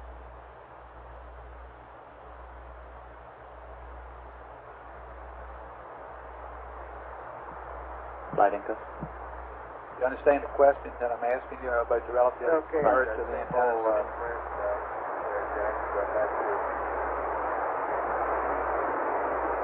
If we can, we'd like to get high bit rate here.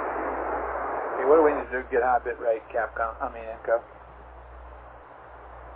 Okay, Fred, I can hear you now. Say again, please. Inco flight. Okay, it's the same old one. The Flight only light Inco. I get is on the bat 2. Bit the power amp on for the high bit rate data. Battery 2. Set all it is to it, turn the power amp on, get a shot of high bit rate, and we'll go up a couple of amps or so. Is that right? Yeah, 3 amps. 3 amps. Okay, is that going to tell me, Flight? Tell me, Flight. Go ahead, Flight. Is there going to be any problem in putting that extra 3 amps on your No. Okay, why don't you give us a shot of high bit right there, please, Capcom. Okay, Fred, we copy same old friend, battery 2. Could you give us high bit rate for a while, please? Flight Inco. Go. I guess he knows to push in that primary power and circuit breaker to get the... Okay, we need the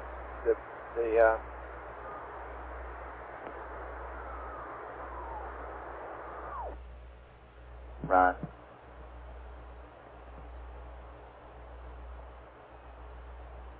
Aquarius Houston, high bit rate, please. Okay, to do that, Capcom, he's got to push How you in. getting it now, Jack? Flight Inco, we have it now. Okay, and it sounds like Fred, We isn't it? got it.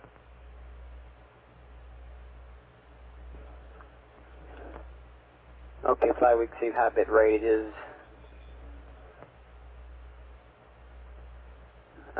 Battery 2 looks like it's still got the mal there.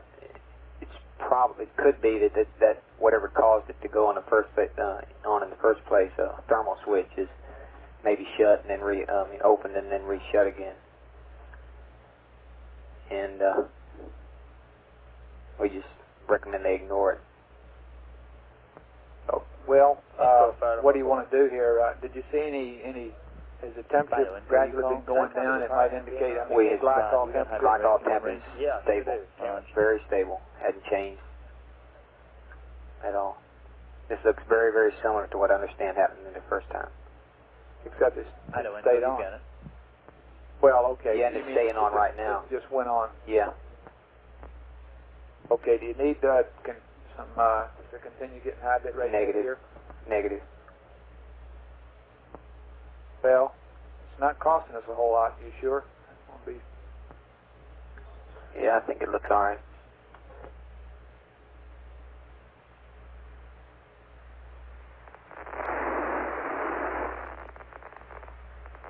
Okay, an Inco flight, you don't see, you don't care which army, huh?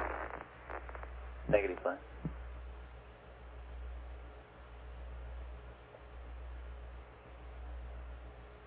Tell me your flight. Go ahead, Flight. Okay, now you're completely satisfied with your observations on battery 2. That's correct. Tell me what it's doing. It's a constant mal we have right now. The voltage looks nominal. The current looks nominal.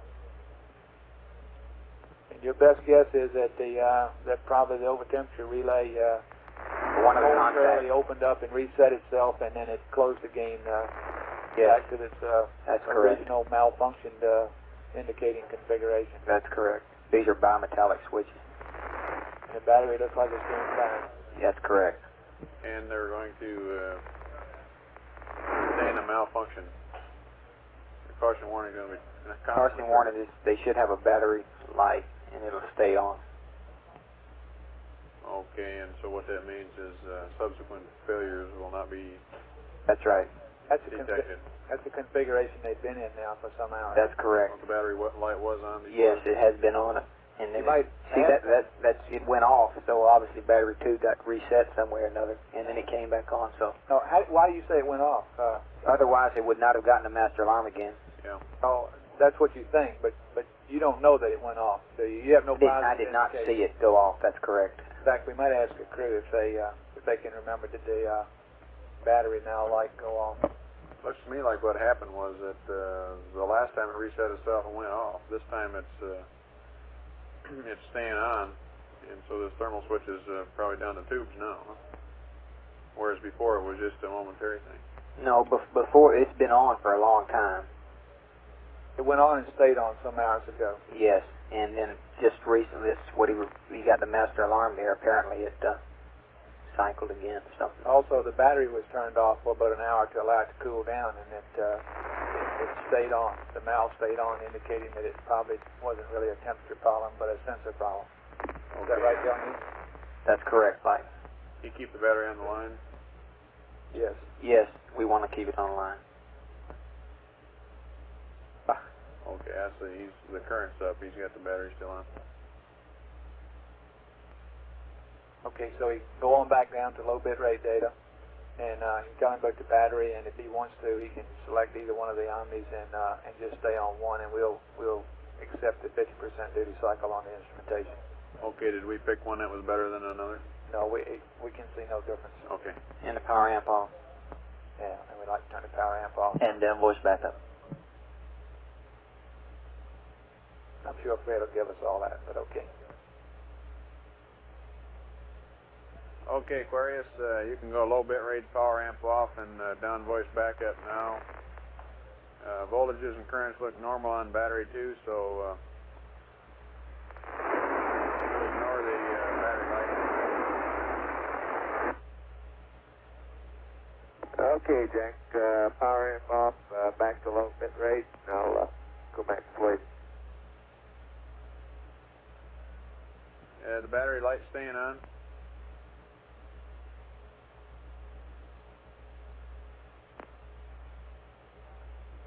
Yeah, we got a steady on bat 2, bat fault light, and the battery caution light.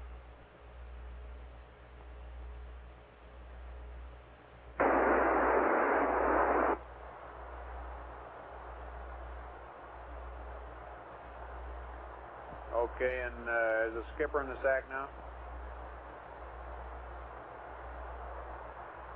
Say again? Is the skipper in the sack now?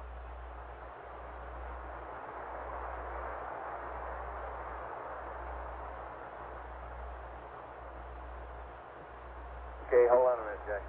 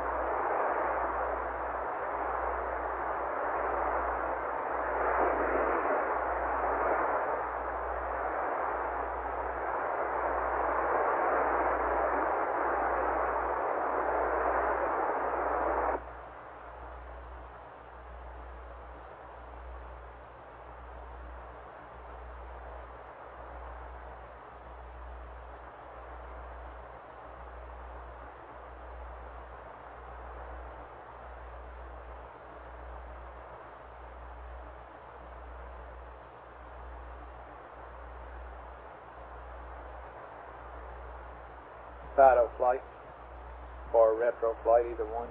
Go flight. Tell me about the tracking now before we had the, you haven't seen that evidences of that burst disc going yet? We saw a little glitch in the data flight, and we couldn't really figure out whether it was a Delta V glitch or whether it was just the Omni rate, that got us when they went 180 out. Couldn't really tell. We should be having a vector shortly here, though, from the pre-burst. I'm standing by for that. Thank you. Roger that. Took the words right out of my mouth. We're learning. Aquarius Houston. Go ahead, Houston. Okay, Jim, since the antenna switching is kind of annoying, we've talked him into buying only half of the data. If it gets too troublesome for you to switch antennas, why, just leave it on one antenna and we'll listen to you half of the time. Okay, it's not really much trouble. That's all we're doing. FAO, Span. We'll try to keep up with it. And you're satisfied with this attitude so far, huh? I guess you're going to watch the thermal and find out whether we have to go to some other PTC attitude. Roger, thermal appears to be no problem. No constraints we're looking on that at roll what rate, so delta the V might have been imparted due to this. Why do we have a specified roll rate anyway, do you know? It looks I always like understood PTC was we're not thermal going to change the structural, and PTC the roll rate was attitude. picked by some thermal people a long time ago. That Okay, may not be there's true. a delta V imparted. I hope it raised that angle a little bit. It's probably right, but it's no longer any good, huh? Yeah. Okay, good enough then. Paolos copies also Span. Might tell him that we will have some better tracking data on him here, perhaps in the next 30 minutes or so. Flight FAO. Go. Span just reported that there's no constraint on the roll rate for either thermal or structural. Okay. At the present rate. Yeah, we'll be looking at the data here and give you a better answer in the next 30 minutes or so. Calling flight checking. Network, we've got a handover within the next 50 minutes, so we'll wait on your word on it. You're clear to hand over, you and the Inco. At the nominal time, we'll get with Inco then. What, 109.55? 109.30 was our Yeah, nominal. but you're kind of lucky, probably lowered the angle some more. You say we are clear? Yeah, and I don't see any point in going try to seek and sink it in. It's going so fast now that I don't think it'll make any difference. Roger. Capcom flight, we have a handover at 109.30. Means that we'll lose the uplink for 30 seconds. He will hear squelch. 30 seconds.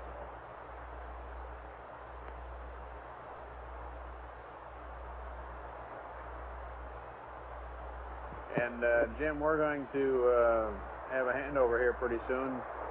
About 3 minutes, so we may lose uplink for 30 seconds or a minute. Okay. Flight status. Go. Just want to affirm that as far as he can tell, his attitude has only changed 180 degrees in y'all. No, I don't think he can say that. Well, you know, the thermal constraint would get us if we had some sort of pitch thing, so that the sun is hitting at a different angle. That would be something that would have to be considered. And I think you ought to talk to those systems people on that. Okay, I'm not, nobody, as far as I know, is worried about any thermal constraints as long as we are rotating in some orderly, semi-orderly fashion, we're okay. That's what I think, and I'm proceeding on that basis. Well, nobody didn't, okay, I know it's not from you, but I'm telling you that's for the span benefit. Roger that. And anybody else that's concerned about thermal problems.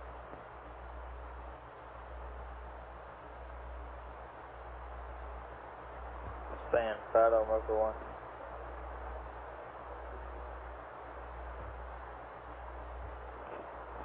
Span, Fido, Mocha 1. Go ahead. Hey, did you copy my conversation with Flight just in? Oh, I didn't. Okay, so I want you to affirm that you asked those guys about thermal constraints, that they took into account that we might not be in the optimal PTC attitude. Yeah. They did, and they still said no constraint. That's right. It's 3.6 degrees per second. Roger that, no matter what the pitch up attitude. Hey, Span, this is the FAO. Go ahead. Hey, what McDivitt said earlier that PTC had no problem at all. All those temperatures when they went into the CSM looked good. And we had a cone angle last night of up to 100 degrees off of where the x-axis should have been. A half cone angle. So it was quite a hellacious wobble, and apparently Flight network, 1 minute to the handover. turned out all right. So I imagine as long as you're turning, it doesn't make any difference what the wobble angle is. That's what they said. Yeah. Okay. Good enough. Okay.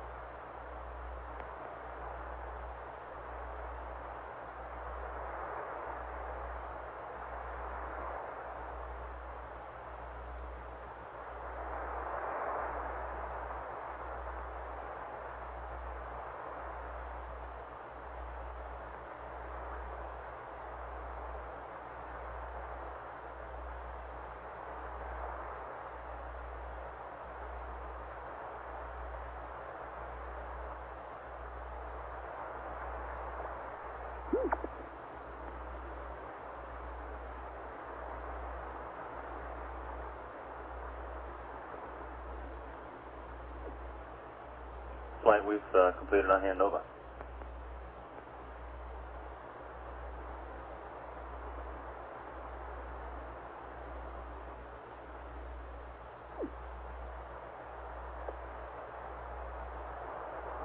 Aquarius Houston, we're handed over. How do you read? Rated on through, Dutch.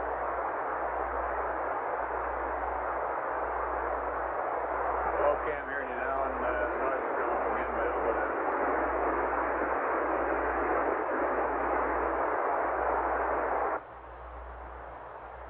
How do you read now?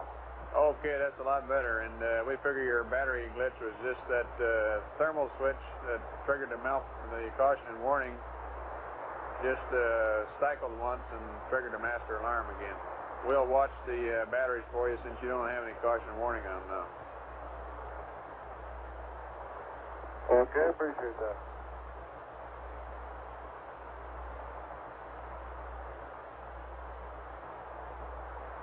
Go and Chuck. According to my calculations, he's rolling yawing left 2.7 degrees per second. Yawing? Rolling, you mean? Well, CSM roll, them yaw. I got, well, with his rough calculation, I said it was about 3 degrees. Right. Right, and as far as I'm concerned, I guess I can live with it. Yeah, I can too. Roger. Because everybody else can too. Yeah, he even volunteered to continue to switch antennas, so he's doing it too. So we're in good shape. That's great, baby. Thank you. Roger.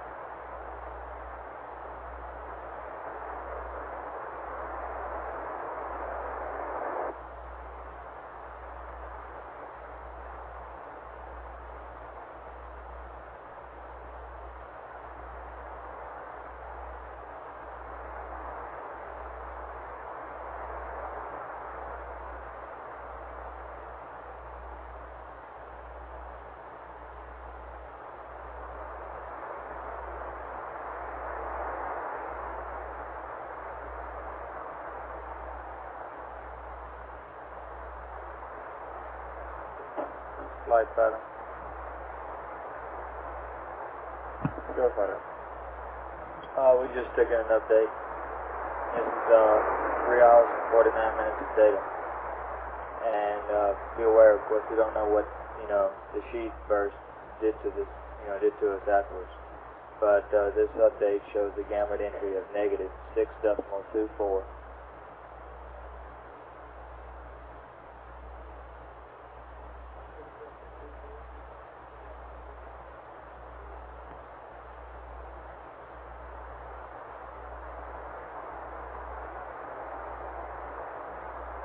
Okay, Paolo, that sounds pretty good. In retro,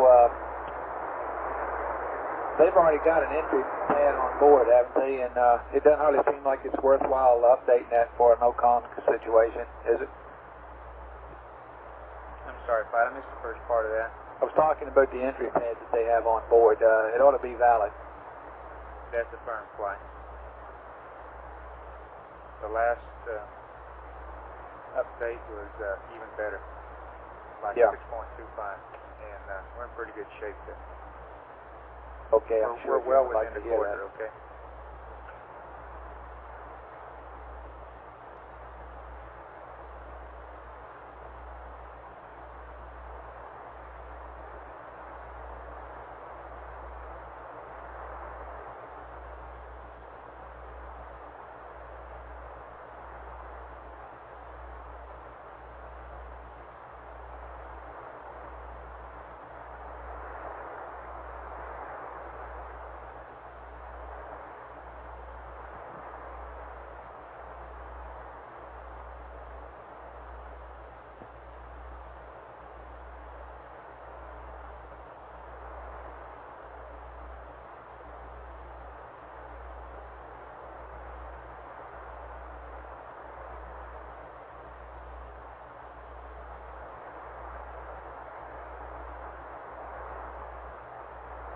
Retro flight.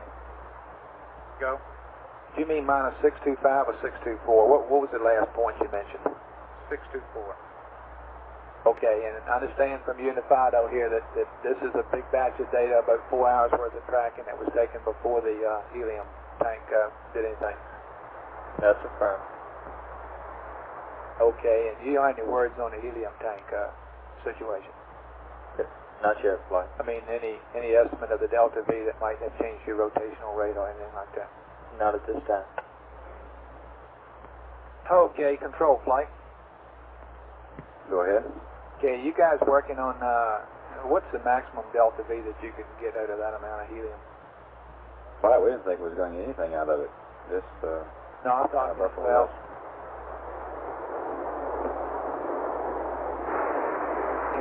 Can't you do something with a mass or what have you, and velocities, and come up with a maximum number that it could have been if it was all propulsive?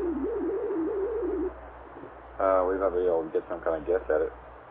I'll step that. Okay.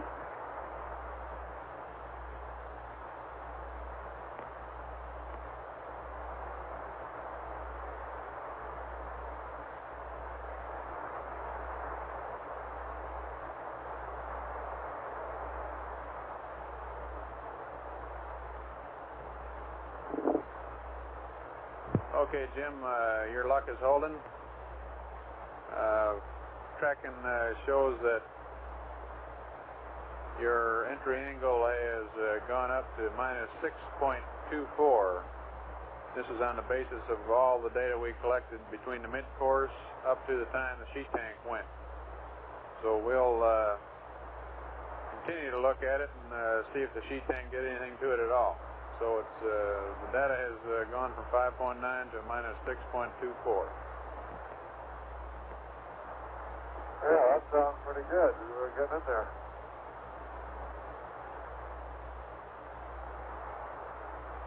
Flight control. Go ahead.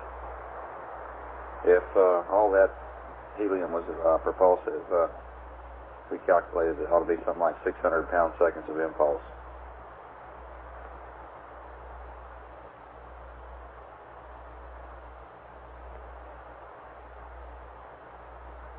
What is that in furlongs per fortnight? You want that in Delta V?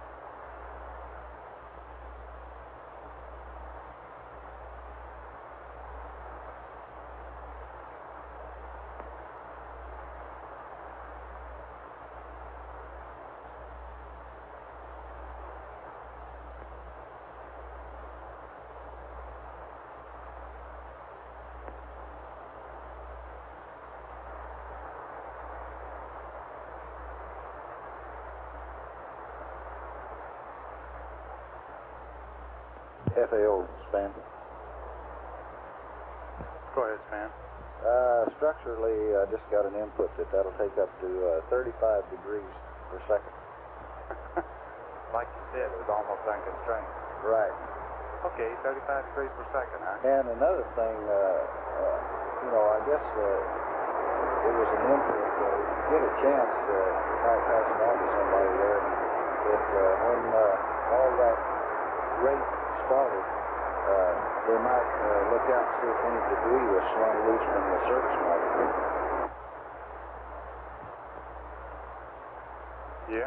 Yeah, that's true. Okay, well, throw it out. I'm sure they would remember. They would have probably said something, however, if that's been true, but never can tell. That's right. Okay, we'll tell the Capcom that and see what he says. Maybe next time he talks to him, they can ask him that. Thank you. Yeah, it might be a data point. Yeah, you're right. Okay, thank you very much.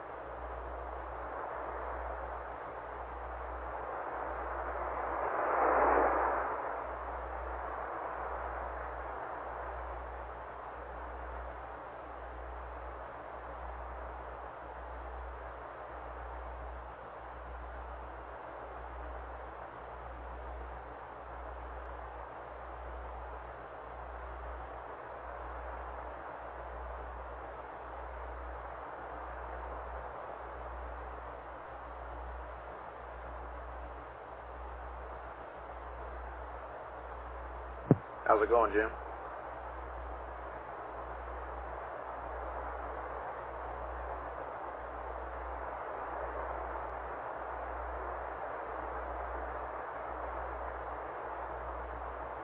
That's time you called on Flighplans. How you doing, Jim?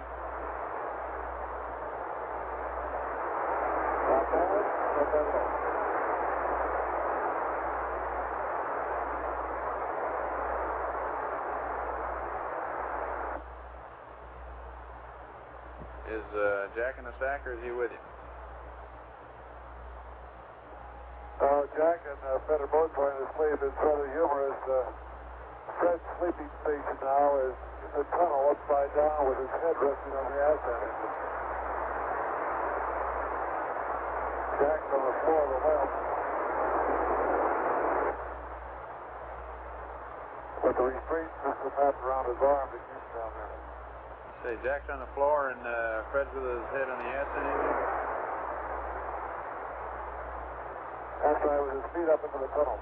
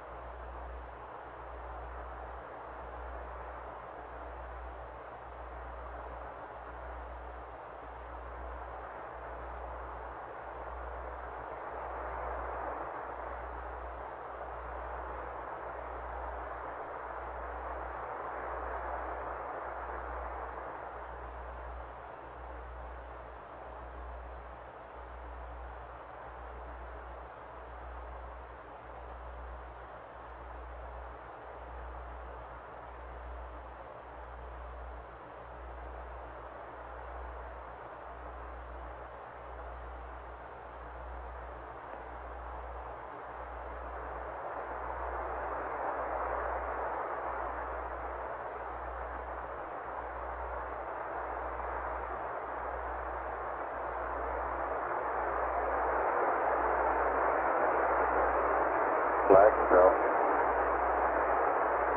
Go. Okay, we figured out best we could that the delta V imparted by that thing was about 0.2 foot per second, which is roughly equivalent to about 3 seconds of 2 jets. And we figured all that in rotation, which would have caused reversal of yaw and setting up the rate in the other direction. Does that compete with that pounds, foot, seconds per fortnight or something you told me earlier? Roger, that was figured out. We actually worked backwards from the rate that we're at now and what it took to stop the other rate and put this one in. Yeah, okay, I'm asking you, did you have 0.2 of a foot per second of helium in the tank? Yes. Is that with a propulsive vent? Roger. Had it been a propulsive vent, which it was, or had it been a 100% propulsive vent, the most you could have got was, what, 0.2 of a foot per second? No, stand by. What I understand he's saying, Capcom, is that looked at the rates and what it would take to reverse it, and it took 0.2 to reverse it. Yeah, but we don't know what other components there might have been other than just a reversal. That's true, and he's right. He hasn't answered our maximum delta V question yet.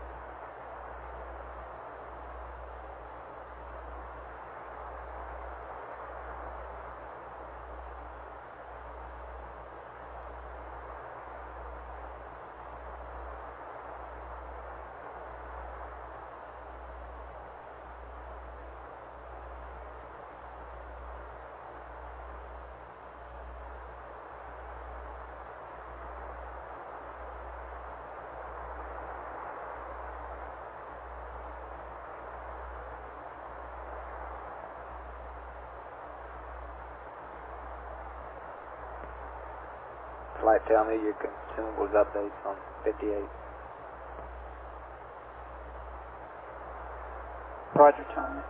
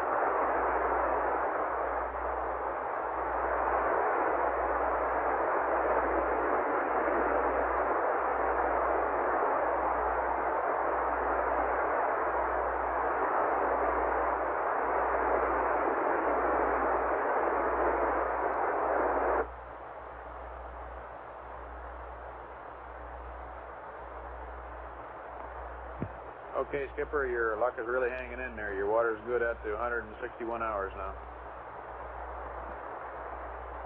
Hey, that sounds great.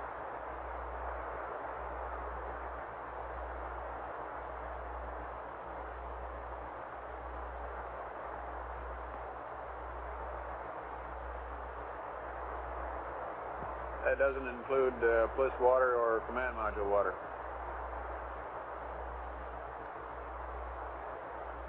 Okay.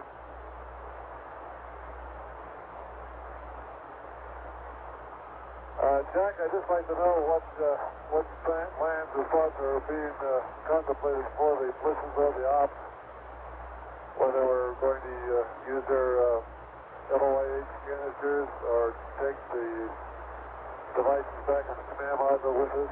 Just what is your plan? Yeah, we're talking all that over now, and we haven't decided. Okay.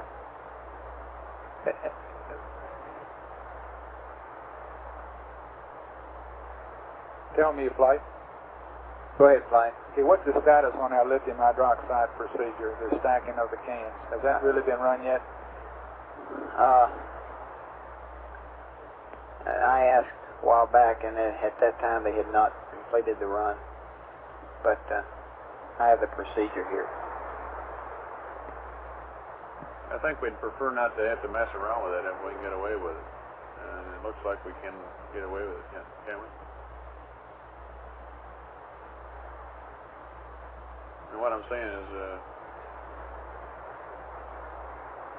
we really don't want to bother the guys with building them if there's another way to do it. Well, it doesn't strike me that that's bothering them.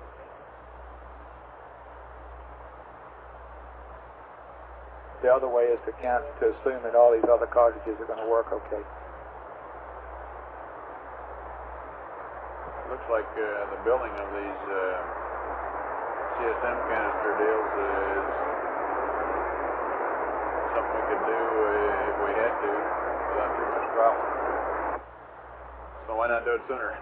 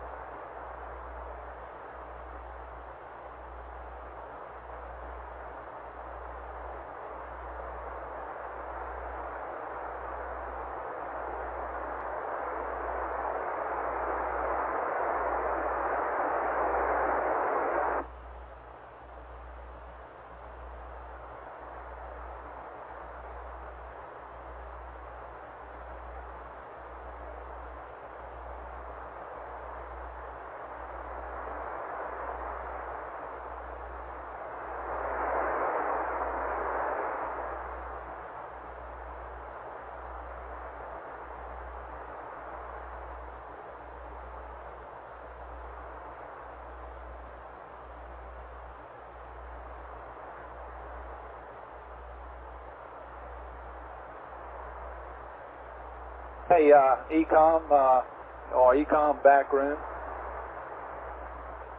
Go ahead, Flight. Here's one. Go ahead, Flight. Omoka 1.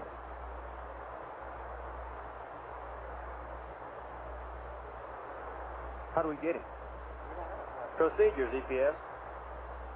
EPS procedures. Yeah, Flight wants to talk to back room. He has to get us on Mocha 1. We don't have a talk to Flight Director. Well, Lever got just staggered into the room about that time. So Just tell him he can get us on Mocha 1. Smooth over Timber Cove, Jim. Okay. That sounds pretty good. How about it over Argo? Same, everything's smooth there too. Good.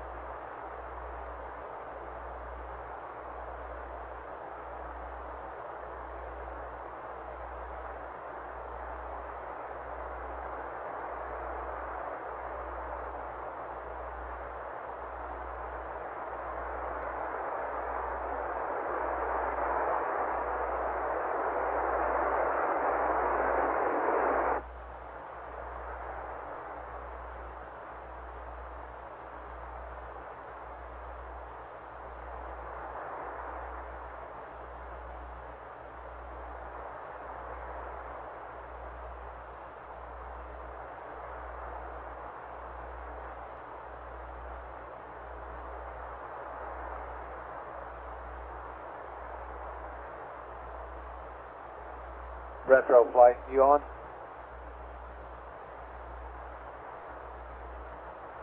Go ahead. Okay, you, in this mid-course, we would make the mid-course if we did need to do it in the same fashion that we made the previous ones? That's affirmed. On the, just on this attitude thing, and the Alex. That's affirmed. Thank you.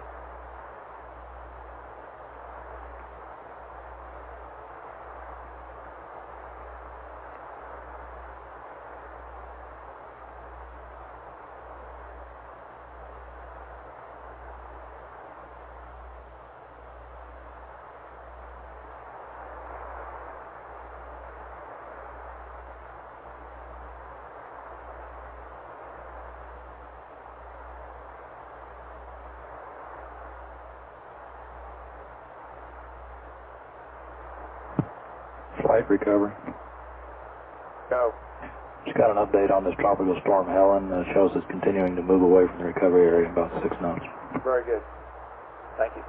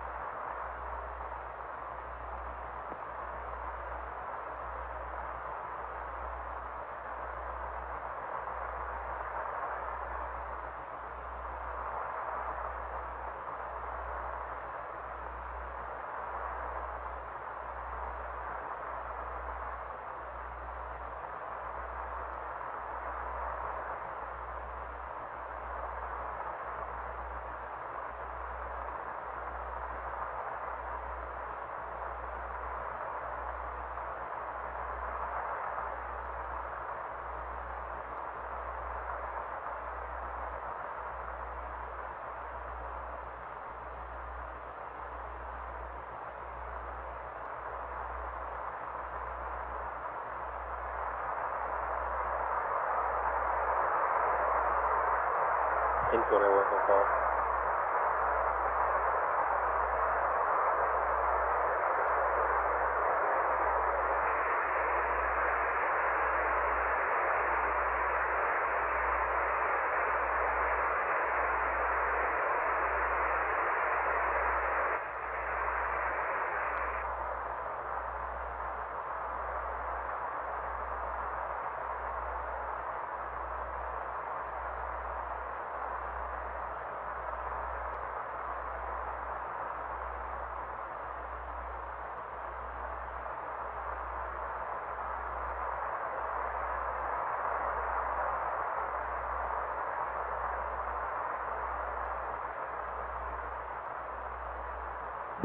Jim, we've had a lot of people working on the entry procedures, and they'll be continuing to do so.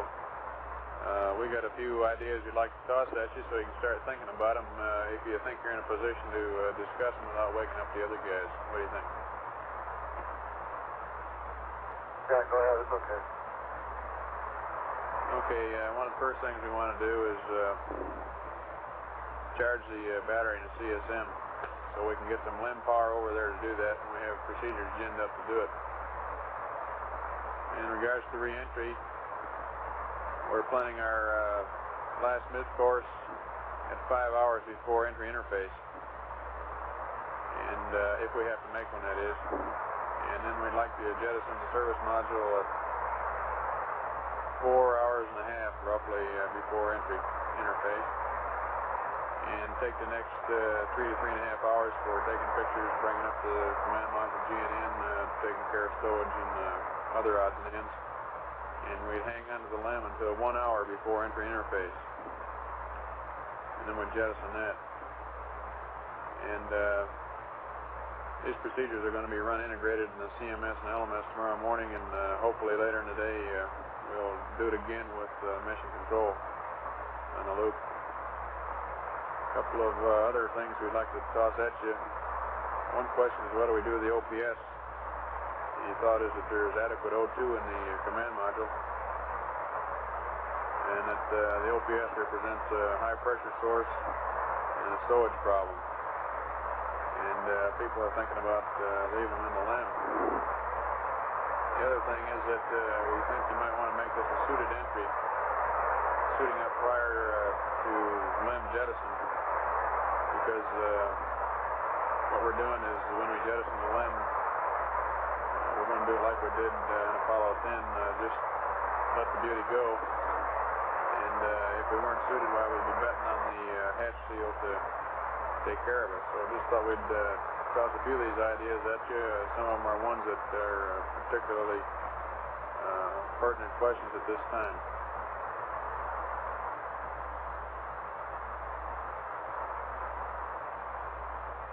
Okay, a suited entry would sort of compare the 1 hour LEM jet if we're planning on going back and forth all up to that time because this, of course, would speed our progress back and forth.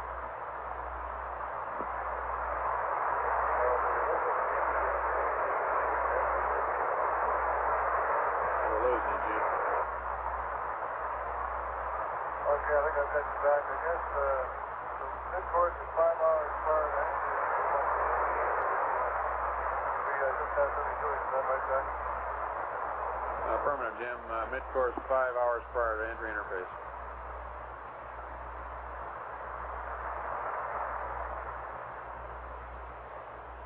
If that's the case, what I'm worried about and what I'd like to have all squared away is long before that mid-course comes up, I want everything in its place. All the stowage squared away, all the power-up procedures ready to go, so we know exactly what to do, and then we practice it for once, so that we can do the mid-course and easily get into the command module and start seeing power-up, get into the service module, and then knowing exactly how to get into the LEM. Roger, all of those procedures will be worked out precisely, and we agree that the stowage and all of those peripheral details ought to be taken care of before the mid-course.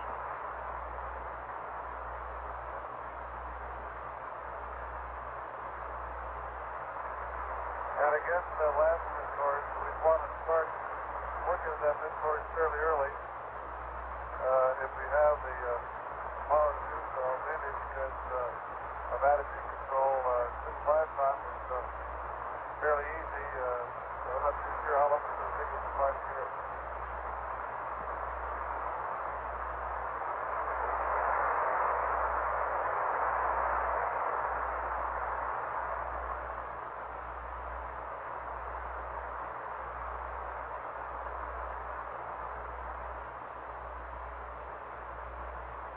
One other comment, if it stays about as cold as it is right now, we'll probably be wearing suits long before entry.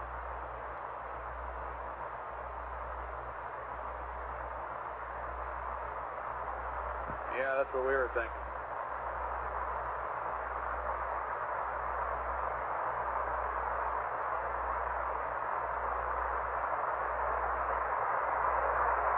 What was that suit called for?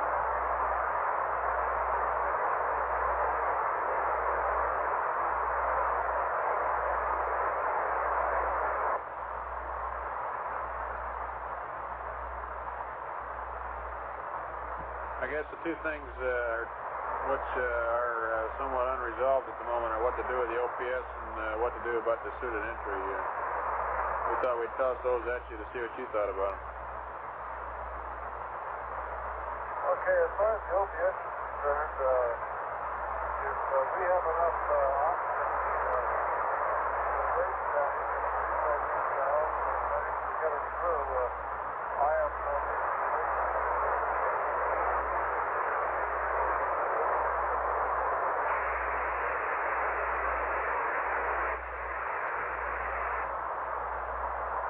I wasn't too sure how you have to do the command module, the little command module consumables prior to entry. And I was looking at both the split and the OPS source of oxygen. The split also as a sort of a soup loop or a compressor to circulate and take up the oxygen.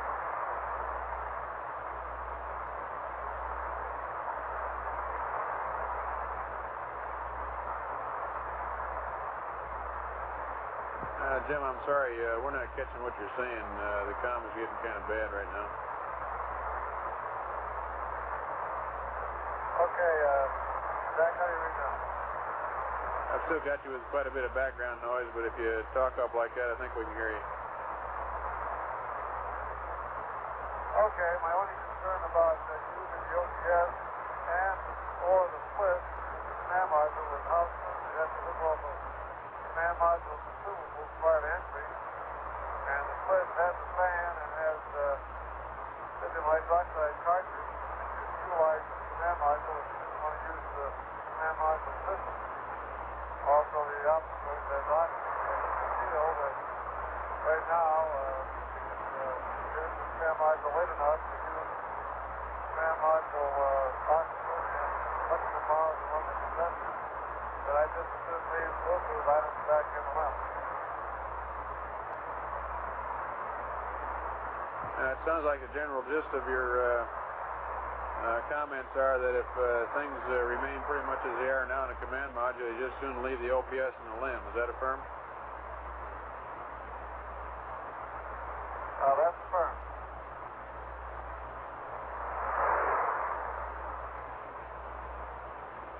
Okay, and maybe you'd like to think over the suited entry bit a little while.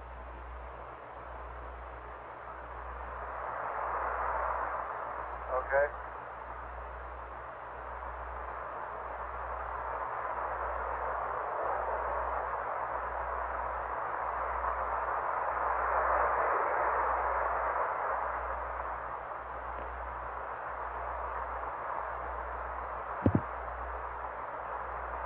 Here's for the Aquarium.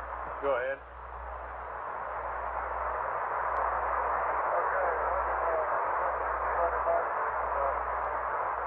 how are we going to align command module right for entry, especially if we have a limit that.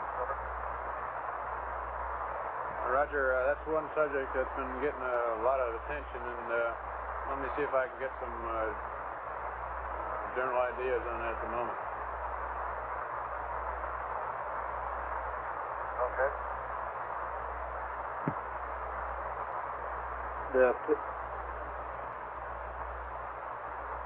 Well, the one that's in that procedure right now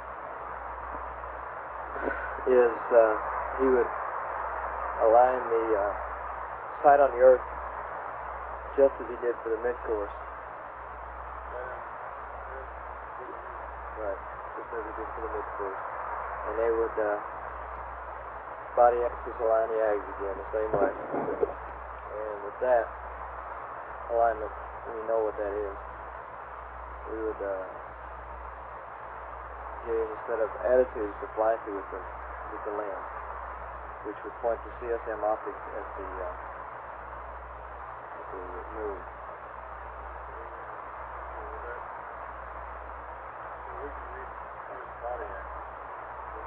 No, we know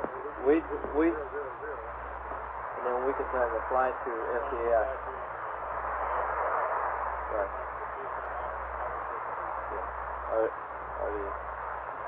Or you can do things the same way. You either see whichever one you want.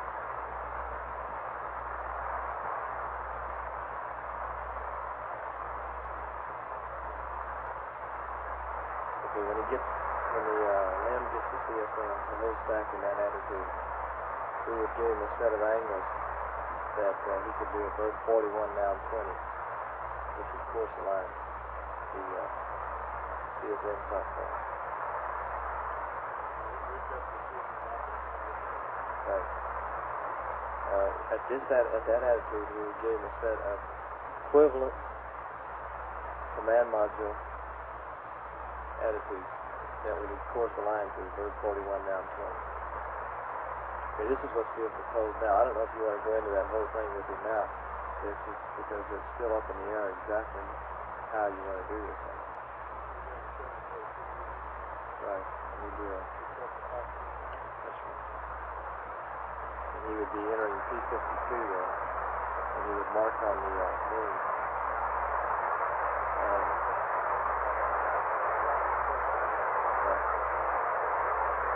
Now we're going to go to P52. This shot on the moon and then on the sun.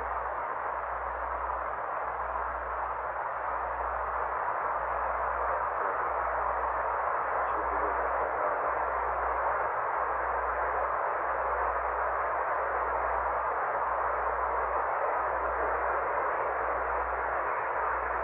Well, that's the proposed procedure right now. I don't know if you want to give that to him. I think you can give me a gist of that.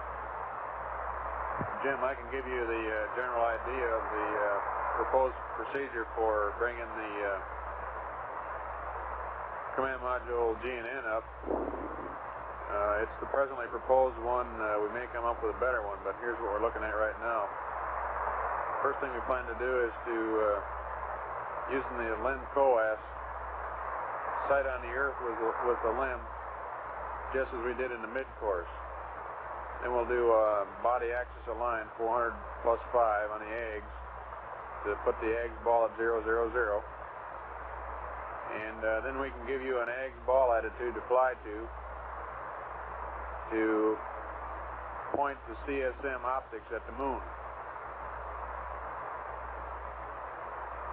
And if you can see stars, why we can use those too. Then we can give you an equivalent set of CDU angles to put into noun 20 and to torque the platform over. So now we're course aligned. Then we'll do a final line by shooting at the moon and then at the sun. You follow all that?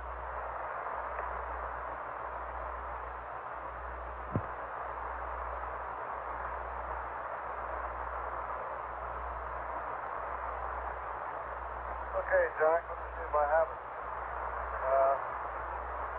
What we do is point the limb at the Earth as we look for the mid-course in the coas, and we do a body axis align on the ag.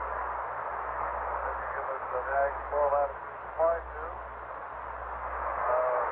Do with the limb, and then this would point the CSM axis at the moon. And you would update, give us some IPQs for course of line, then we could final line stars or a moon Earth satellite.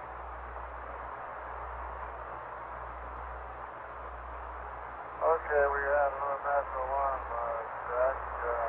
I don't see any lights down there, except the battery light's still there. If you want Tell me, Flight. I copied it, Flight. Everything looks pretty good here. It could be that battery business. You want to cycle through those switches? Yes, you would. You want to select? Temp monitor switch, battery temp monitor switch. Okay, the number Negative. Just ask him to check that switch. maybe the same problem you had before. Okay, let us talk it over a second. We'll tell you what to do. And he said it was the same one he had before, didn't he? Is that right? Same battery he had That's before? right, I think same he did? one, same. No, we can tell from when he cycles that switch around, can't he tell me? Yeah. And he can tell that he didn't have any other problem.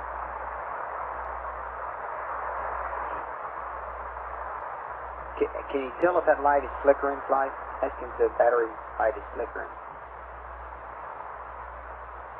Jim, is the battery light kind of flickering? Yeah, that's confirmed, Jack. What we think is the temperature relay is, that sensor is chattering. Is that about the size of it there, tell me? That's right. Yeah, the battery light's flickering and it triggers off the master alarm. Okay, well, that temperature sensor on battery 2 is kind of cycling back and forth, and every time it does, it triggers the master alarm. Okay, same old problem, huh? Yeah. Do you want any high bit rates there, tell me? Negative, that's not necessary, Flight. Okay. If the master alarm continues giving problems, he can pull the master alarm circuit breaker. I don't believe we want to do that, but okay.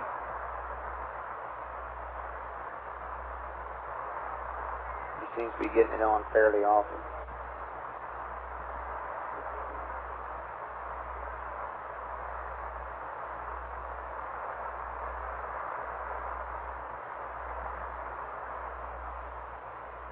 And Jim, finally on the P-52, we're considering using the moon and then the sun for the final line. Okay, the moon and the sun for the final line. Understand? Let's go through this again here and read this second and see if I do it. Flight, tell me. Go. Okay, the only way to do anything would be to take that battery offline, and I don't really want to do that, or pull a master alarm breaker. Now, just pulling the breaker does not affect his panel at all. Wait a minute, what do you mean by that? You mean? What I mean is, if he pulls the master alarm circuit breaker, all it affects is his master alarm. Once I get the spacecraft at the top right here,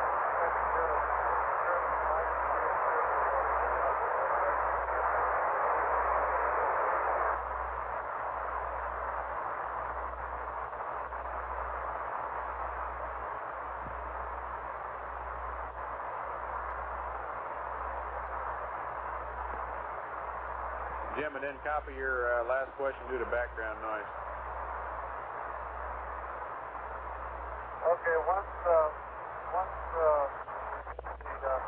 actual line by which the spacecraft that the Earth has determined might be used to pass over the command line to the course alignment. Is that correct?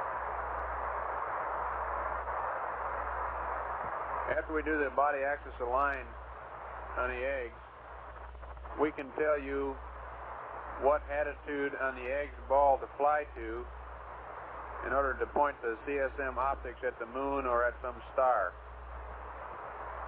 And then we can, knowing where the optics are pointed, give you an equivalent set of CDU angles to put in now and 20 to torque the platform.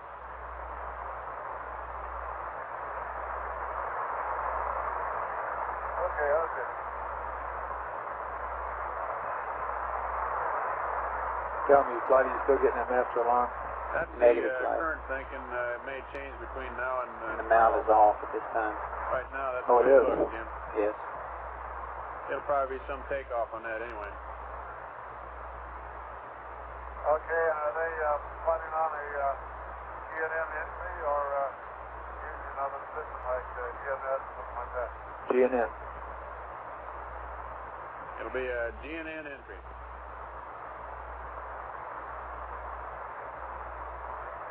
Something like going first class. Yeah, that'll be a switch, won't it?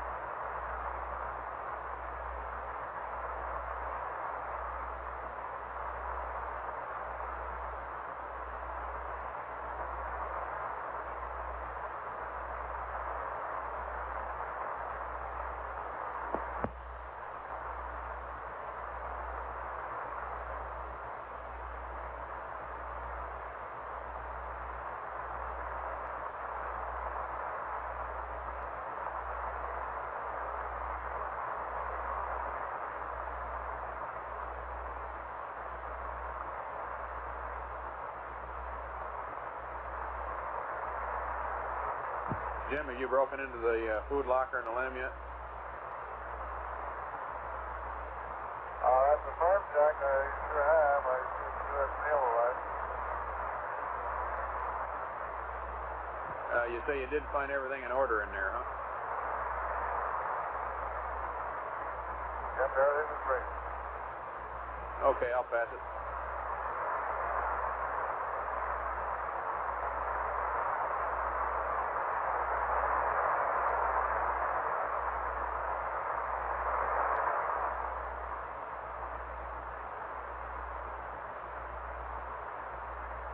Had a question about that earlier. Right.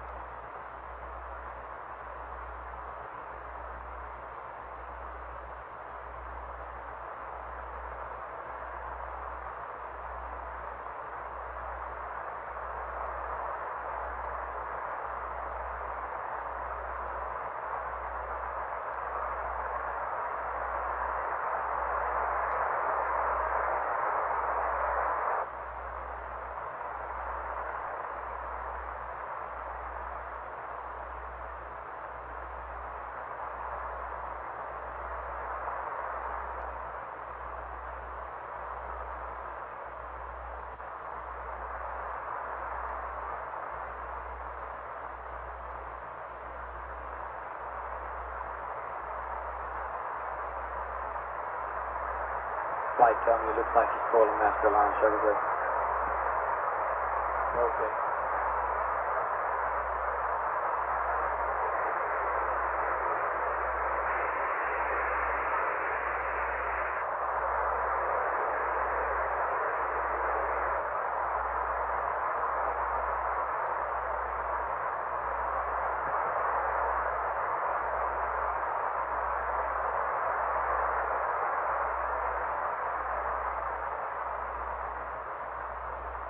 Houston Aquarius.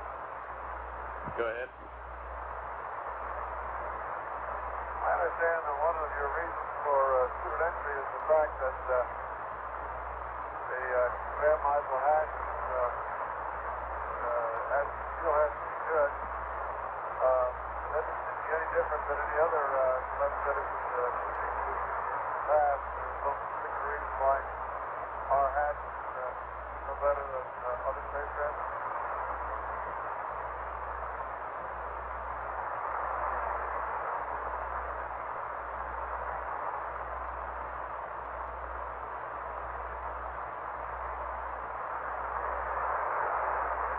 No, the situation, Jim, is that your hatch is as good as any other hatch, but that we won't have a chance to verify it until so late in the game, like 1 hour before our entry interface in this case, whereas before, why, we had a chance to evaluate it in lunar orbit. Over. Oh, okay. And that might make your timeline a little too crowded, getting your suits on there at the last minute. Say, less than an hour before entry interface.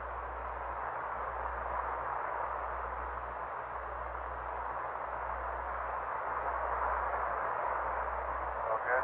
In fact, that's really like less than 30 minutes before we, because it takes normal about a half hour to try to verify the hatch integrity.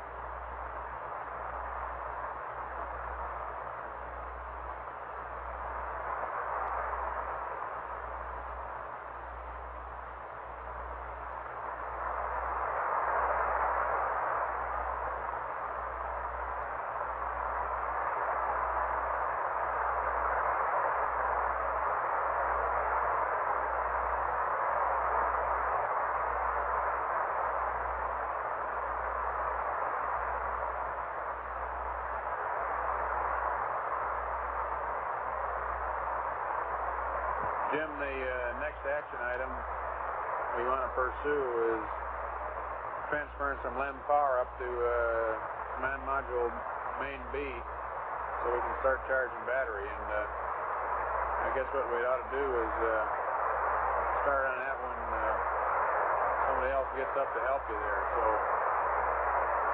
when you decide to get the other guys up or to have someone help, why, you let us know and we'll start working on that. Okay, yeah, I'd like to ask Jack and Smith probably running on that one. When in the timeline do you plan on doing this?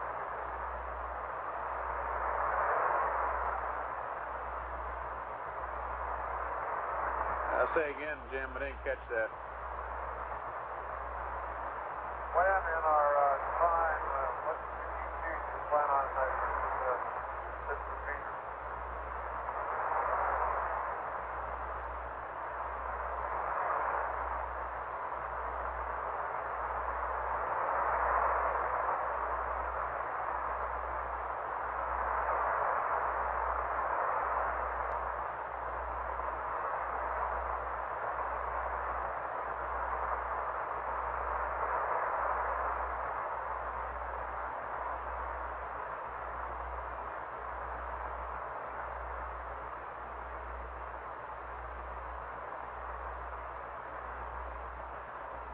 Jim, I didn't catch all of what you said, but I think you wanted to know when the procedures for entry are going to be available and read up to you, and if that's the case, why, we're talking about 120 hours or so. As far as the charging battery A, we want to do that as soon as the other guys get up to help you. We've already passed up some of that procedure, and we have a couple deltas to it. Roger, Jack's already up. He has procedure how he's got curious when he wanted to do it, but I understand that it's going to be done shortly. Is that correct?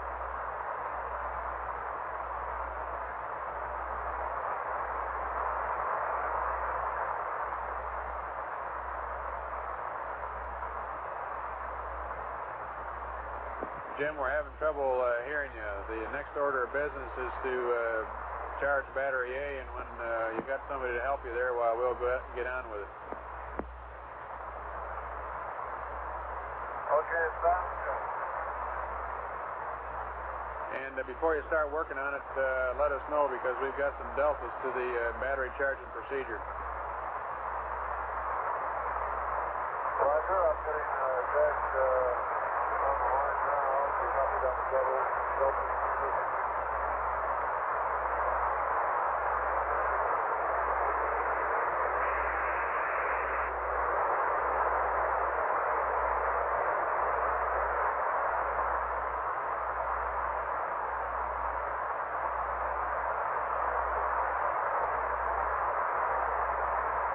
Jack, go ahead.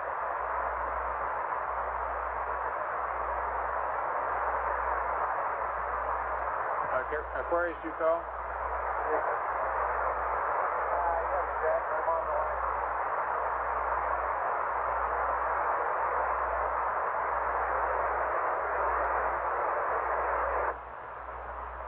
Okay, go ahead now. I can hear better.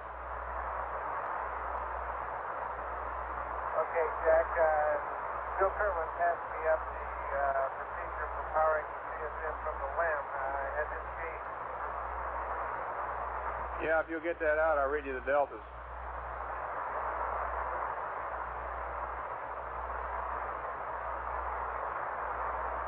Okay, I've got it.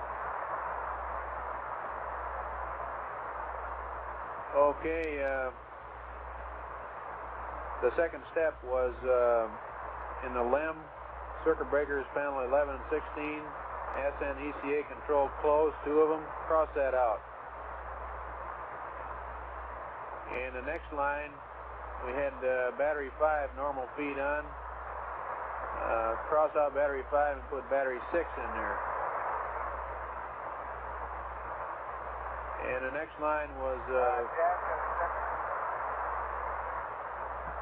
Jack, I had for step 3, I had bat 5 and bat 6 normal feed on.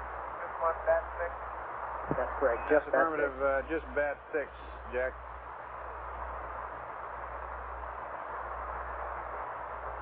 And the next line, you had battery 1 and 3. Make that battery 1, 2, 3, and 4. Just add bats 2 and 4, all 4 descent bats.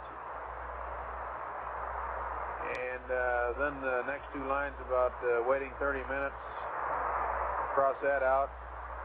And the next line about batteries 2 and 4 off reset, cross that out too.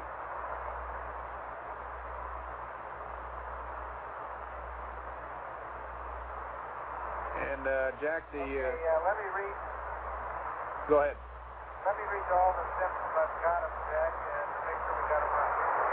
Step 1, CE, SMCA 2 closed. Step 2 will now be bat 6, normal feed on. Step 3, bat 1, 2, 3, and 4, off reset. You guys listen up to this when I was reading back.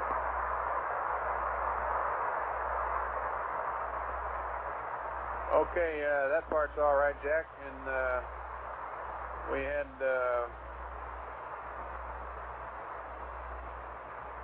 about 11 or 12 steps for the command module. They go as is with no change. And then we had a couple more procedures for the LEM. Capcom, there's 2 more steps. Stand by one. Toward the rear, on the next page. On the next page where it says bat 5 and 6 off. Command module procedures just to make sure that I have them right also. Okay, go ahead with the command module procedures. Okay, connect LEM CSM umbilical. Step 2, panel 5, LEM power 1, main D, and 2, main D closed. Circuit breaker. Step 3, panel 5,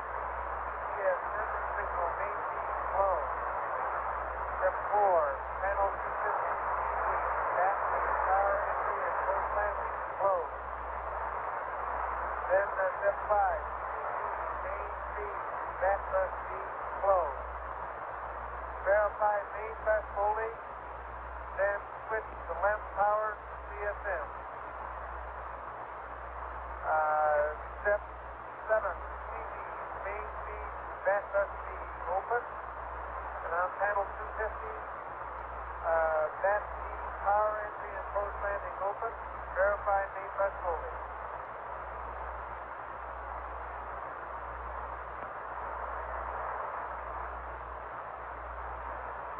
Okay, you put an extra one.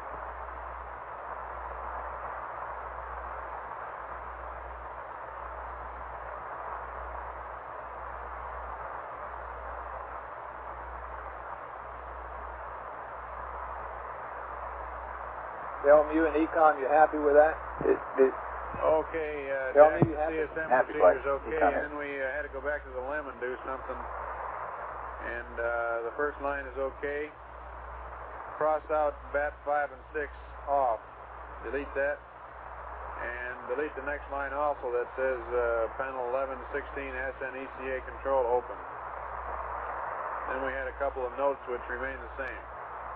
Go ahead.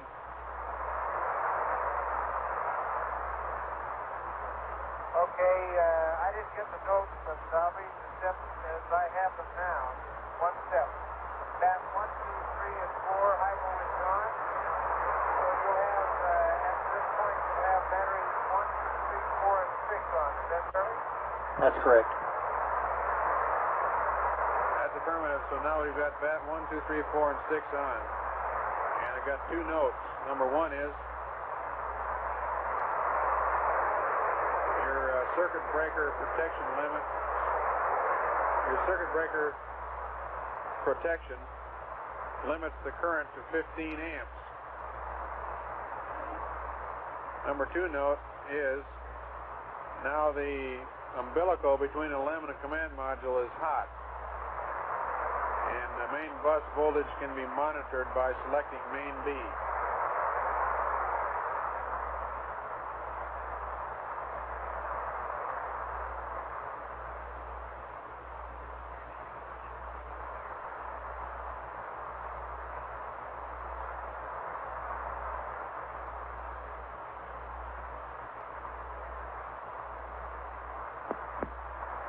Okay, now is he in a position to go ahead and charge the batteries? Or charge the battery? Say again, Jack. Okay, Jack, these notes are circuit breaker protection limits current to 15 amps. Note 2, the umbilical between the CSM and LEM is hot. I can monitor main B for the bus voltage. That's affirmed, Jack. Now he's ready for the battery charge procedure, right? And that's standard. No, what do you mean standard? No, with me, John.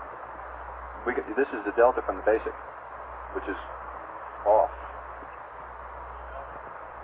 Because we got the Okay, Jack, one question here. If we transfer power like this, we're not going to cut it short on power remaining to get the entry interface, are we? Just power remaining. You'll have to say that again, Jack. I didn't get it. Okay. Stand by. Hey. If we configure the CSM for powering from the LEM, we aren't going to cut us short on LEM power requirements to get us back to entry interface, are we? Negative, Flight. That's a negative, Jack. According to the latest update, we've got ampere hours out to 203 hours.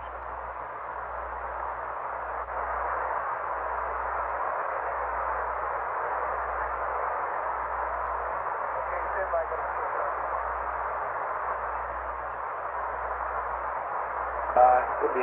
Okay, now my question is, where does this leave us? What do we do now? We want to read this whole battery A charge procedure up. This is a procedure that he doesn't have, and it's based on his present switch configuration, which is what we call basic now. Jim is he wants to know whether the procedure has been tried.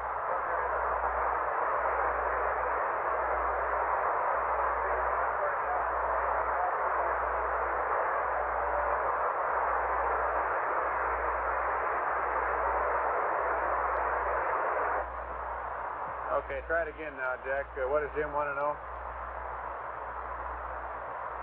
Okay, he would like to know whether this procedure has been tried and whether it has been found to be okay and there's no danger of shorting out any of our batteries or anything that we have on board the LEM now. Negative. We looked into that very thoroughly, and we don't think that there is. But it hasn't been tried. It has not been tried. You mean on a simulator somewhere or something? Yeah, or hardware somewhere. Not as far as I know, Clyde. Well, wait a minute. The battery charging procedure. Oh, yeah. But the transfer of LEM to CSM Yes, that's power has not been tried. Well, we've been transferring power all the way to the moon, and we haven't had shorts so far. And I don't think they've done anything that's going to cause any more. In other words, the path that we're following. The same one as the normal CSM to LEM power. Okay, and we won't short out a descent battery. No.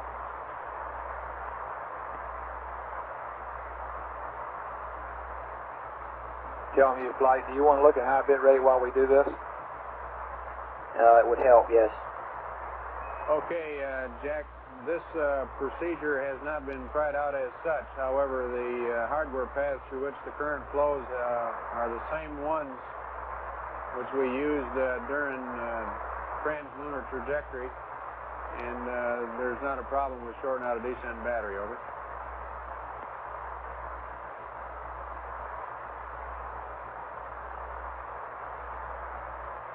I think you ought to tell him. Okay, I'll relay that to Jim. You ought to tell him that we are concerned about the fact that he's 20 amp hours down in his entry batteries, and we see that as a significant thing, and we want to pump the battery back up.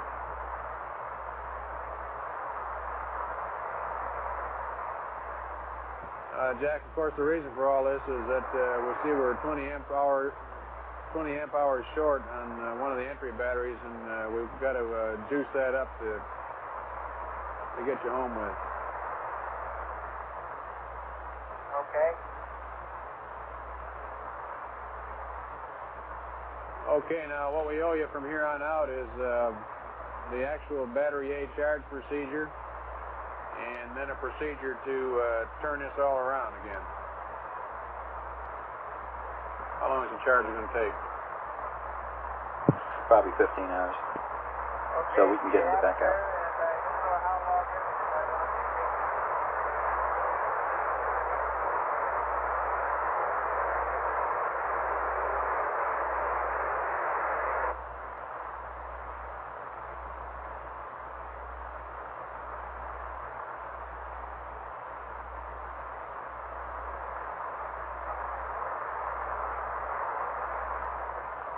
Okay, Jack, I have the procedure in front of me. It's about 18 steps. Flight And the info. reason it's so long is because We could probably improve voice here a little bit if you're willing to go hot mic by turning the biomet switch off.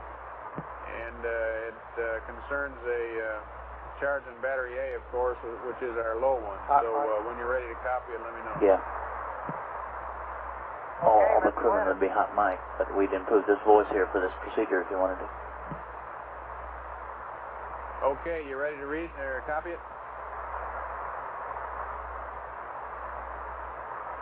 Yeah, Okay, on panel 250, circuit breaker, bat A,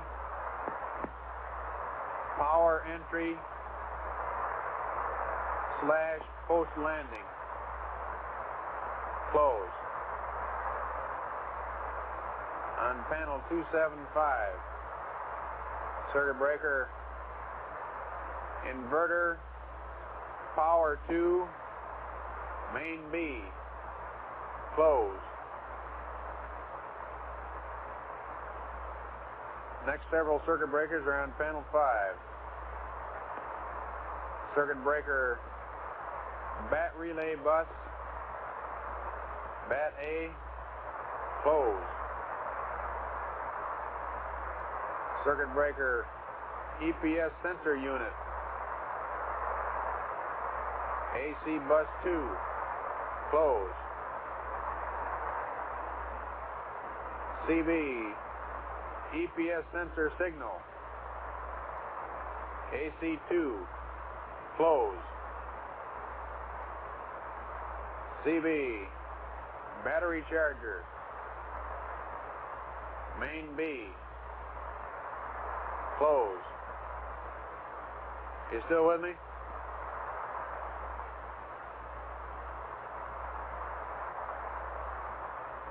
Okay, Jack, I'll read back those steps that you gave me so far.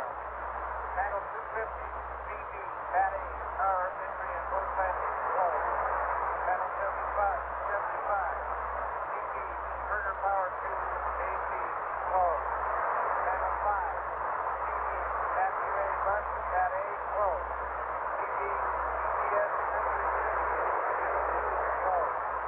CB, GPS sensor signal, EC2, close. CB, van charger, AC, close. Okay, good readback, Jack. The only one is number 1. Number 4, I didn't get your readback, but it's EPS sensor unit AC bus 2 closed. You got that?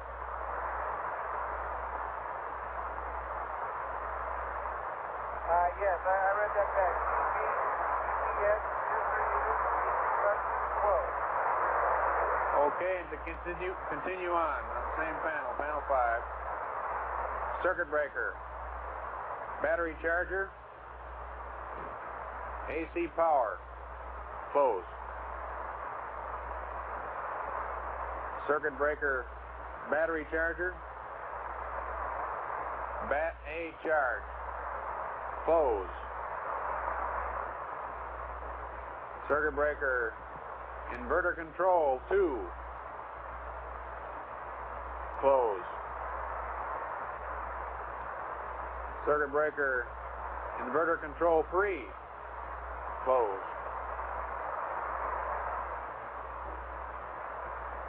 And I got a switch for you. Main bus tie, bat A/C, off. And another switch, battery charge to AC2. Read those back.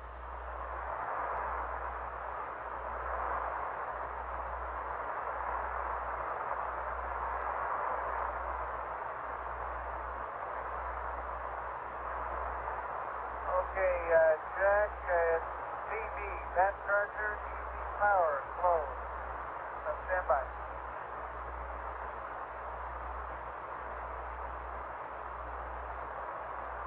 Okay, I had to get a light here. CB, van charger, bat A charge, closed. CB, inverter control 2, closed. CB, inverter control 3, closed. Those 2 switches. Main bus tie, bat AC, off. There's the second one, bat charger, EC2.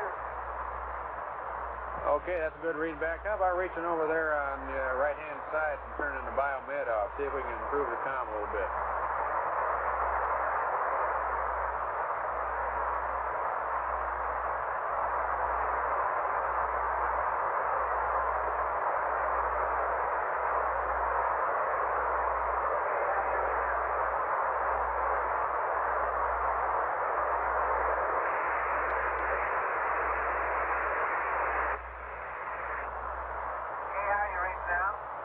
Okay, I'm reading real good now, and I want to verify that the main bus tie that we switched off was bat Alpha Charlie. That's verified. Main bus tie, bat Alpha Charlie, off. Then bat charger to AC2. Okay, and then on panel 3, I got a switch for you. AC inverter 2 to main B.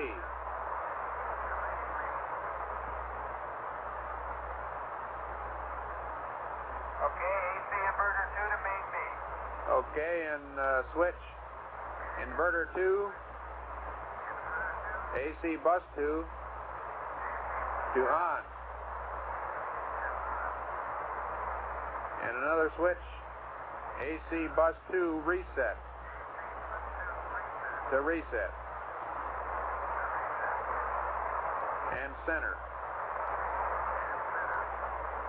Switch battery charge to alpha. Switch DC indicator select bat charger. And then what we want you to do is to report the charger current and voltage to Miss Pin every 10 minutes for the first half hour, and then once every 30 minutes after that. And that'll be on our call, Jack. Read back the switches I just gave you.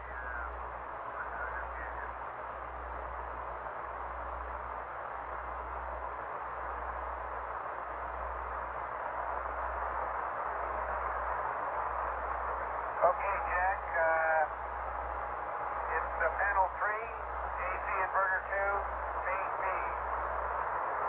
Inverter 2, AC bus 2, on. AC bus 2, reset.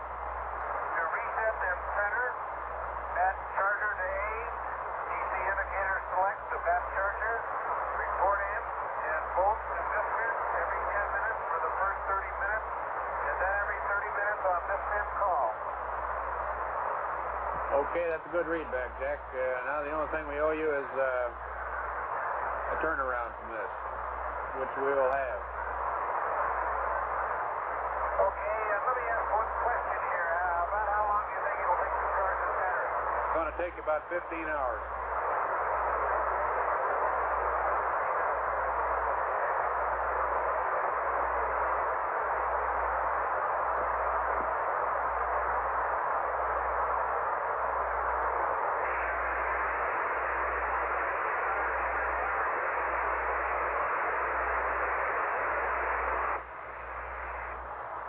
Jack, about how many amp hours of limp power will this 15-hour cost?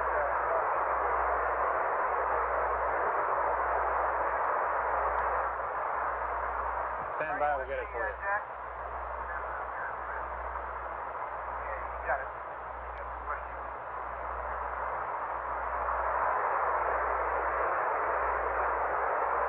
It's going to take 8 amps for 15 hours.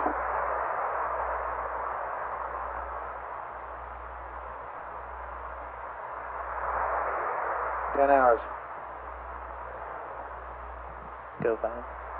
Okay, Jack, that's going to take 120 amp hours out of the limb, which is equivalent to 10 hours, which will put us back to 193 hours, and that's plenty. Okay, let me relay that to Jim here.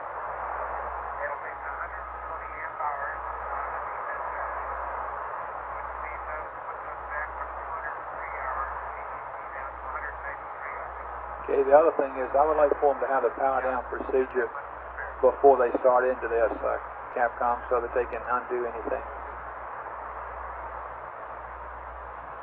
I would like to go ahead and give them... Jack, one question here. If we have any problem setting up this limb power to the CSM, is the quickest way to get out of it, return to the normal configuration, is for me to just switch the limb power to CSM to reset that off? Stand by one. Yeah, he can do that. Don't try to take the Ascent battery offline. One quick step in case Jim reports some sort of problem for us to get out of it quickly. Let's be sure we're telling the right thing, Talk it Calvin. over for a minute, Jack.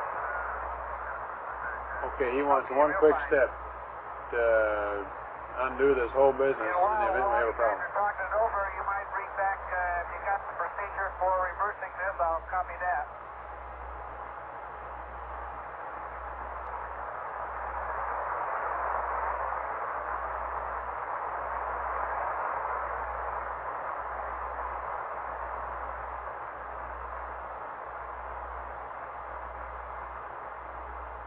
Like the easiest way for him to do it is to pull the 2 circuit breakers in a CSM. Which 2 are you referring to?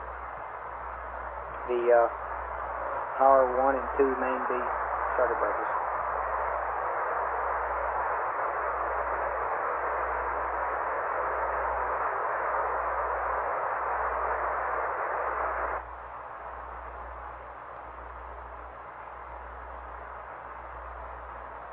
Okay, the point that we want to get at here is that we want high bit rate for this Capcom, and we want to go through it a little bit at a time. We want to ease into it by putting the power on the command module main bus D with no load, and we want to have high bit rate while we do that, and then we want to go into the battery charging business. Okay, in order to get out of this real quick and dirty like, the thing to do is to open the circuit breakers on panel 5 in the command module, LEM power 1 main B and LEM power 2 main B. Is that correct? That's right. Stay away from the switch. And we absolutely do not want him to take the ascent battery off, is that right? He cannot take the ascent battery off.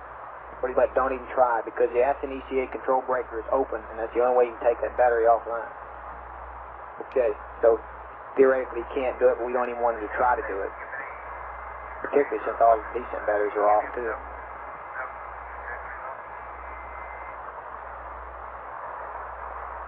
Okay.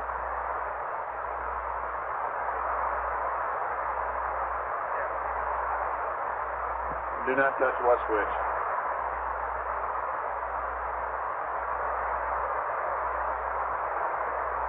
Stay over the loop, side.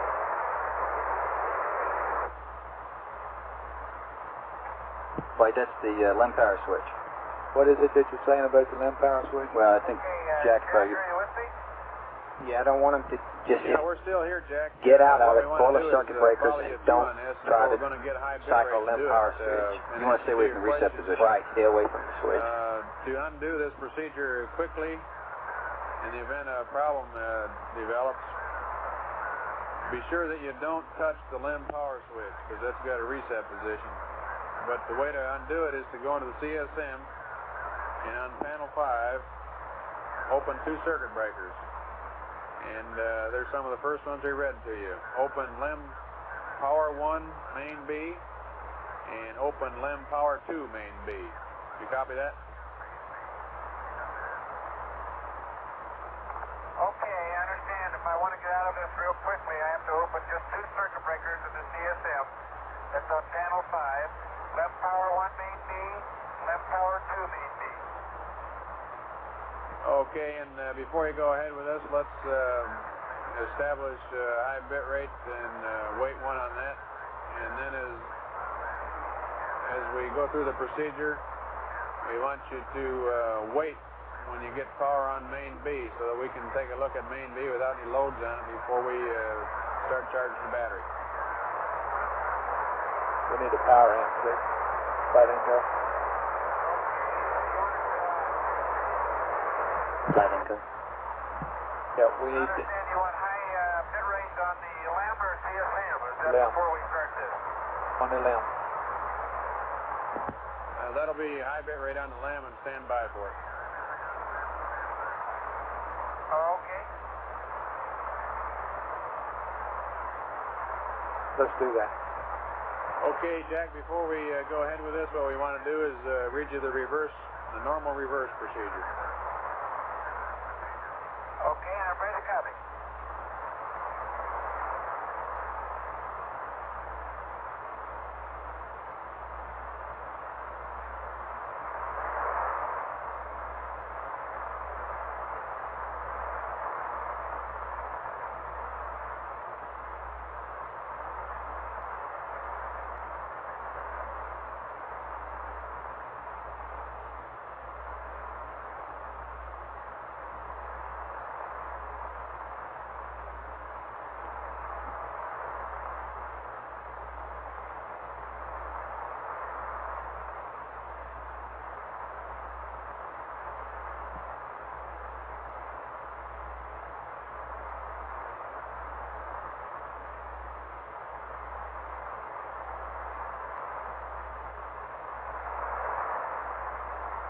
Okay, Jack, I got the start on how you reverse this procedure. You ready to copy? Go ahead, Jack. Okay, first you want to reverse the battery charge procedure. To do that, on panel 3, switch, battery charge, off. AC inverter 2, off. Panel 5, main bus tie, bat Alpha Charlie, on up. Panel 250,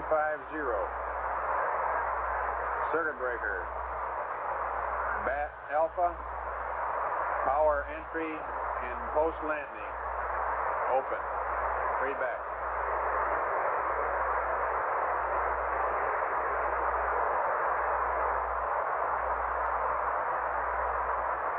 Okay, Jack. On panel 3, battery charger off, AC inverter 2 off. On panel 5, main bus tie, Alpha Charlie on. Panel 250, CB, battery, power entry and post landing open. That's affirmative, Jack. And then if you'll go back to the rest of the circuit breakers on that list, and just opposite, open them all up. Stand by one.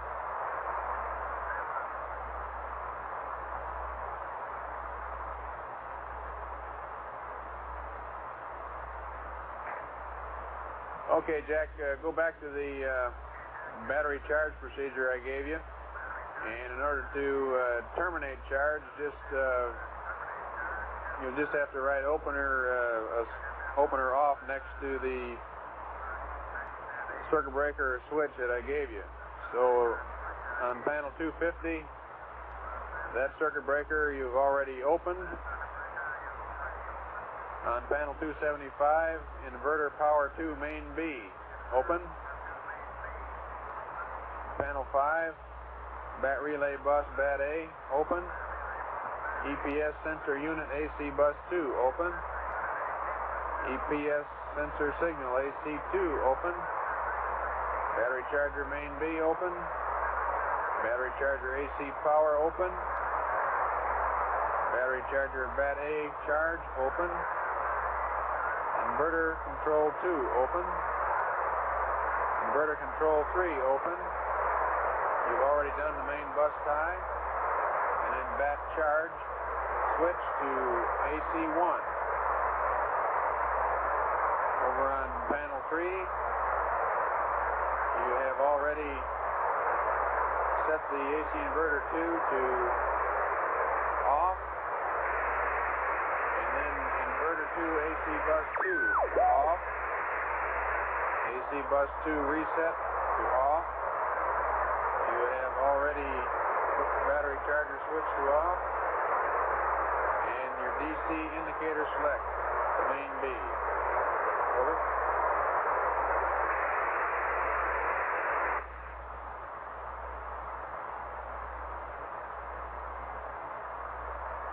Okay, Jack, do you want me to read it back to you?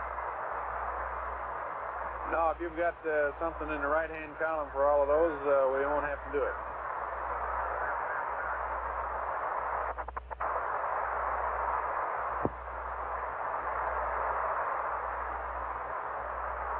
And now one more thing I want to do is how to untransfer lend power to the CSM. And I'll get that for you in a jiffy.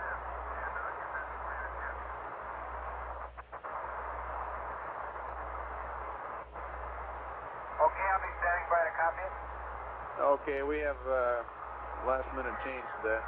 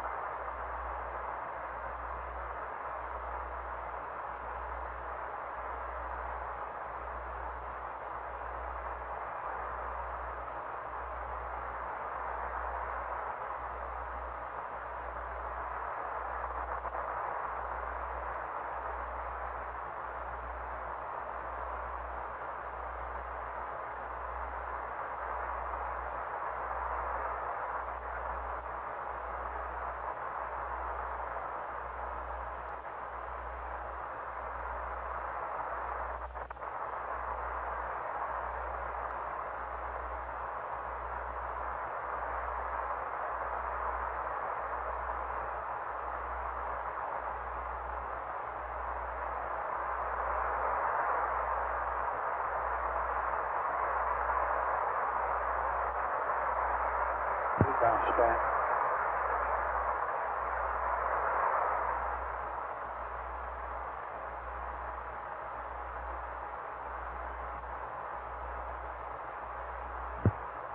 Surgeon, John, we'll meet you on MOCR 2.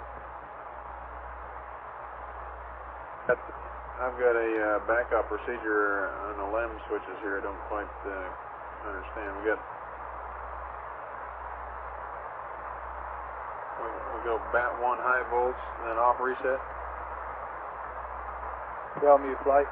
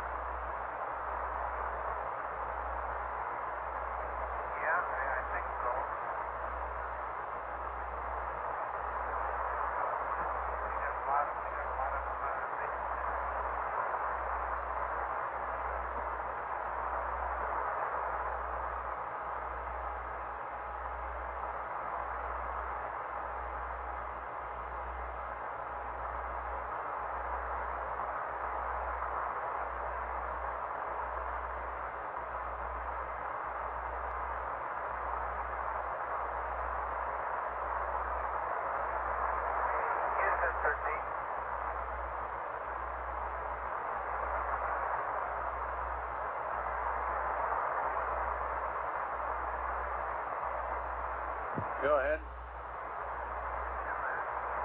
Okay, Jack, one thing that I guess you probably all have considered it, but what heavy things can we store down there where the SRCs normally go to help increase our L over D? I understand the question is what kind of heavy things can you store where the SRCs go? Yes, they go down there in the LED underneath the computer, and the heavier things you have down there increases the L over D. And we don't have any SRCs, so I just wondered what heavy things. We could probably put some cameras, television cameras, things like that are normally pretty heavy down there that in an SRC, which no, we can't put them in an SRC, but we can put them in that container down there, which would help increase our L over D. Anything else you could think of be greatly appreciated, because we don't even have a full weight tank. so we're down a little bit in L over D. Okay, let me pass that question along and get somebody working on it.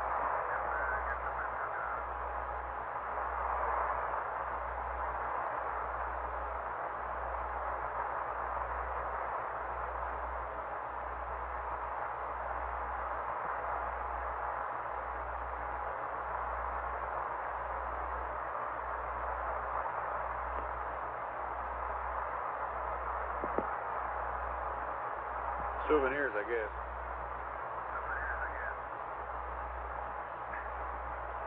What souvenir? All I've got is a Marine Corps foxhole digging shovel. You got all you need then, buddy.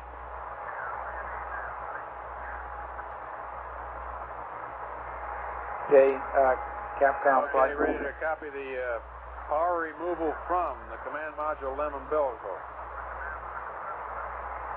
I'm ready to copy. Go ahead. Okay, this assumes that all the descent batteries are online and ascent battery 6 is on normal feed, as we said earlier. First thing you do is go in the CSM and look on panel 5, circuit breaker. LEM power 2, main B, open. LEM power 1, main A, open. Circuit breaker, EPS sensor signal, main B, open. Go ahead.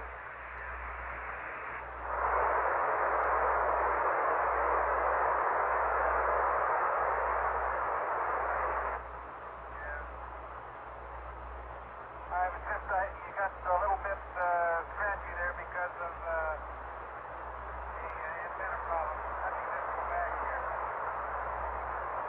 The Encode flight. Flight income. How are we doing? What's our rate now? The rate's about the same. It's degrading a lot, Flight. I'm not sure that we're going to have solid high bit rate all the time. We're in such our signal strength's dropped off so much on our peak Omni position now. You considered restarting PTC, getting a little bit better attitude? I don't much care to do that, but I guess I could. Are you saying it, don't we go through the second our... one is on panel 5 also. Circuit breaker, LEM power 1, main A, open. Should be main B. Circuit breaker, EPS sensor signal, main B, Like open. Okay, Yeah. read those back from the That CSM. should be LEM power 1, main B open. Main B open, Capcom. You read it up wrong, I'm sorry. LEM power 1, main B.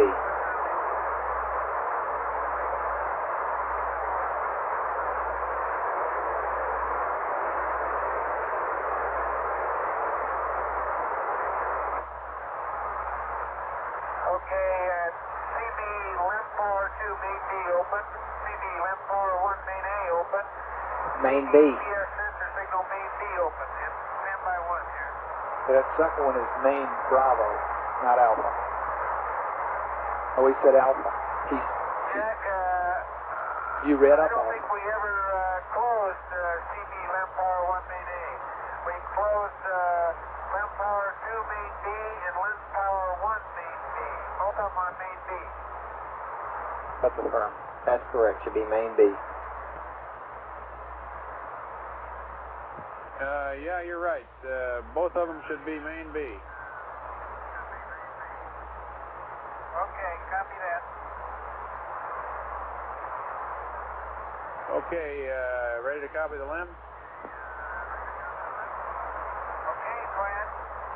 Okay, on panel 16, circuit breaker, EPS, bat feed ties, 2, open. And now you got to listen real carefully for high volts and low volts.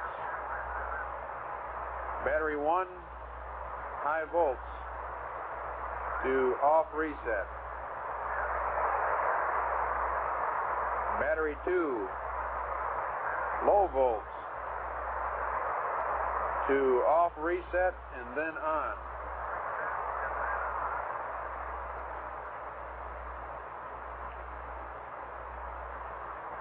Battery 2, high volts, to off reset and then on.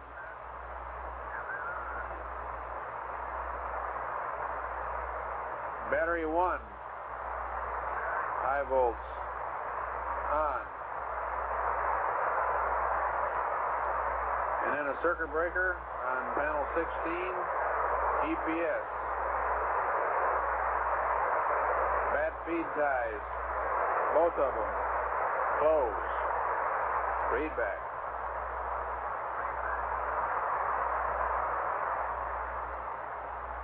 Okay. On the left side of the house is on panel 16, CB, EBS, bat feed ties, 2, open. Battery 1, high voltage, off reset. Battery 2, low voltage, off reset, then on. Battery 2, high voltage, off reset, then on. Battery 1, high voltage, on. Then on panel 16, CD, bat feed ties, 2, close. Okay, that's a good read back. That concludes the procedure going both ways, and now we just have to stand by. Okay, when do you plan to start this? Darn soon.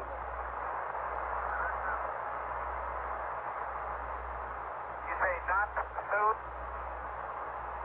We're going to do it pretty soon, but we want to have high bit rate, and we don't want you to give that to us until we tell you.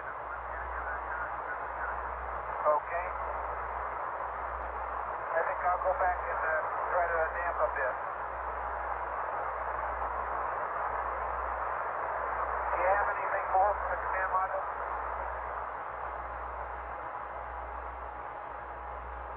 We're discussing 2 items, but we don't have them ready right now.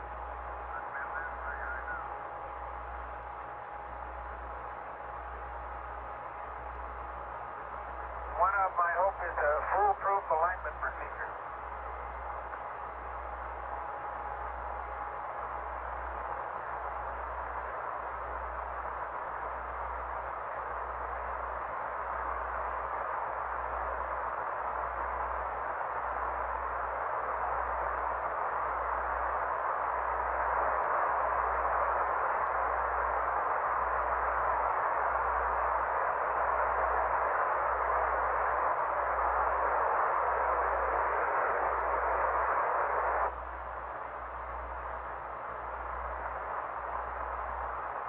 Jack, just for curiosity's sake, does Fido have any information as to whether that helium, that sea tank dump Fido, affected flight. our trajectory at all? Go flight. Tell us the latest on the trajectory, please. Hasn't changed, flight. Have you, you haven't put a super batch together or whatever you call it? Are we still 6.24? That's confirmed. You have some more data that you're taking in? We haven't taken another DC flight. But your post helium tracking is still saying 64 minus 64. Window flight, yes sir. 624. Okay, Aquarius, our tracking data shows that since the helium dump, our entry angle has not changed from its value of 6.24. And somebody calculated that if we had a propulsive vent, that helium could roughly at the maximum only impart a delta V of half a foot per second or less anyway. But we're continuing to track, and as soon as we get some more info, we'll pass it along. Okay, see that's 12, Jack. Thank you. Sure. Your 6.24 sounds good.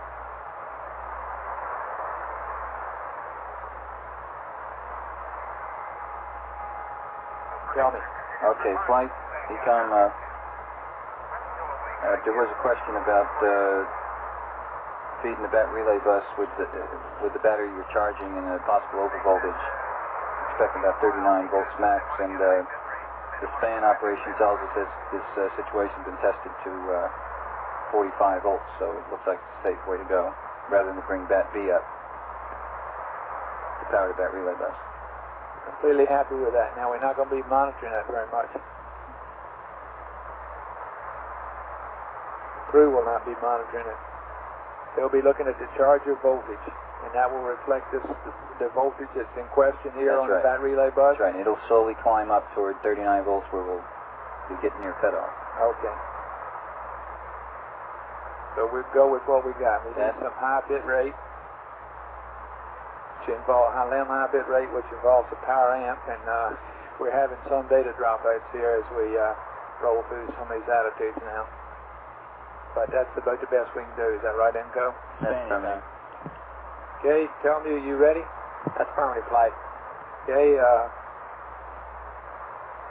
get all your eyeballs up in the back room. And Econ, you stay glued to your headset here. Make sure you don't have any data. Got what comes down from the other ground. Flight Inco. Go. Need the power amp breaker on panel 16N, normal voice, and high bit rate. Okay, get the high bit rate. Okay, we all ready to go? Yeah, you got your power amp circuit breaker in, normal voice. I'll get it. You ready to go? Yes.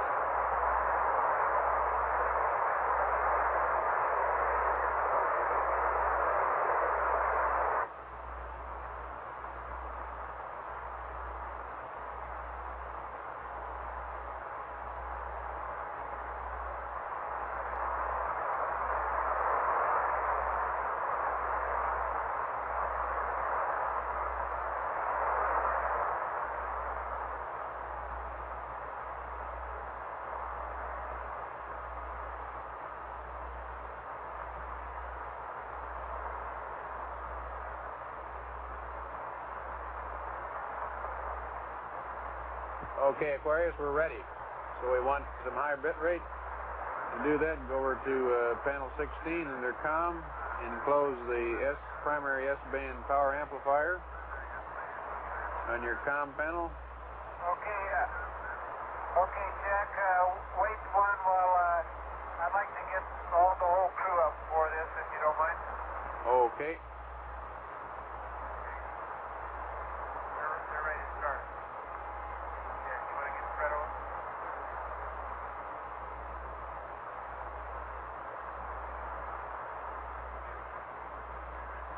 I want to transfer some power. I want to go to high bit rate here first, and then want to transfer put the left power to CSN, Fred. In fact, Capcom, we're perfectly willing to wait a while I bring Fred up to speed. There's no hurry about going into this at all. Jim, I'll give you the comm. Aquarius, there's no great big rush. If you want to let Fred come up to speed slowly, why, maybe that'll help out.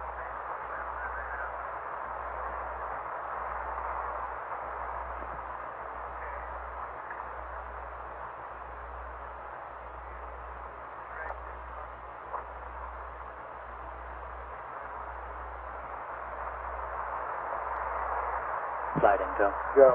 They're all still in hot mic. Okay, that just means they're in backup voice. Right? Well, the biomet switch off puts them in hot mic. They're in dead voice. So when we go to normal voice, that'll go away. Is that correct? That's permanent. Oh, okay. Well, there.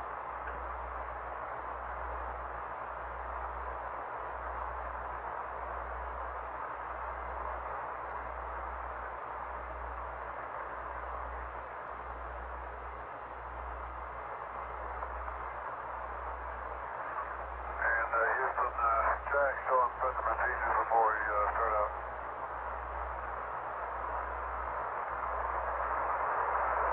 Say again, Jim.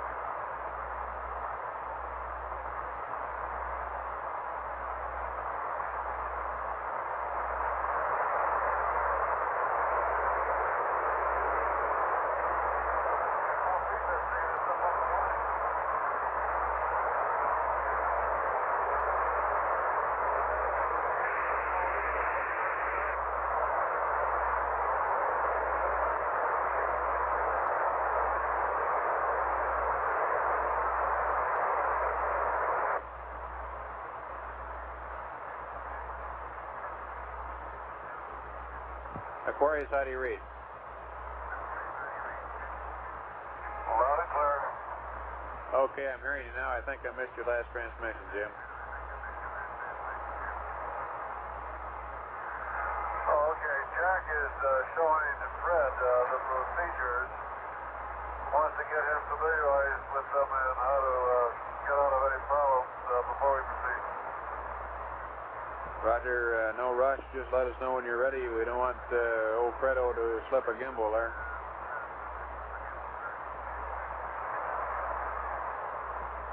Yeah, we're watching them.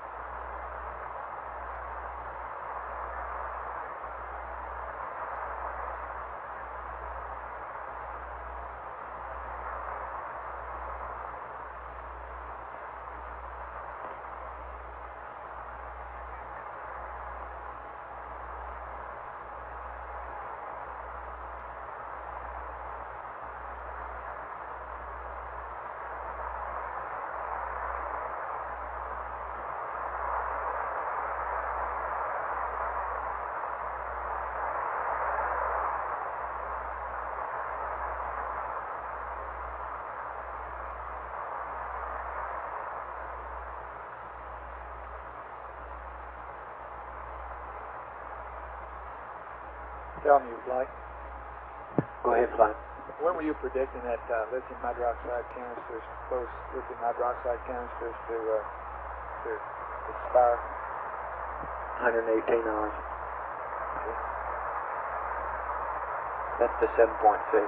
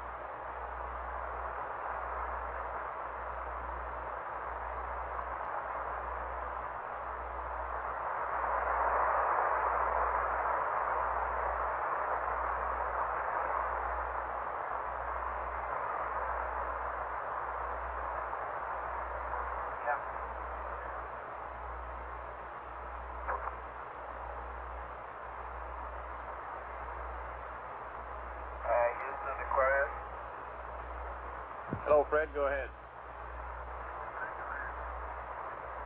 Okay, I guess the only question I have is in the very first portion involving the limb there, where it has me turn on only bat 6, and it's turn off all the descent bats.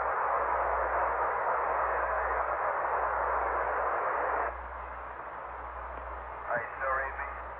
Okay, I read you until after turn off bat 6. Or correction, turn on only bat 6. Okay, the question is, we only want one acid battery, bat 6 on the line, immediately followed by turning off 4 descent bats. Is that correct? That's affirmative. That's affirmative, Fred. That question's been bandied around, and we decided to go that way.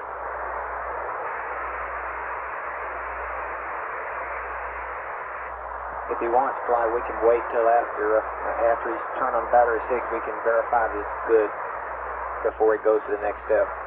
Say again, please. We'll be powered at the other bus via the cross-side balance load breaker. Is that correct? That's correct. That's affirmative. That's affirmative, and we're reading a current of 11 amps right now.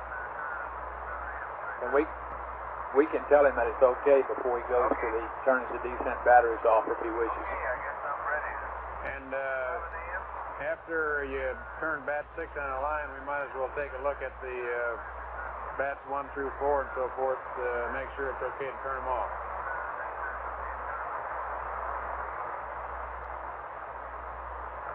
All right. Are you ready, gang? They're ready. Yeah, we're ready for the power amplifier and the high bit rate and normal voice on the function switch, please. Okay.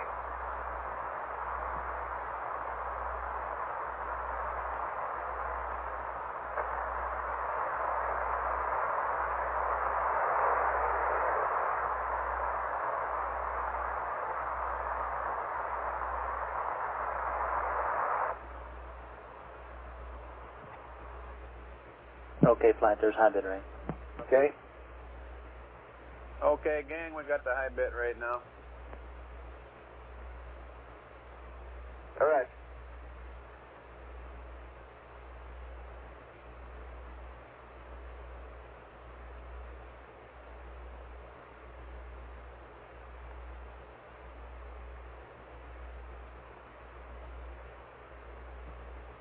Okay, battery 6 is on.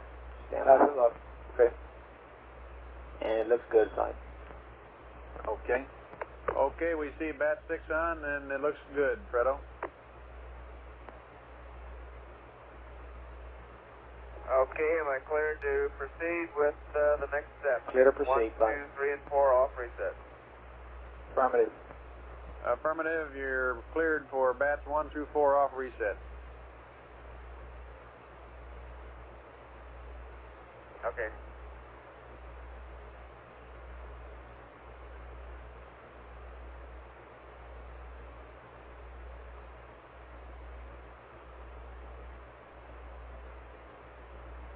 Still look okay, tell me? Yes, still looks okay. Okay, still looks good.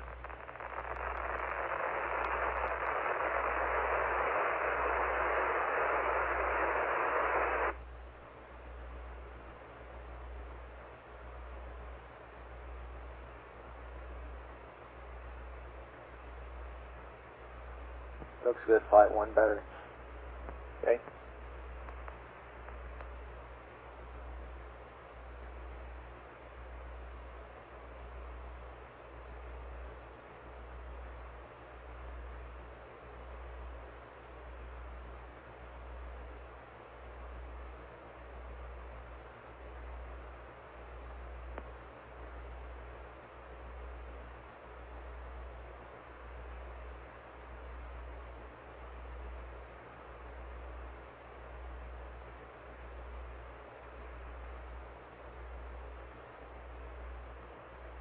Okay, in Houston, we need a call from you when to have Jack proceed up in the Odyssey and start up there.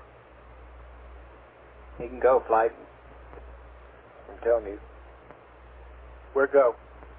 Okay, Aquarius, Jack can get with it right now. Okay. Econ flight. Flight econ. Go hand over right now, please. No, dude, we're no danger of handing over flight. Well, okay. We don't intend to. That's firm.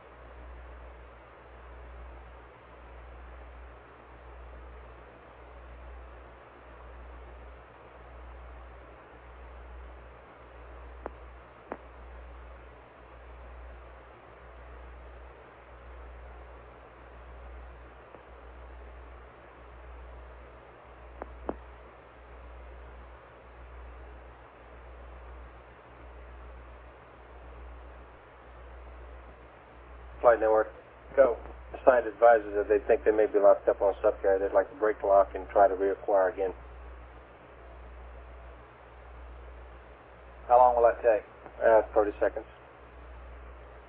I concur, Flight. It looks like that to me, too. Okay.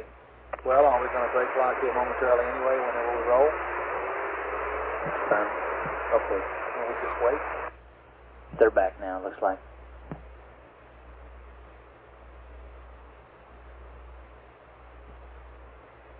I think it was a result of the fact that they did lose lock when they reacquired. They may have been on the... They're locked up properly now, Flight.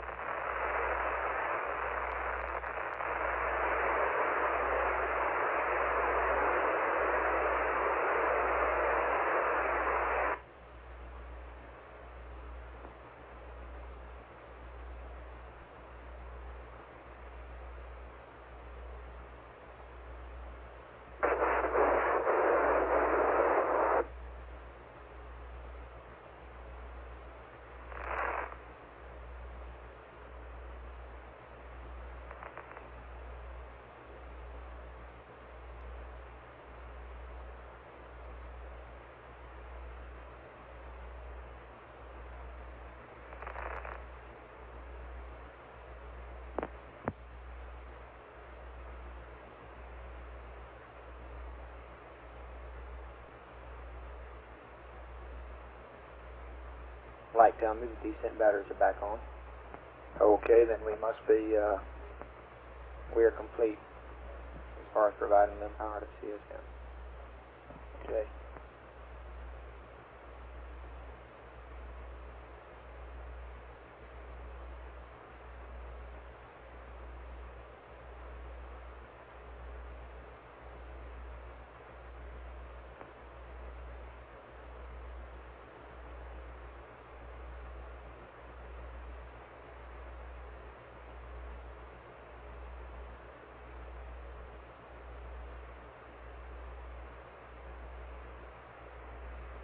Okay, Houston, Aquarius, we've completed the power up, and things look good upstairs, so we go for proceeding with battery charge. Okay. Tell me, look okay to you, huh? Looks fine, Flight. Okay, go, Capcom. Okay, Aquarius, you're going to battery charge. Roger.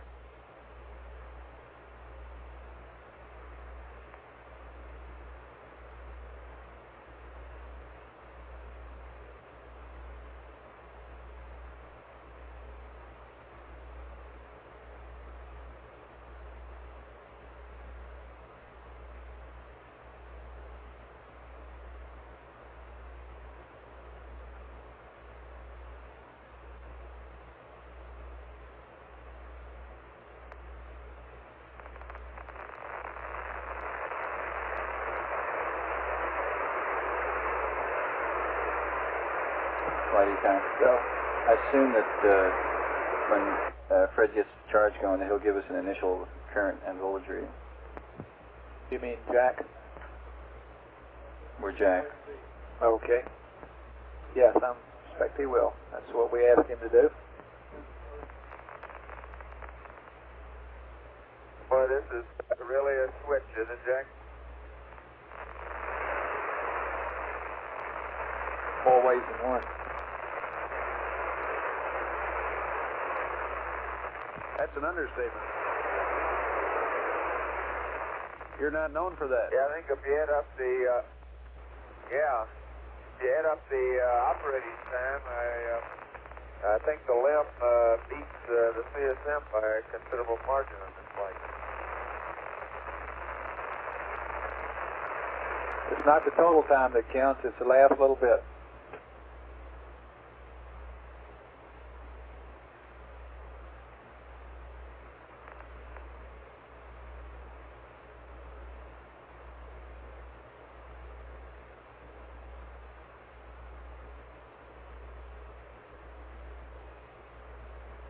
Roman just hired you. Yeah.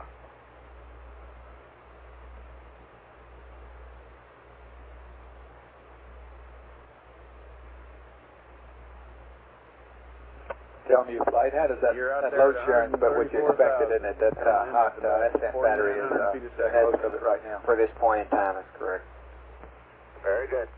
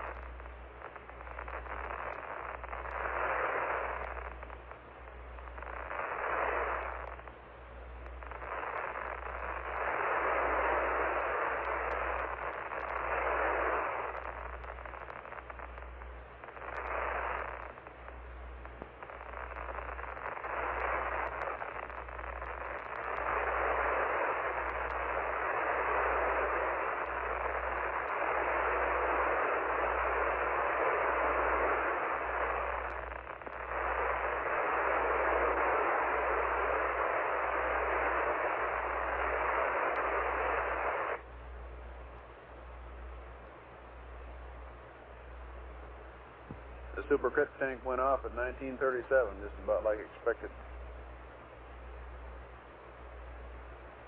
Yeah, it also must have not did very much except the rates. I was asleep then and I didn't hear a thing.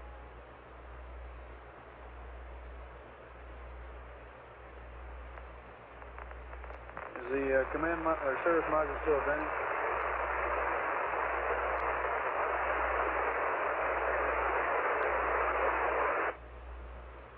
Jack said it was just before he went up. Right now the sun's over there and I can't really tell.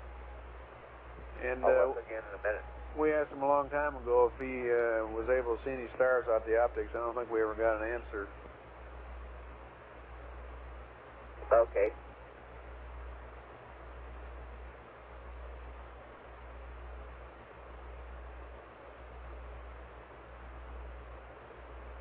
That was a pretty good sleep station I had rigged up, Jack. I took one of the sleep restraints out of the command module, zipped up in it, and then hooked the tie right at the top of the zipper onto the LEM upper hatch handle.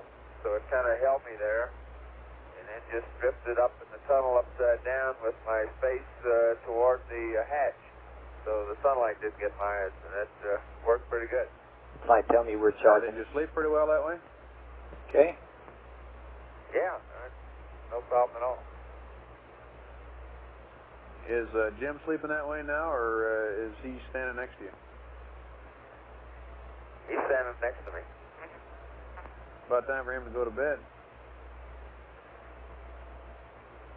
Okay, the voltage upstairs is 34.3, and the charger is reading 2.5 amps. Okay, 34.3 and 2.5. Is that okay for you? That's what we expect. And Ecom says that's what you expect. Pretty cold. Good. Say again your last? And they both came down here rubbing their hands, shivering. It's pretty cool upstairs.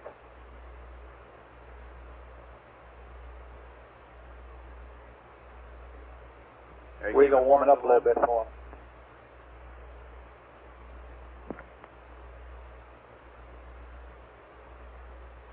Yeah, it's pretty reasonable down here.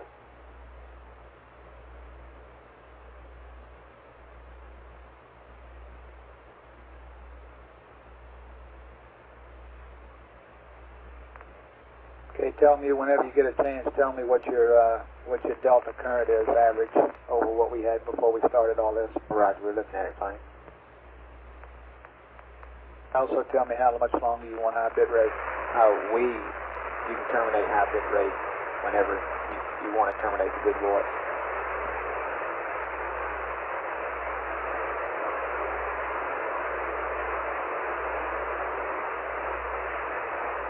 Okay, and right now it looks like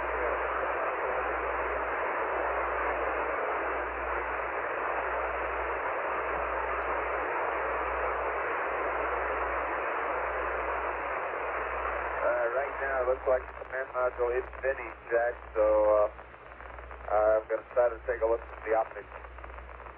Okay, did you say it is not venting? Yep, that's the word. We just looked through the AOC and it can't say anything back there.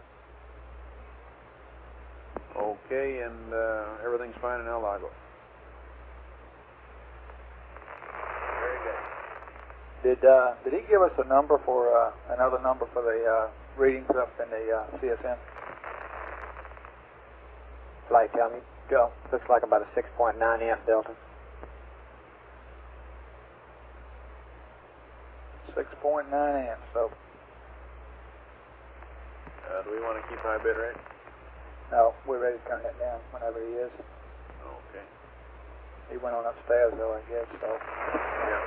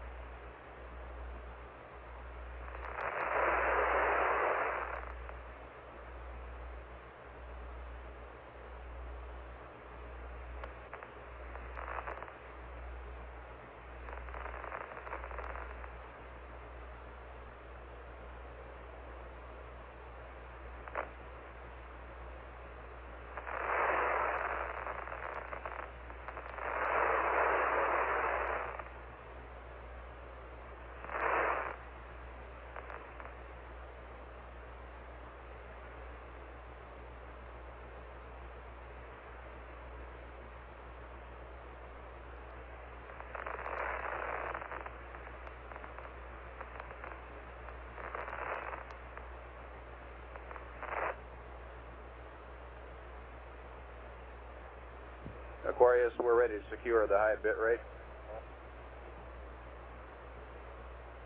Okay.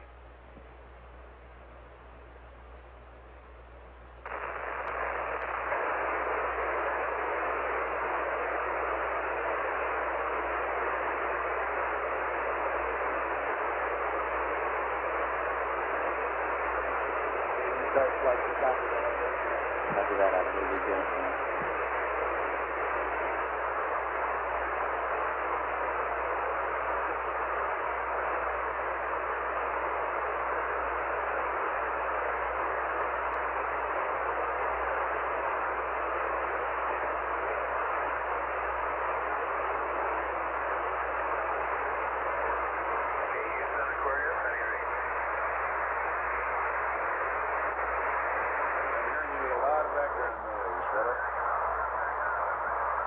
Okay, I know. I just put on this again.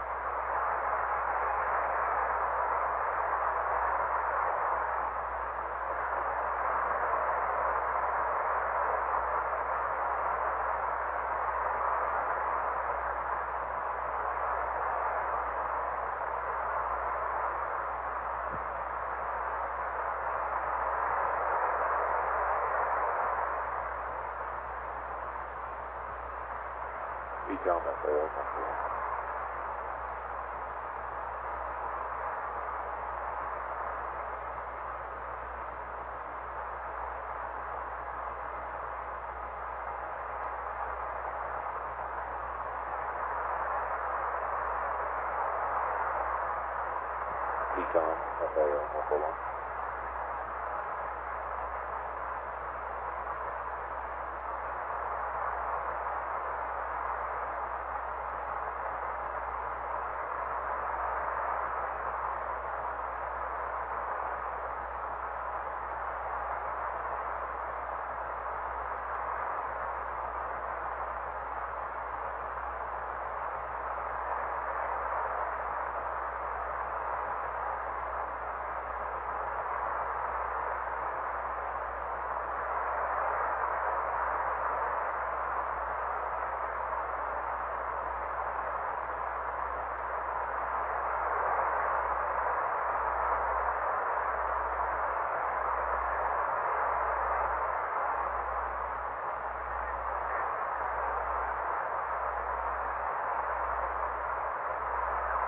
Span FAO, Alpha 1.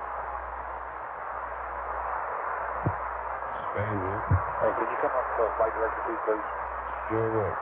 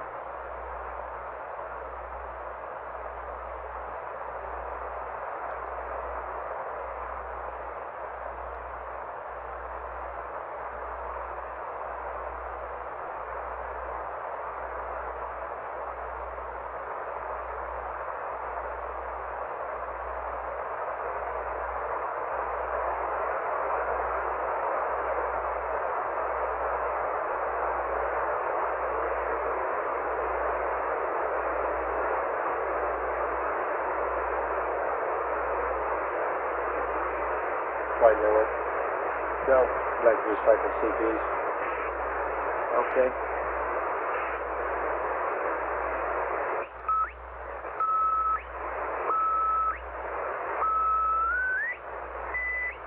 And so Flight, what's happening here? We got to a period where we're not going to maintain data? During the CP recycle, we won't have any data. Yeah, but we're back in low bid right now, and it's coming in. okay, but I thought all that activity was all due to a CP recycle. So what's going on before you call me? Are you talking about that noise plant? Yeah. I'm not sure what that was. Let me check.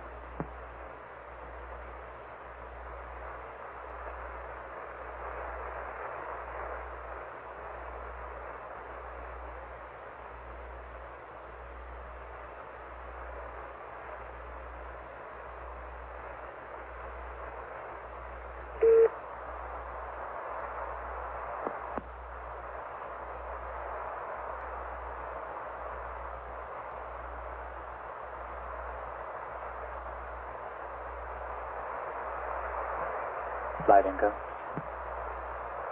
Go. That noise was just the site sweeping its uplink.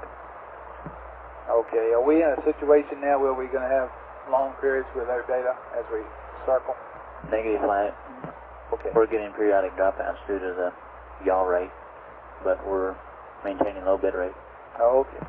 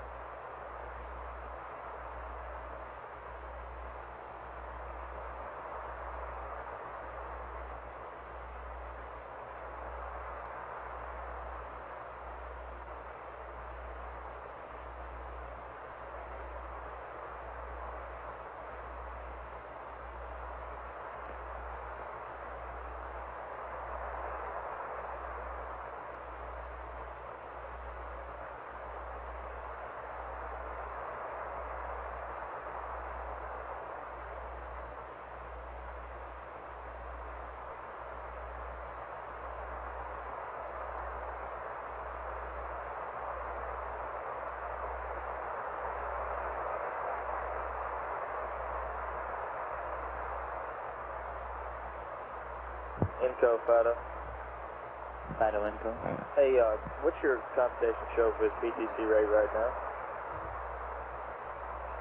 No, we haven't taken one in a while. It's still, as far as I know, it's still the same. What was your saying? 2 point what? 2.7 degrees per second. Yeah.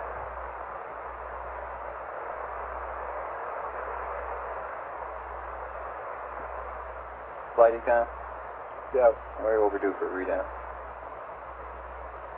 Maybe they misunderstood that. Thought we'd call them every 10 minutes. We can do that if they want. Okay, let's get one of those. Let's get one right now. I'd like to see what that Voltage current. Capcom. Aquarius, could you get a amps and volts readout from Odyssey, please?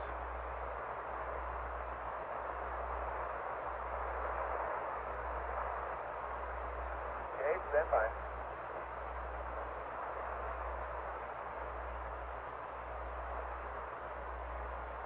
Flight Inco. Go. Doesn't look like he's pulled that power amp circuit breaker yet. Did we verify that? Okay.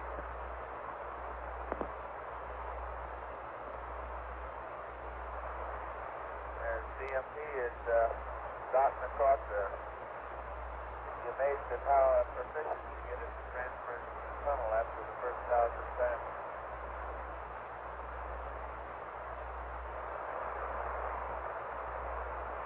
The Capcom, we need to verify that power amp circuit breaker is back out. I didn't catch your last there, Fredo. We'd like you to verify that your power amplifier circuit breaker is open.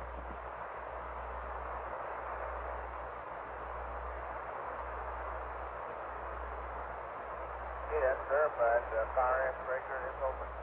Roger.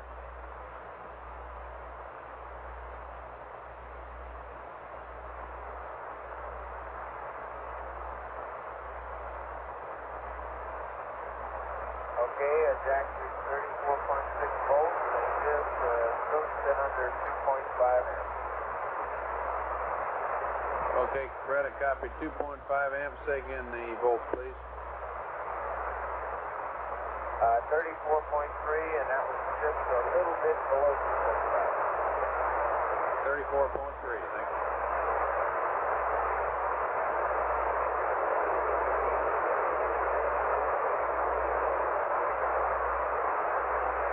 Okay, Brett.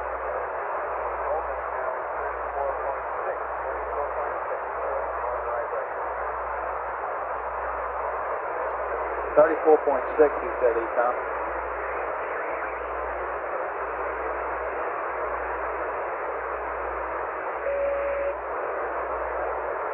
Econ flight.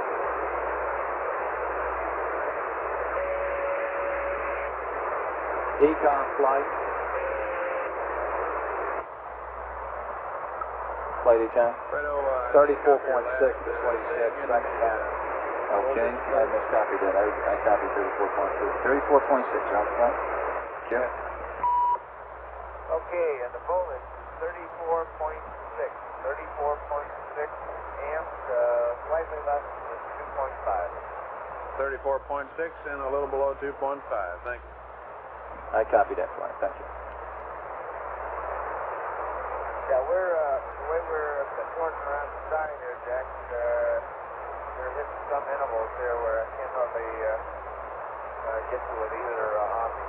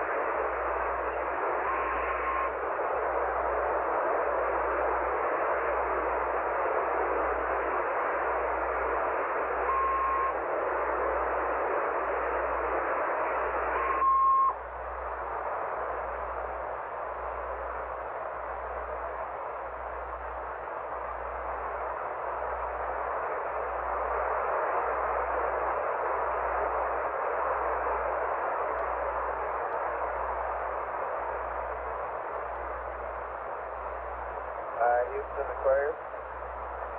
Go ahead, Houston Aquarius. Okay, Jack reports from upstairs that he can see stars and constellations out of the optics when the sun angle is such that it is reflecting off of a limb, portion of a limb quad and one other structure that happens to be in the field of view right now. Get really trying to move him around.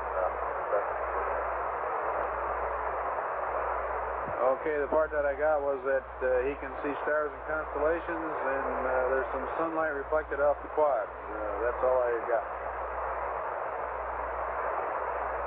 Yeah, the point being that at least in their present orientation, he has to kind of wait till the sun isn't reflecting off of the limb to see him.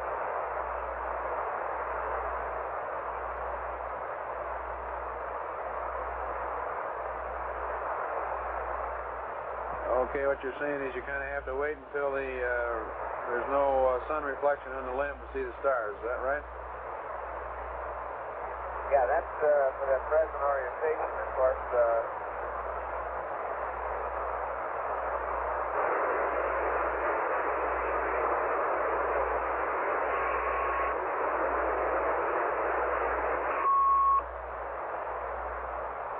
later on you can probably move it around and you can look at some maybe pick up stars. Okay.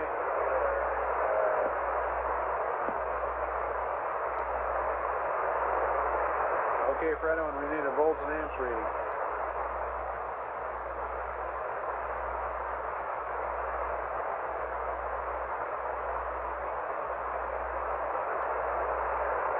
Okay, bring it back upstairs. Econ flight. Flight econ? Okay, how much longer have we got to do this? 30 minutes? Is that what you said? Yeah, I think I'm going to ask him for one more 10-minute interval, and then we'll go to 30-minute intervals.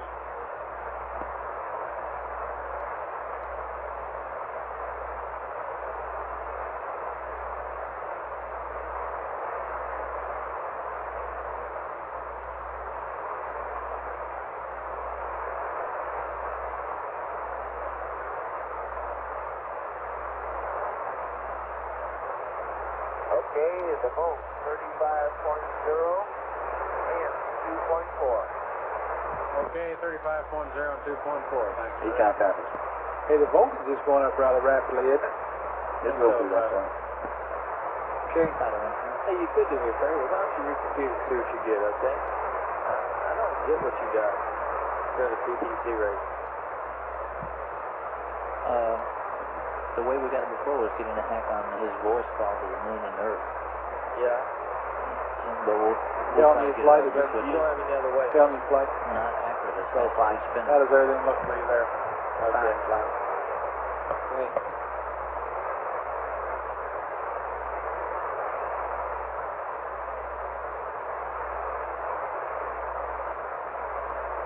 Hi, Dolenko.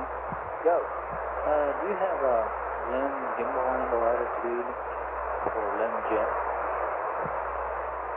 Now? Negative. We don't have the attitude that we're going to jet yet. Oh, okay. How about that? Well, it's kind of hard for me to be telling you how many. Okay. When do you think you'll have it? Impaired is working on it. Right. We'll let him start into it. Right.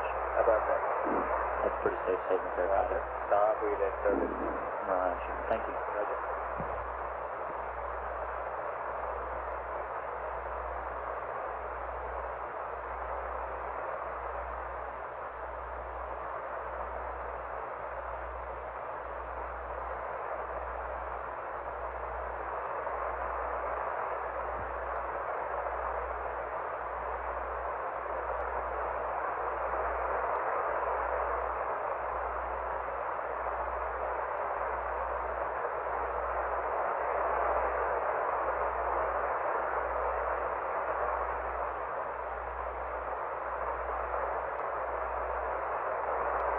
Tracking data. How's the tracking data?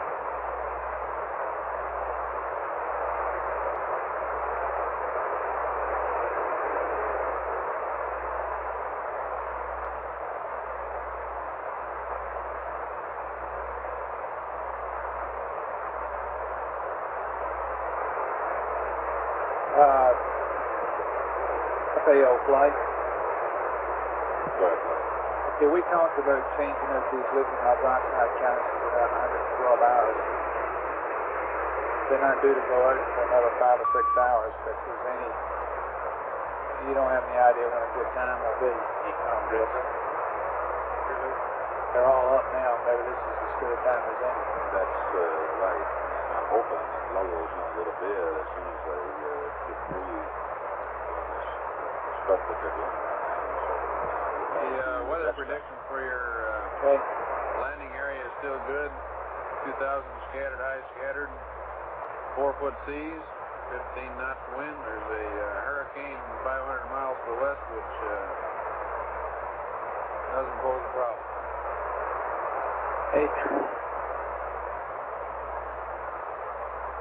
Hurricane or typhoon?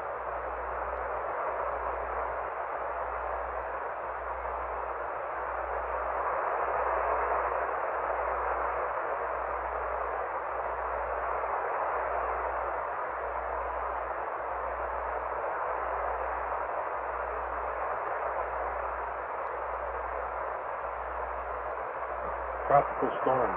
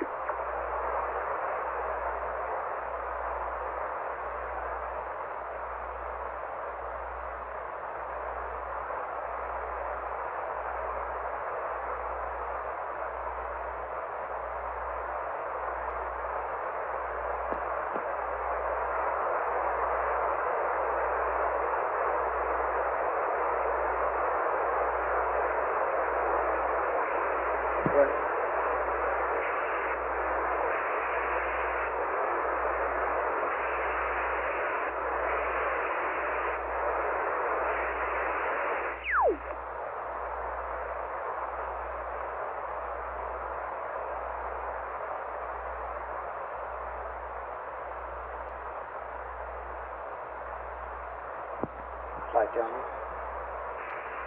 So, we took another look at this average current here, and it looks more like about 8 amps, because you can see it, tagged up with what Ecom originally figured.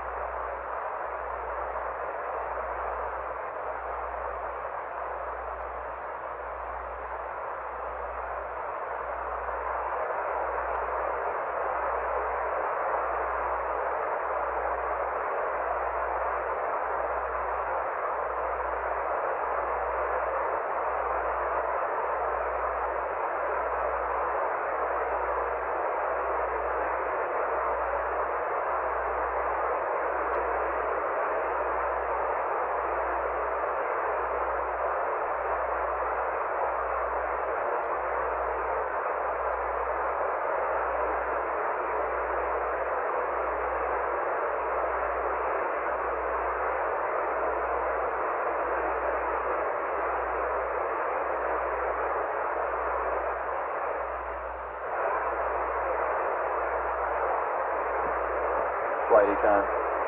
So, time for another readout of amps and volts. okay.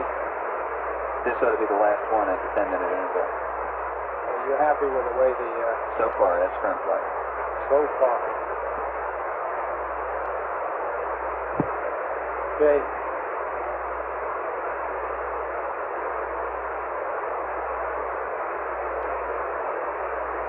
Ecom and tell me, Econ here. okay, you guys be sure that you brief Clint there on your, on what we read up to the crew about the emergency action to get the battery charger off the line. And tell me the same to do. Right. That's fine. I don't mean tell me for you to tell Clint, but tell your I understand. I figured you did.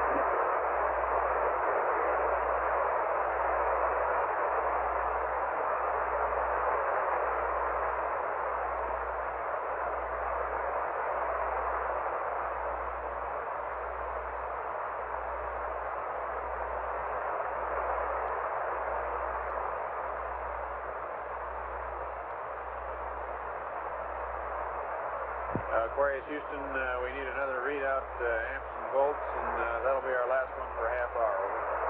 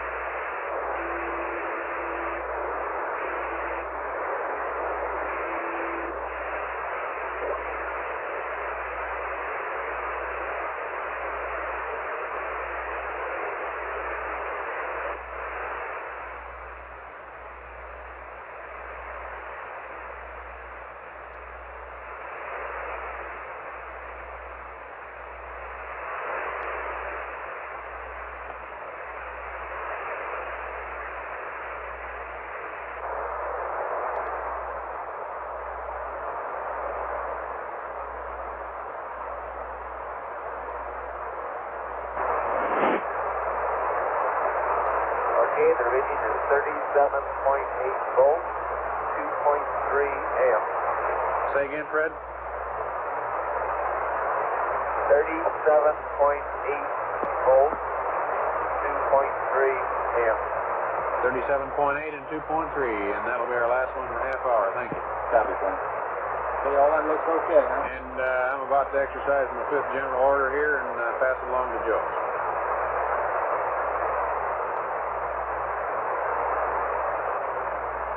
Yeah, it must be getting around a meal then.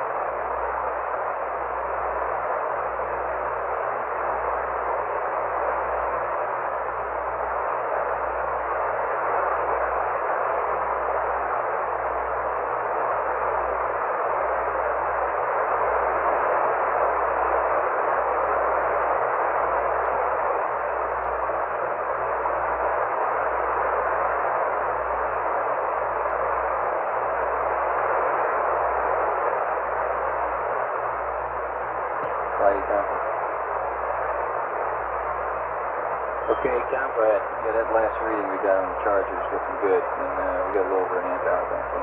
Okay, let me do my thing here with the black team and or whichever team it is that's on, and let you other guys hear what we're talking about to be sure we're not missing anything. Okay.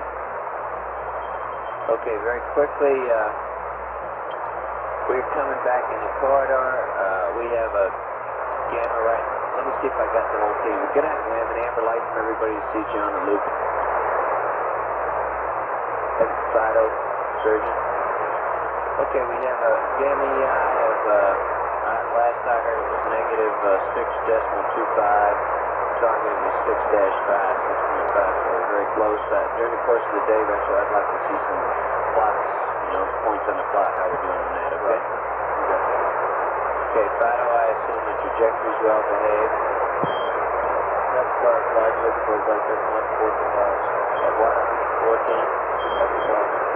Okay. Okay, guidance, I don't have any problems right now in your area. Do you have any? We'll be working on the infantry solutions.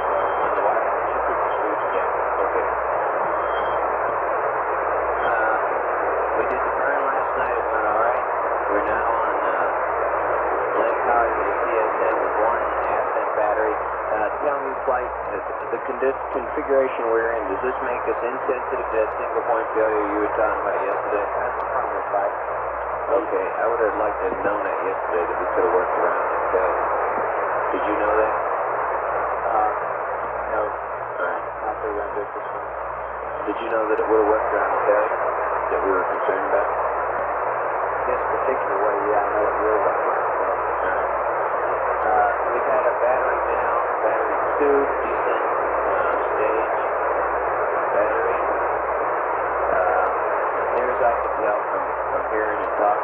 conclusion is that we think it's the sensing circuitry. Is that still the situation? It seems to have cleared itself, right? We no longer have that malfunction, but several times over the past couple hours. Well, about an hour and a half ago, there was a number of, it looked like the switch was chattering back and forth, and it continue to give a master alarm. Okay, let me ask you. It's off right now. The mail, is the pilot's warning system configured normally now? He has pulled his master alarm circuit breaker. Okay, but his lights are okay. What will he miss with the master alarm circuit breaker being out? He'll miss a audible warning. So he'll get everything else. All the lights will off. Yeah, I was just wondering why we're in that configuration. Any special reason? Because he was getting a battery now that was coming on and going off. Okay, but he'll still get that, won't he? He will not get a master alarm if it comes on again. He will get the light. Okay. And will you see that here? Yes. Okay. I know. Mel keeps telling me the reason for pulling it that has gone away, and I agree. Right? You would too. It's gone away right now, but there's no guarantee it will stay away. Okay. And you can see on PM and he gets the light. Okay.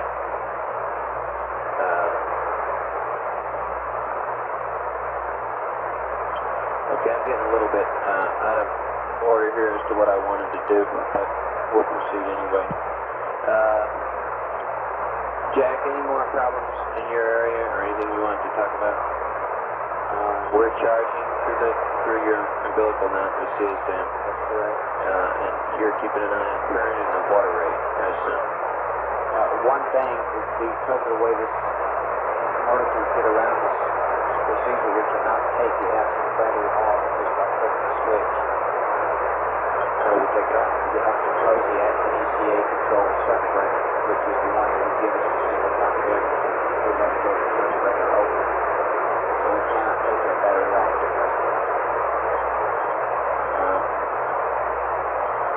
Okay, but you have now left me in the air. Surely you want to hear the Capcom procedure for doing it if we have to do it. Do you want to leave me right where you might like it? Yes. Close the acid ECA control breaker. And the normal switch off. That's the 6 off switch off. You have to close the breaker. That's an ECA. You got that, Joe? We have to take this battery off and then turn the battery off.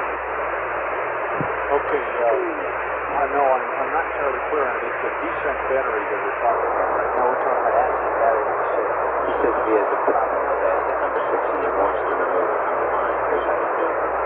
Okay, if you want to remove acid battery number 6, you open the acid ECA circuit breaker. Close the acid ECA control circuit breaker. Yeah. And then you take that 6 normal switch, put it to off. And that's it. And then you open the acid ECA control breaker. Okay, the breaker's open now. It's open right now. And if we want to take the descent off, is it normal procedure? That's correct. Are the acid vents online now? Just one of them, Joe. Everything's online. Okay. You want to know the reason for just one acid battery? I'll come around to that. I want to kind of get the whole team here to figure out which I'll come back to. Okay, so we're now charging the CM battery out by some you can. The charging's going on as we can tell. Joe, we're going to tell them to tape another canister, CSM canister on the end at their convenience. Do we do that now? Is that the plan? Do we go ahead and do that now while we got them all up? That's what Milt indicated. Tape on another canister.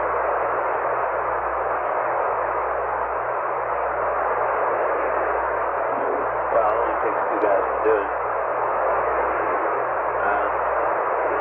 Okay, now a couple things happened that I guess I'd like to hear some more about last night. You know, the sheet bang and things like that, but I don't guess there's any big deal about it. Expanded and changed the rotation rate, which is not surprising. Now let me tell everybody what I know about the entry checklist. That's been worked all day, yesterday, and they had a marked up set of checklist checklist that they were using in the simulator yesterday towards the end of the day.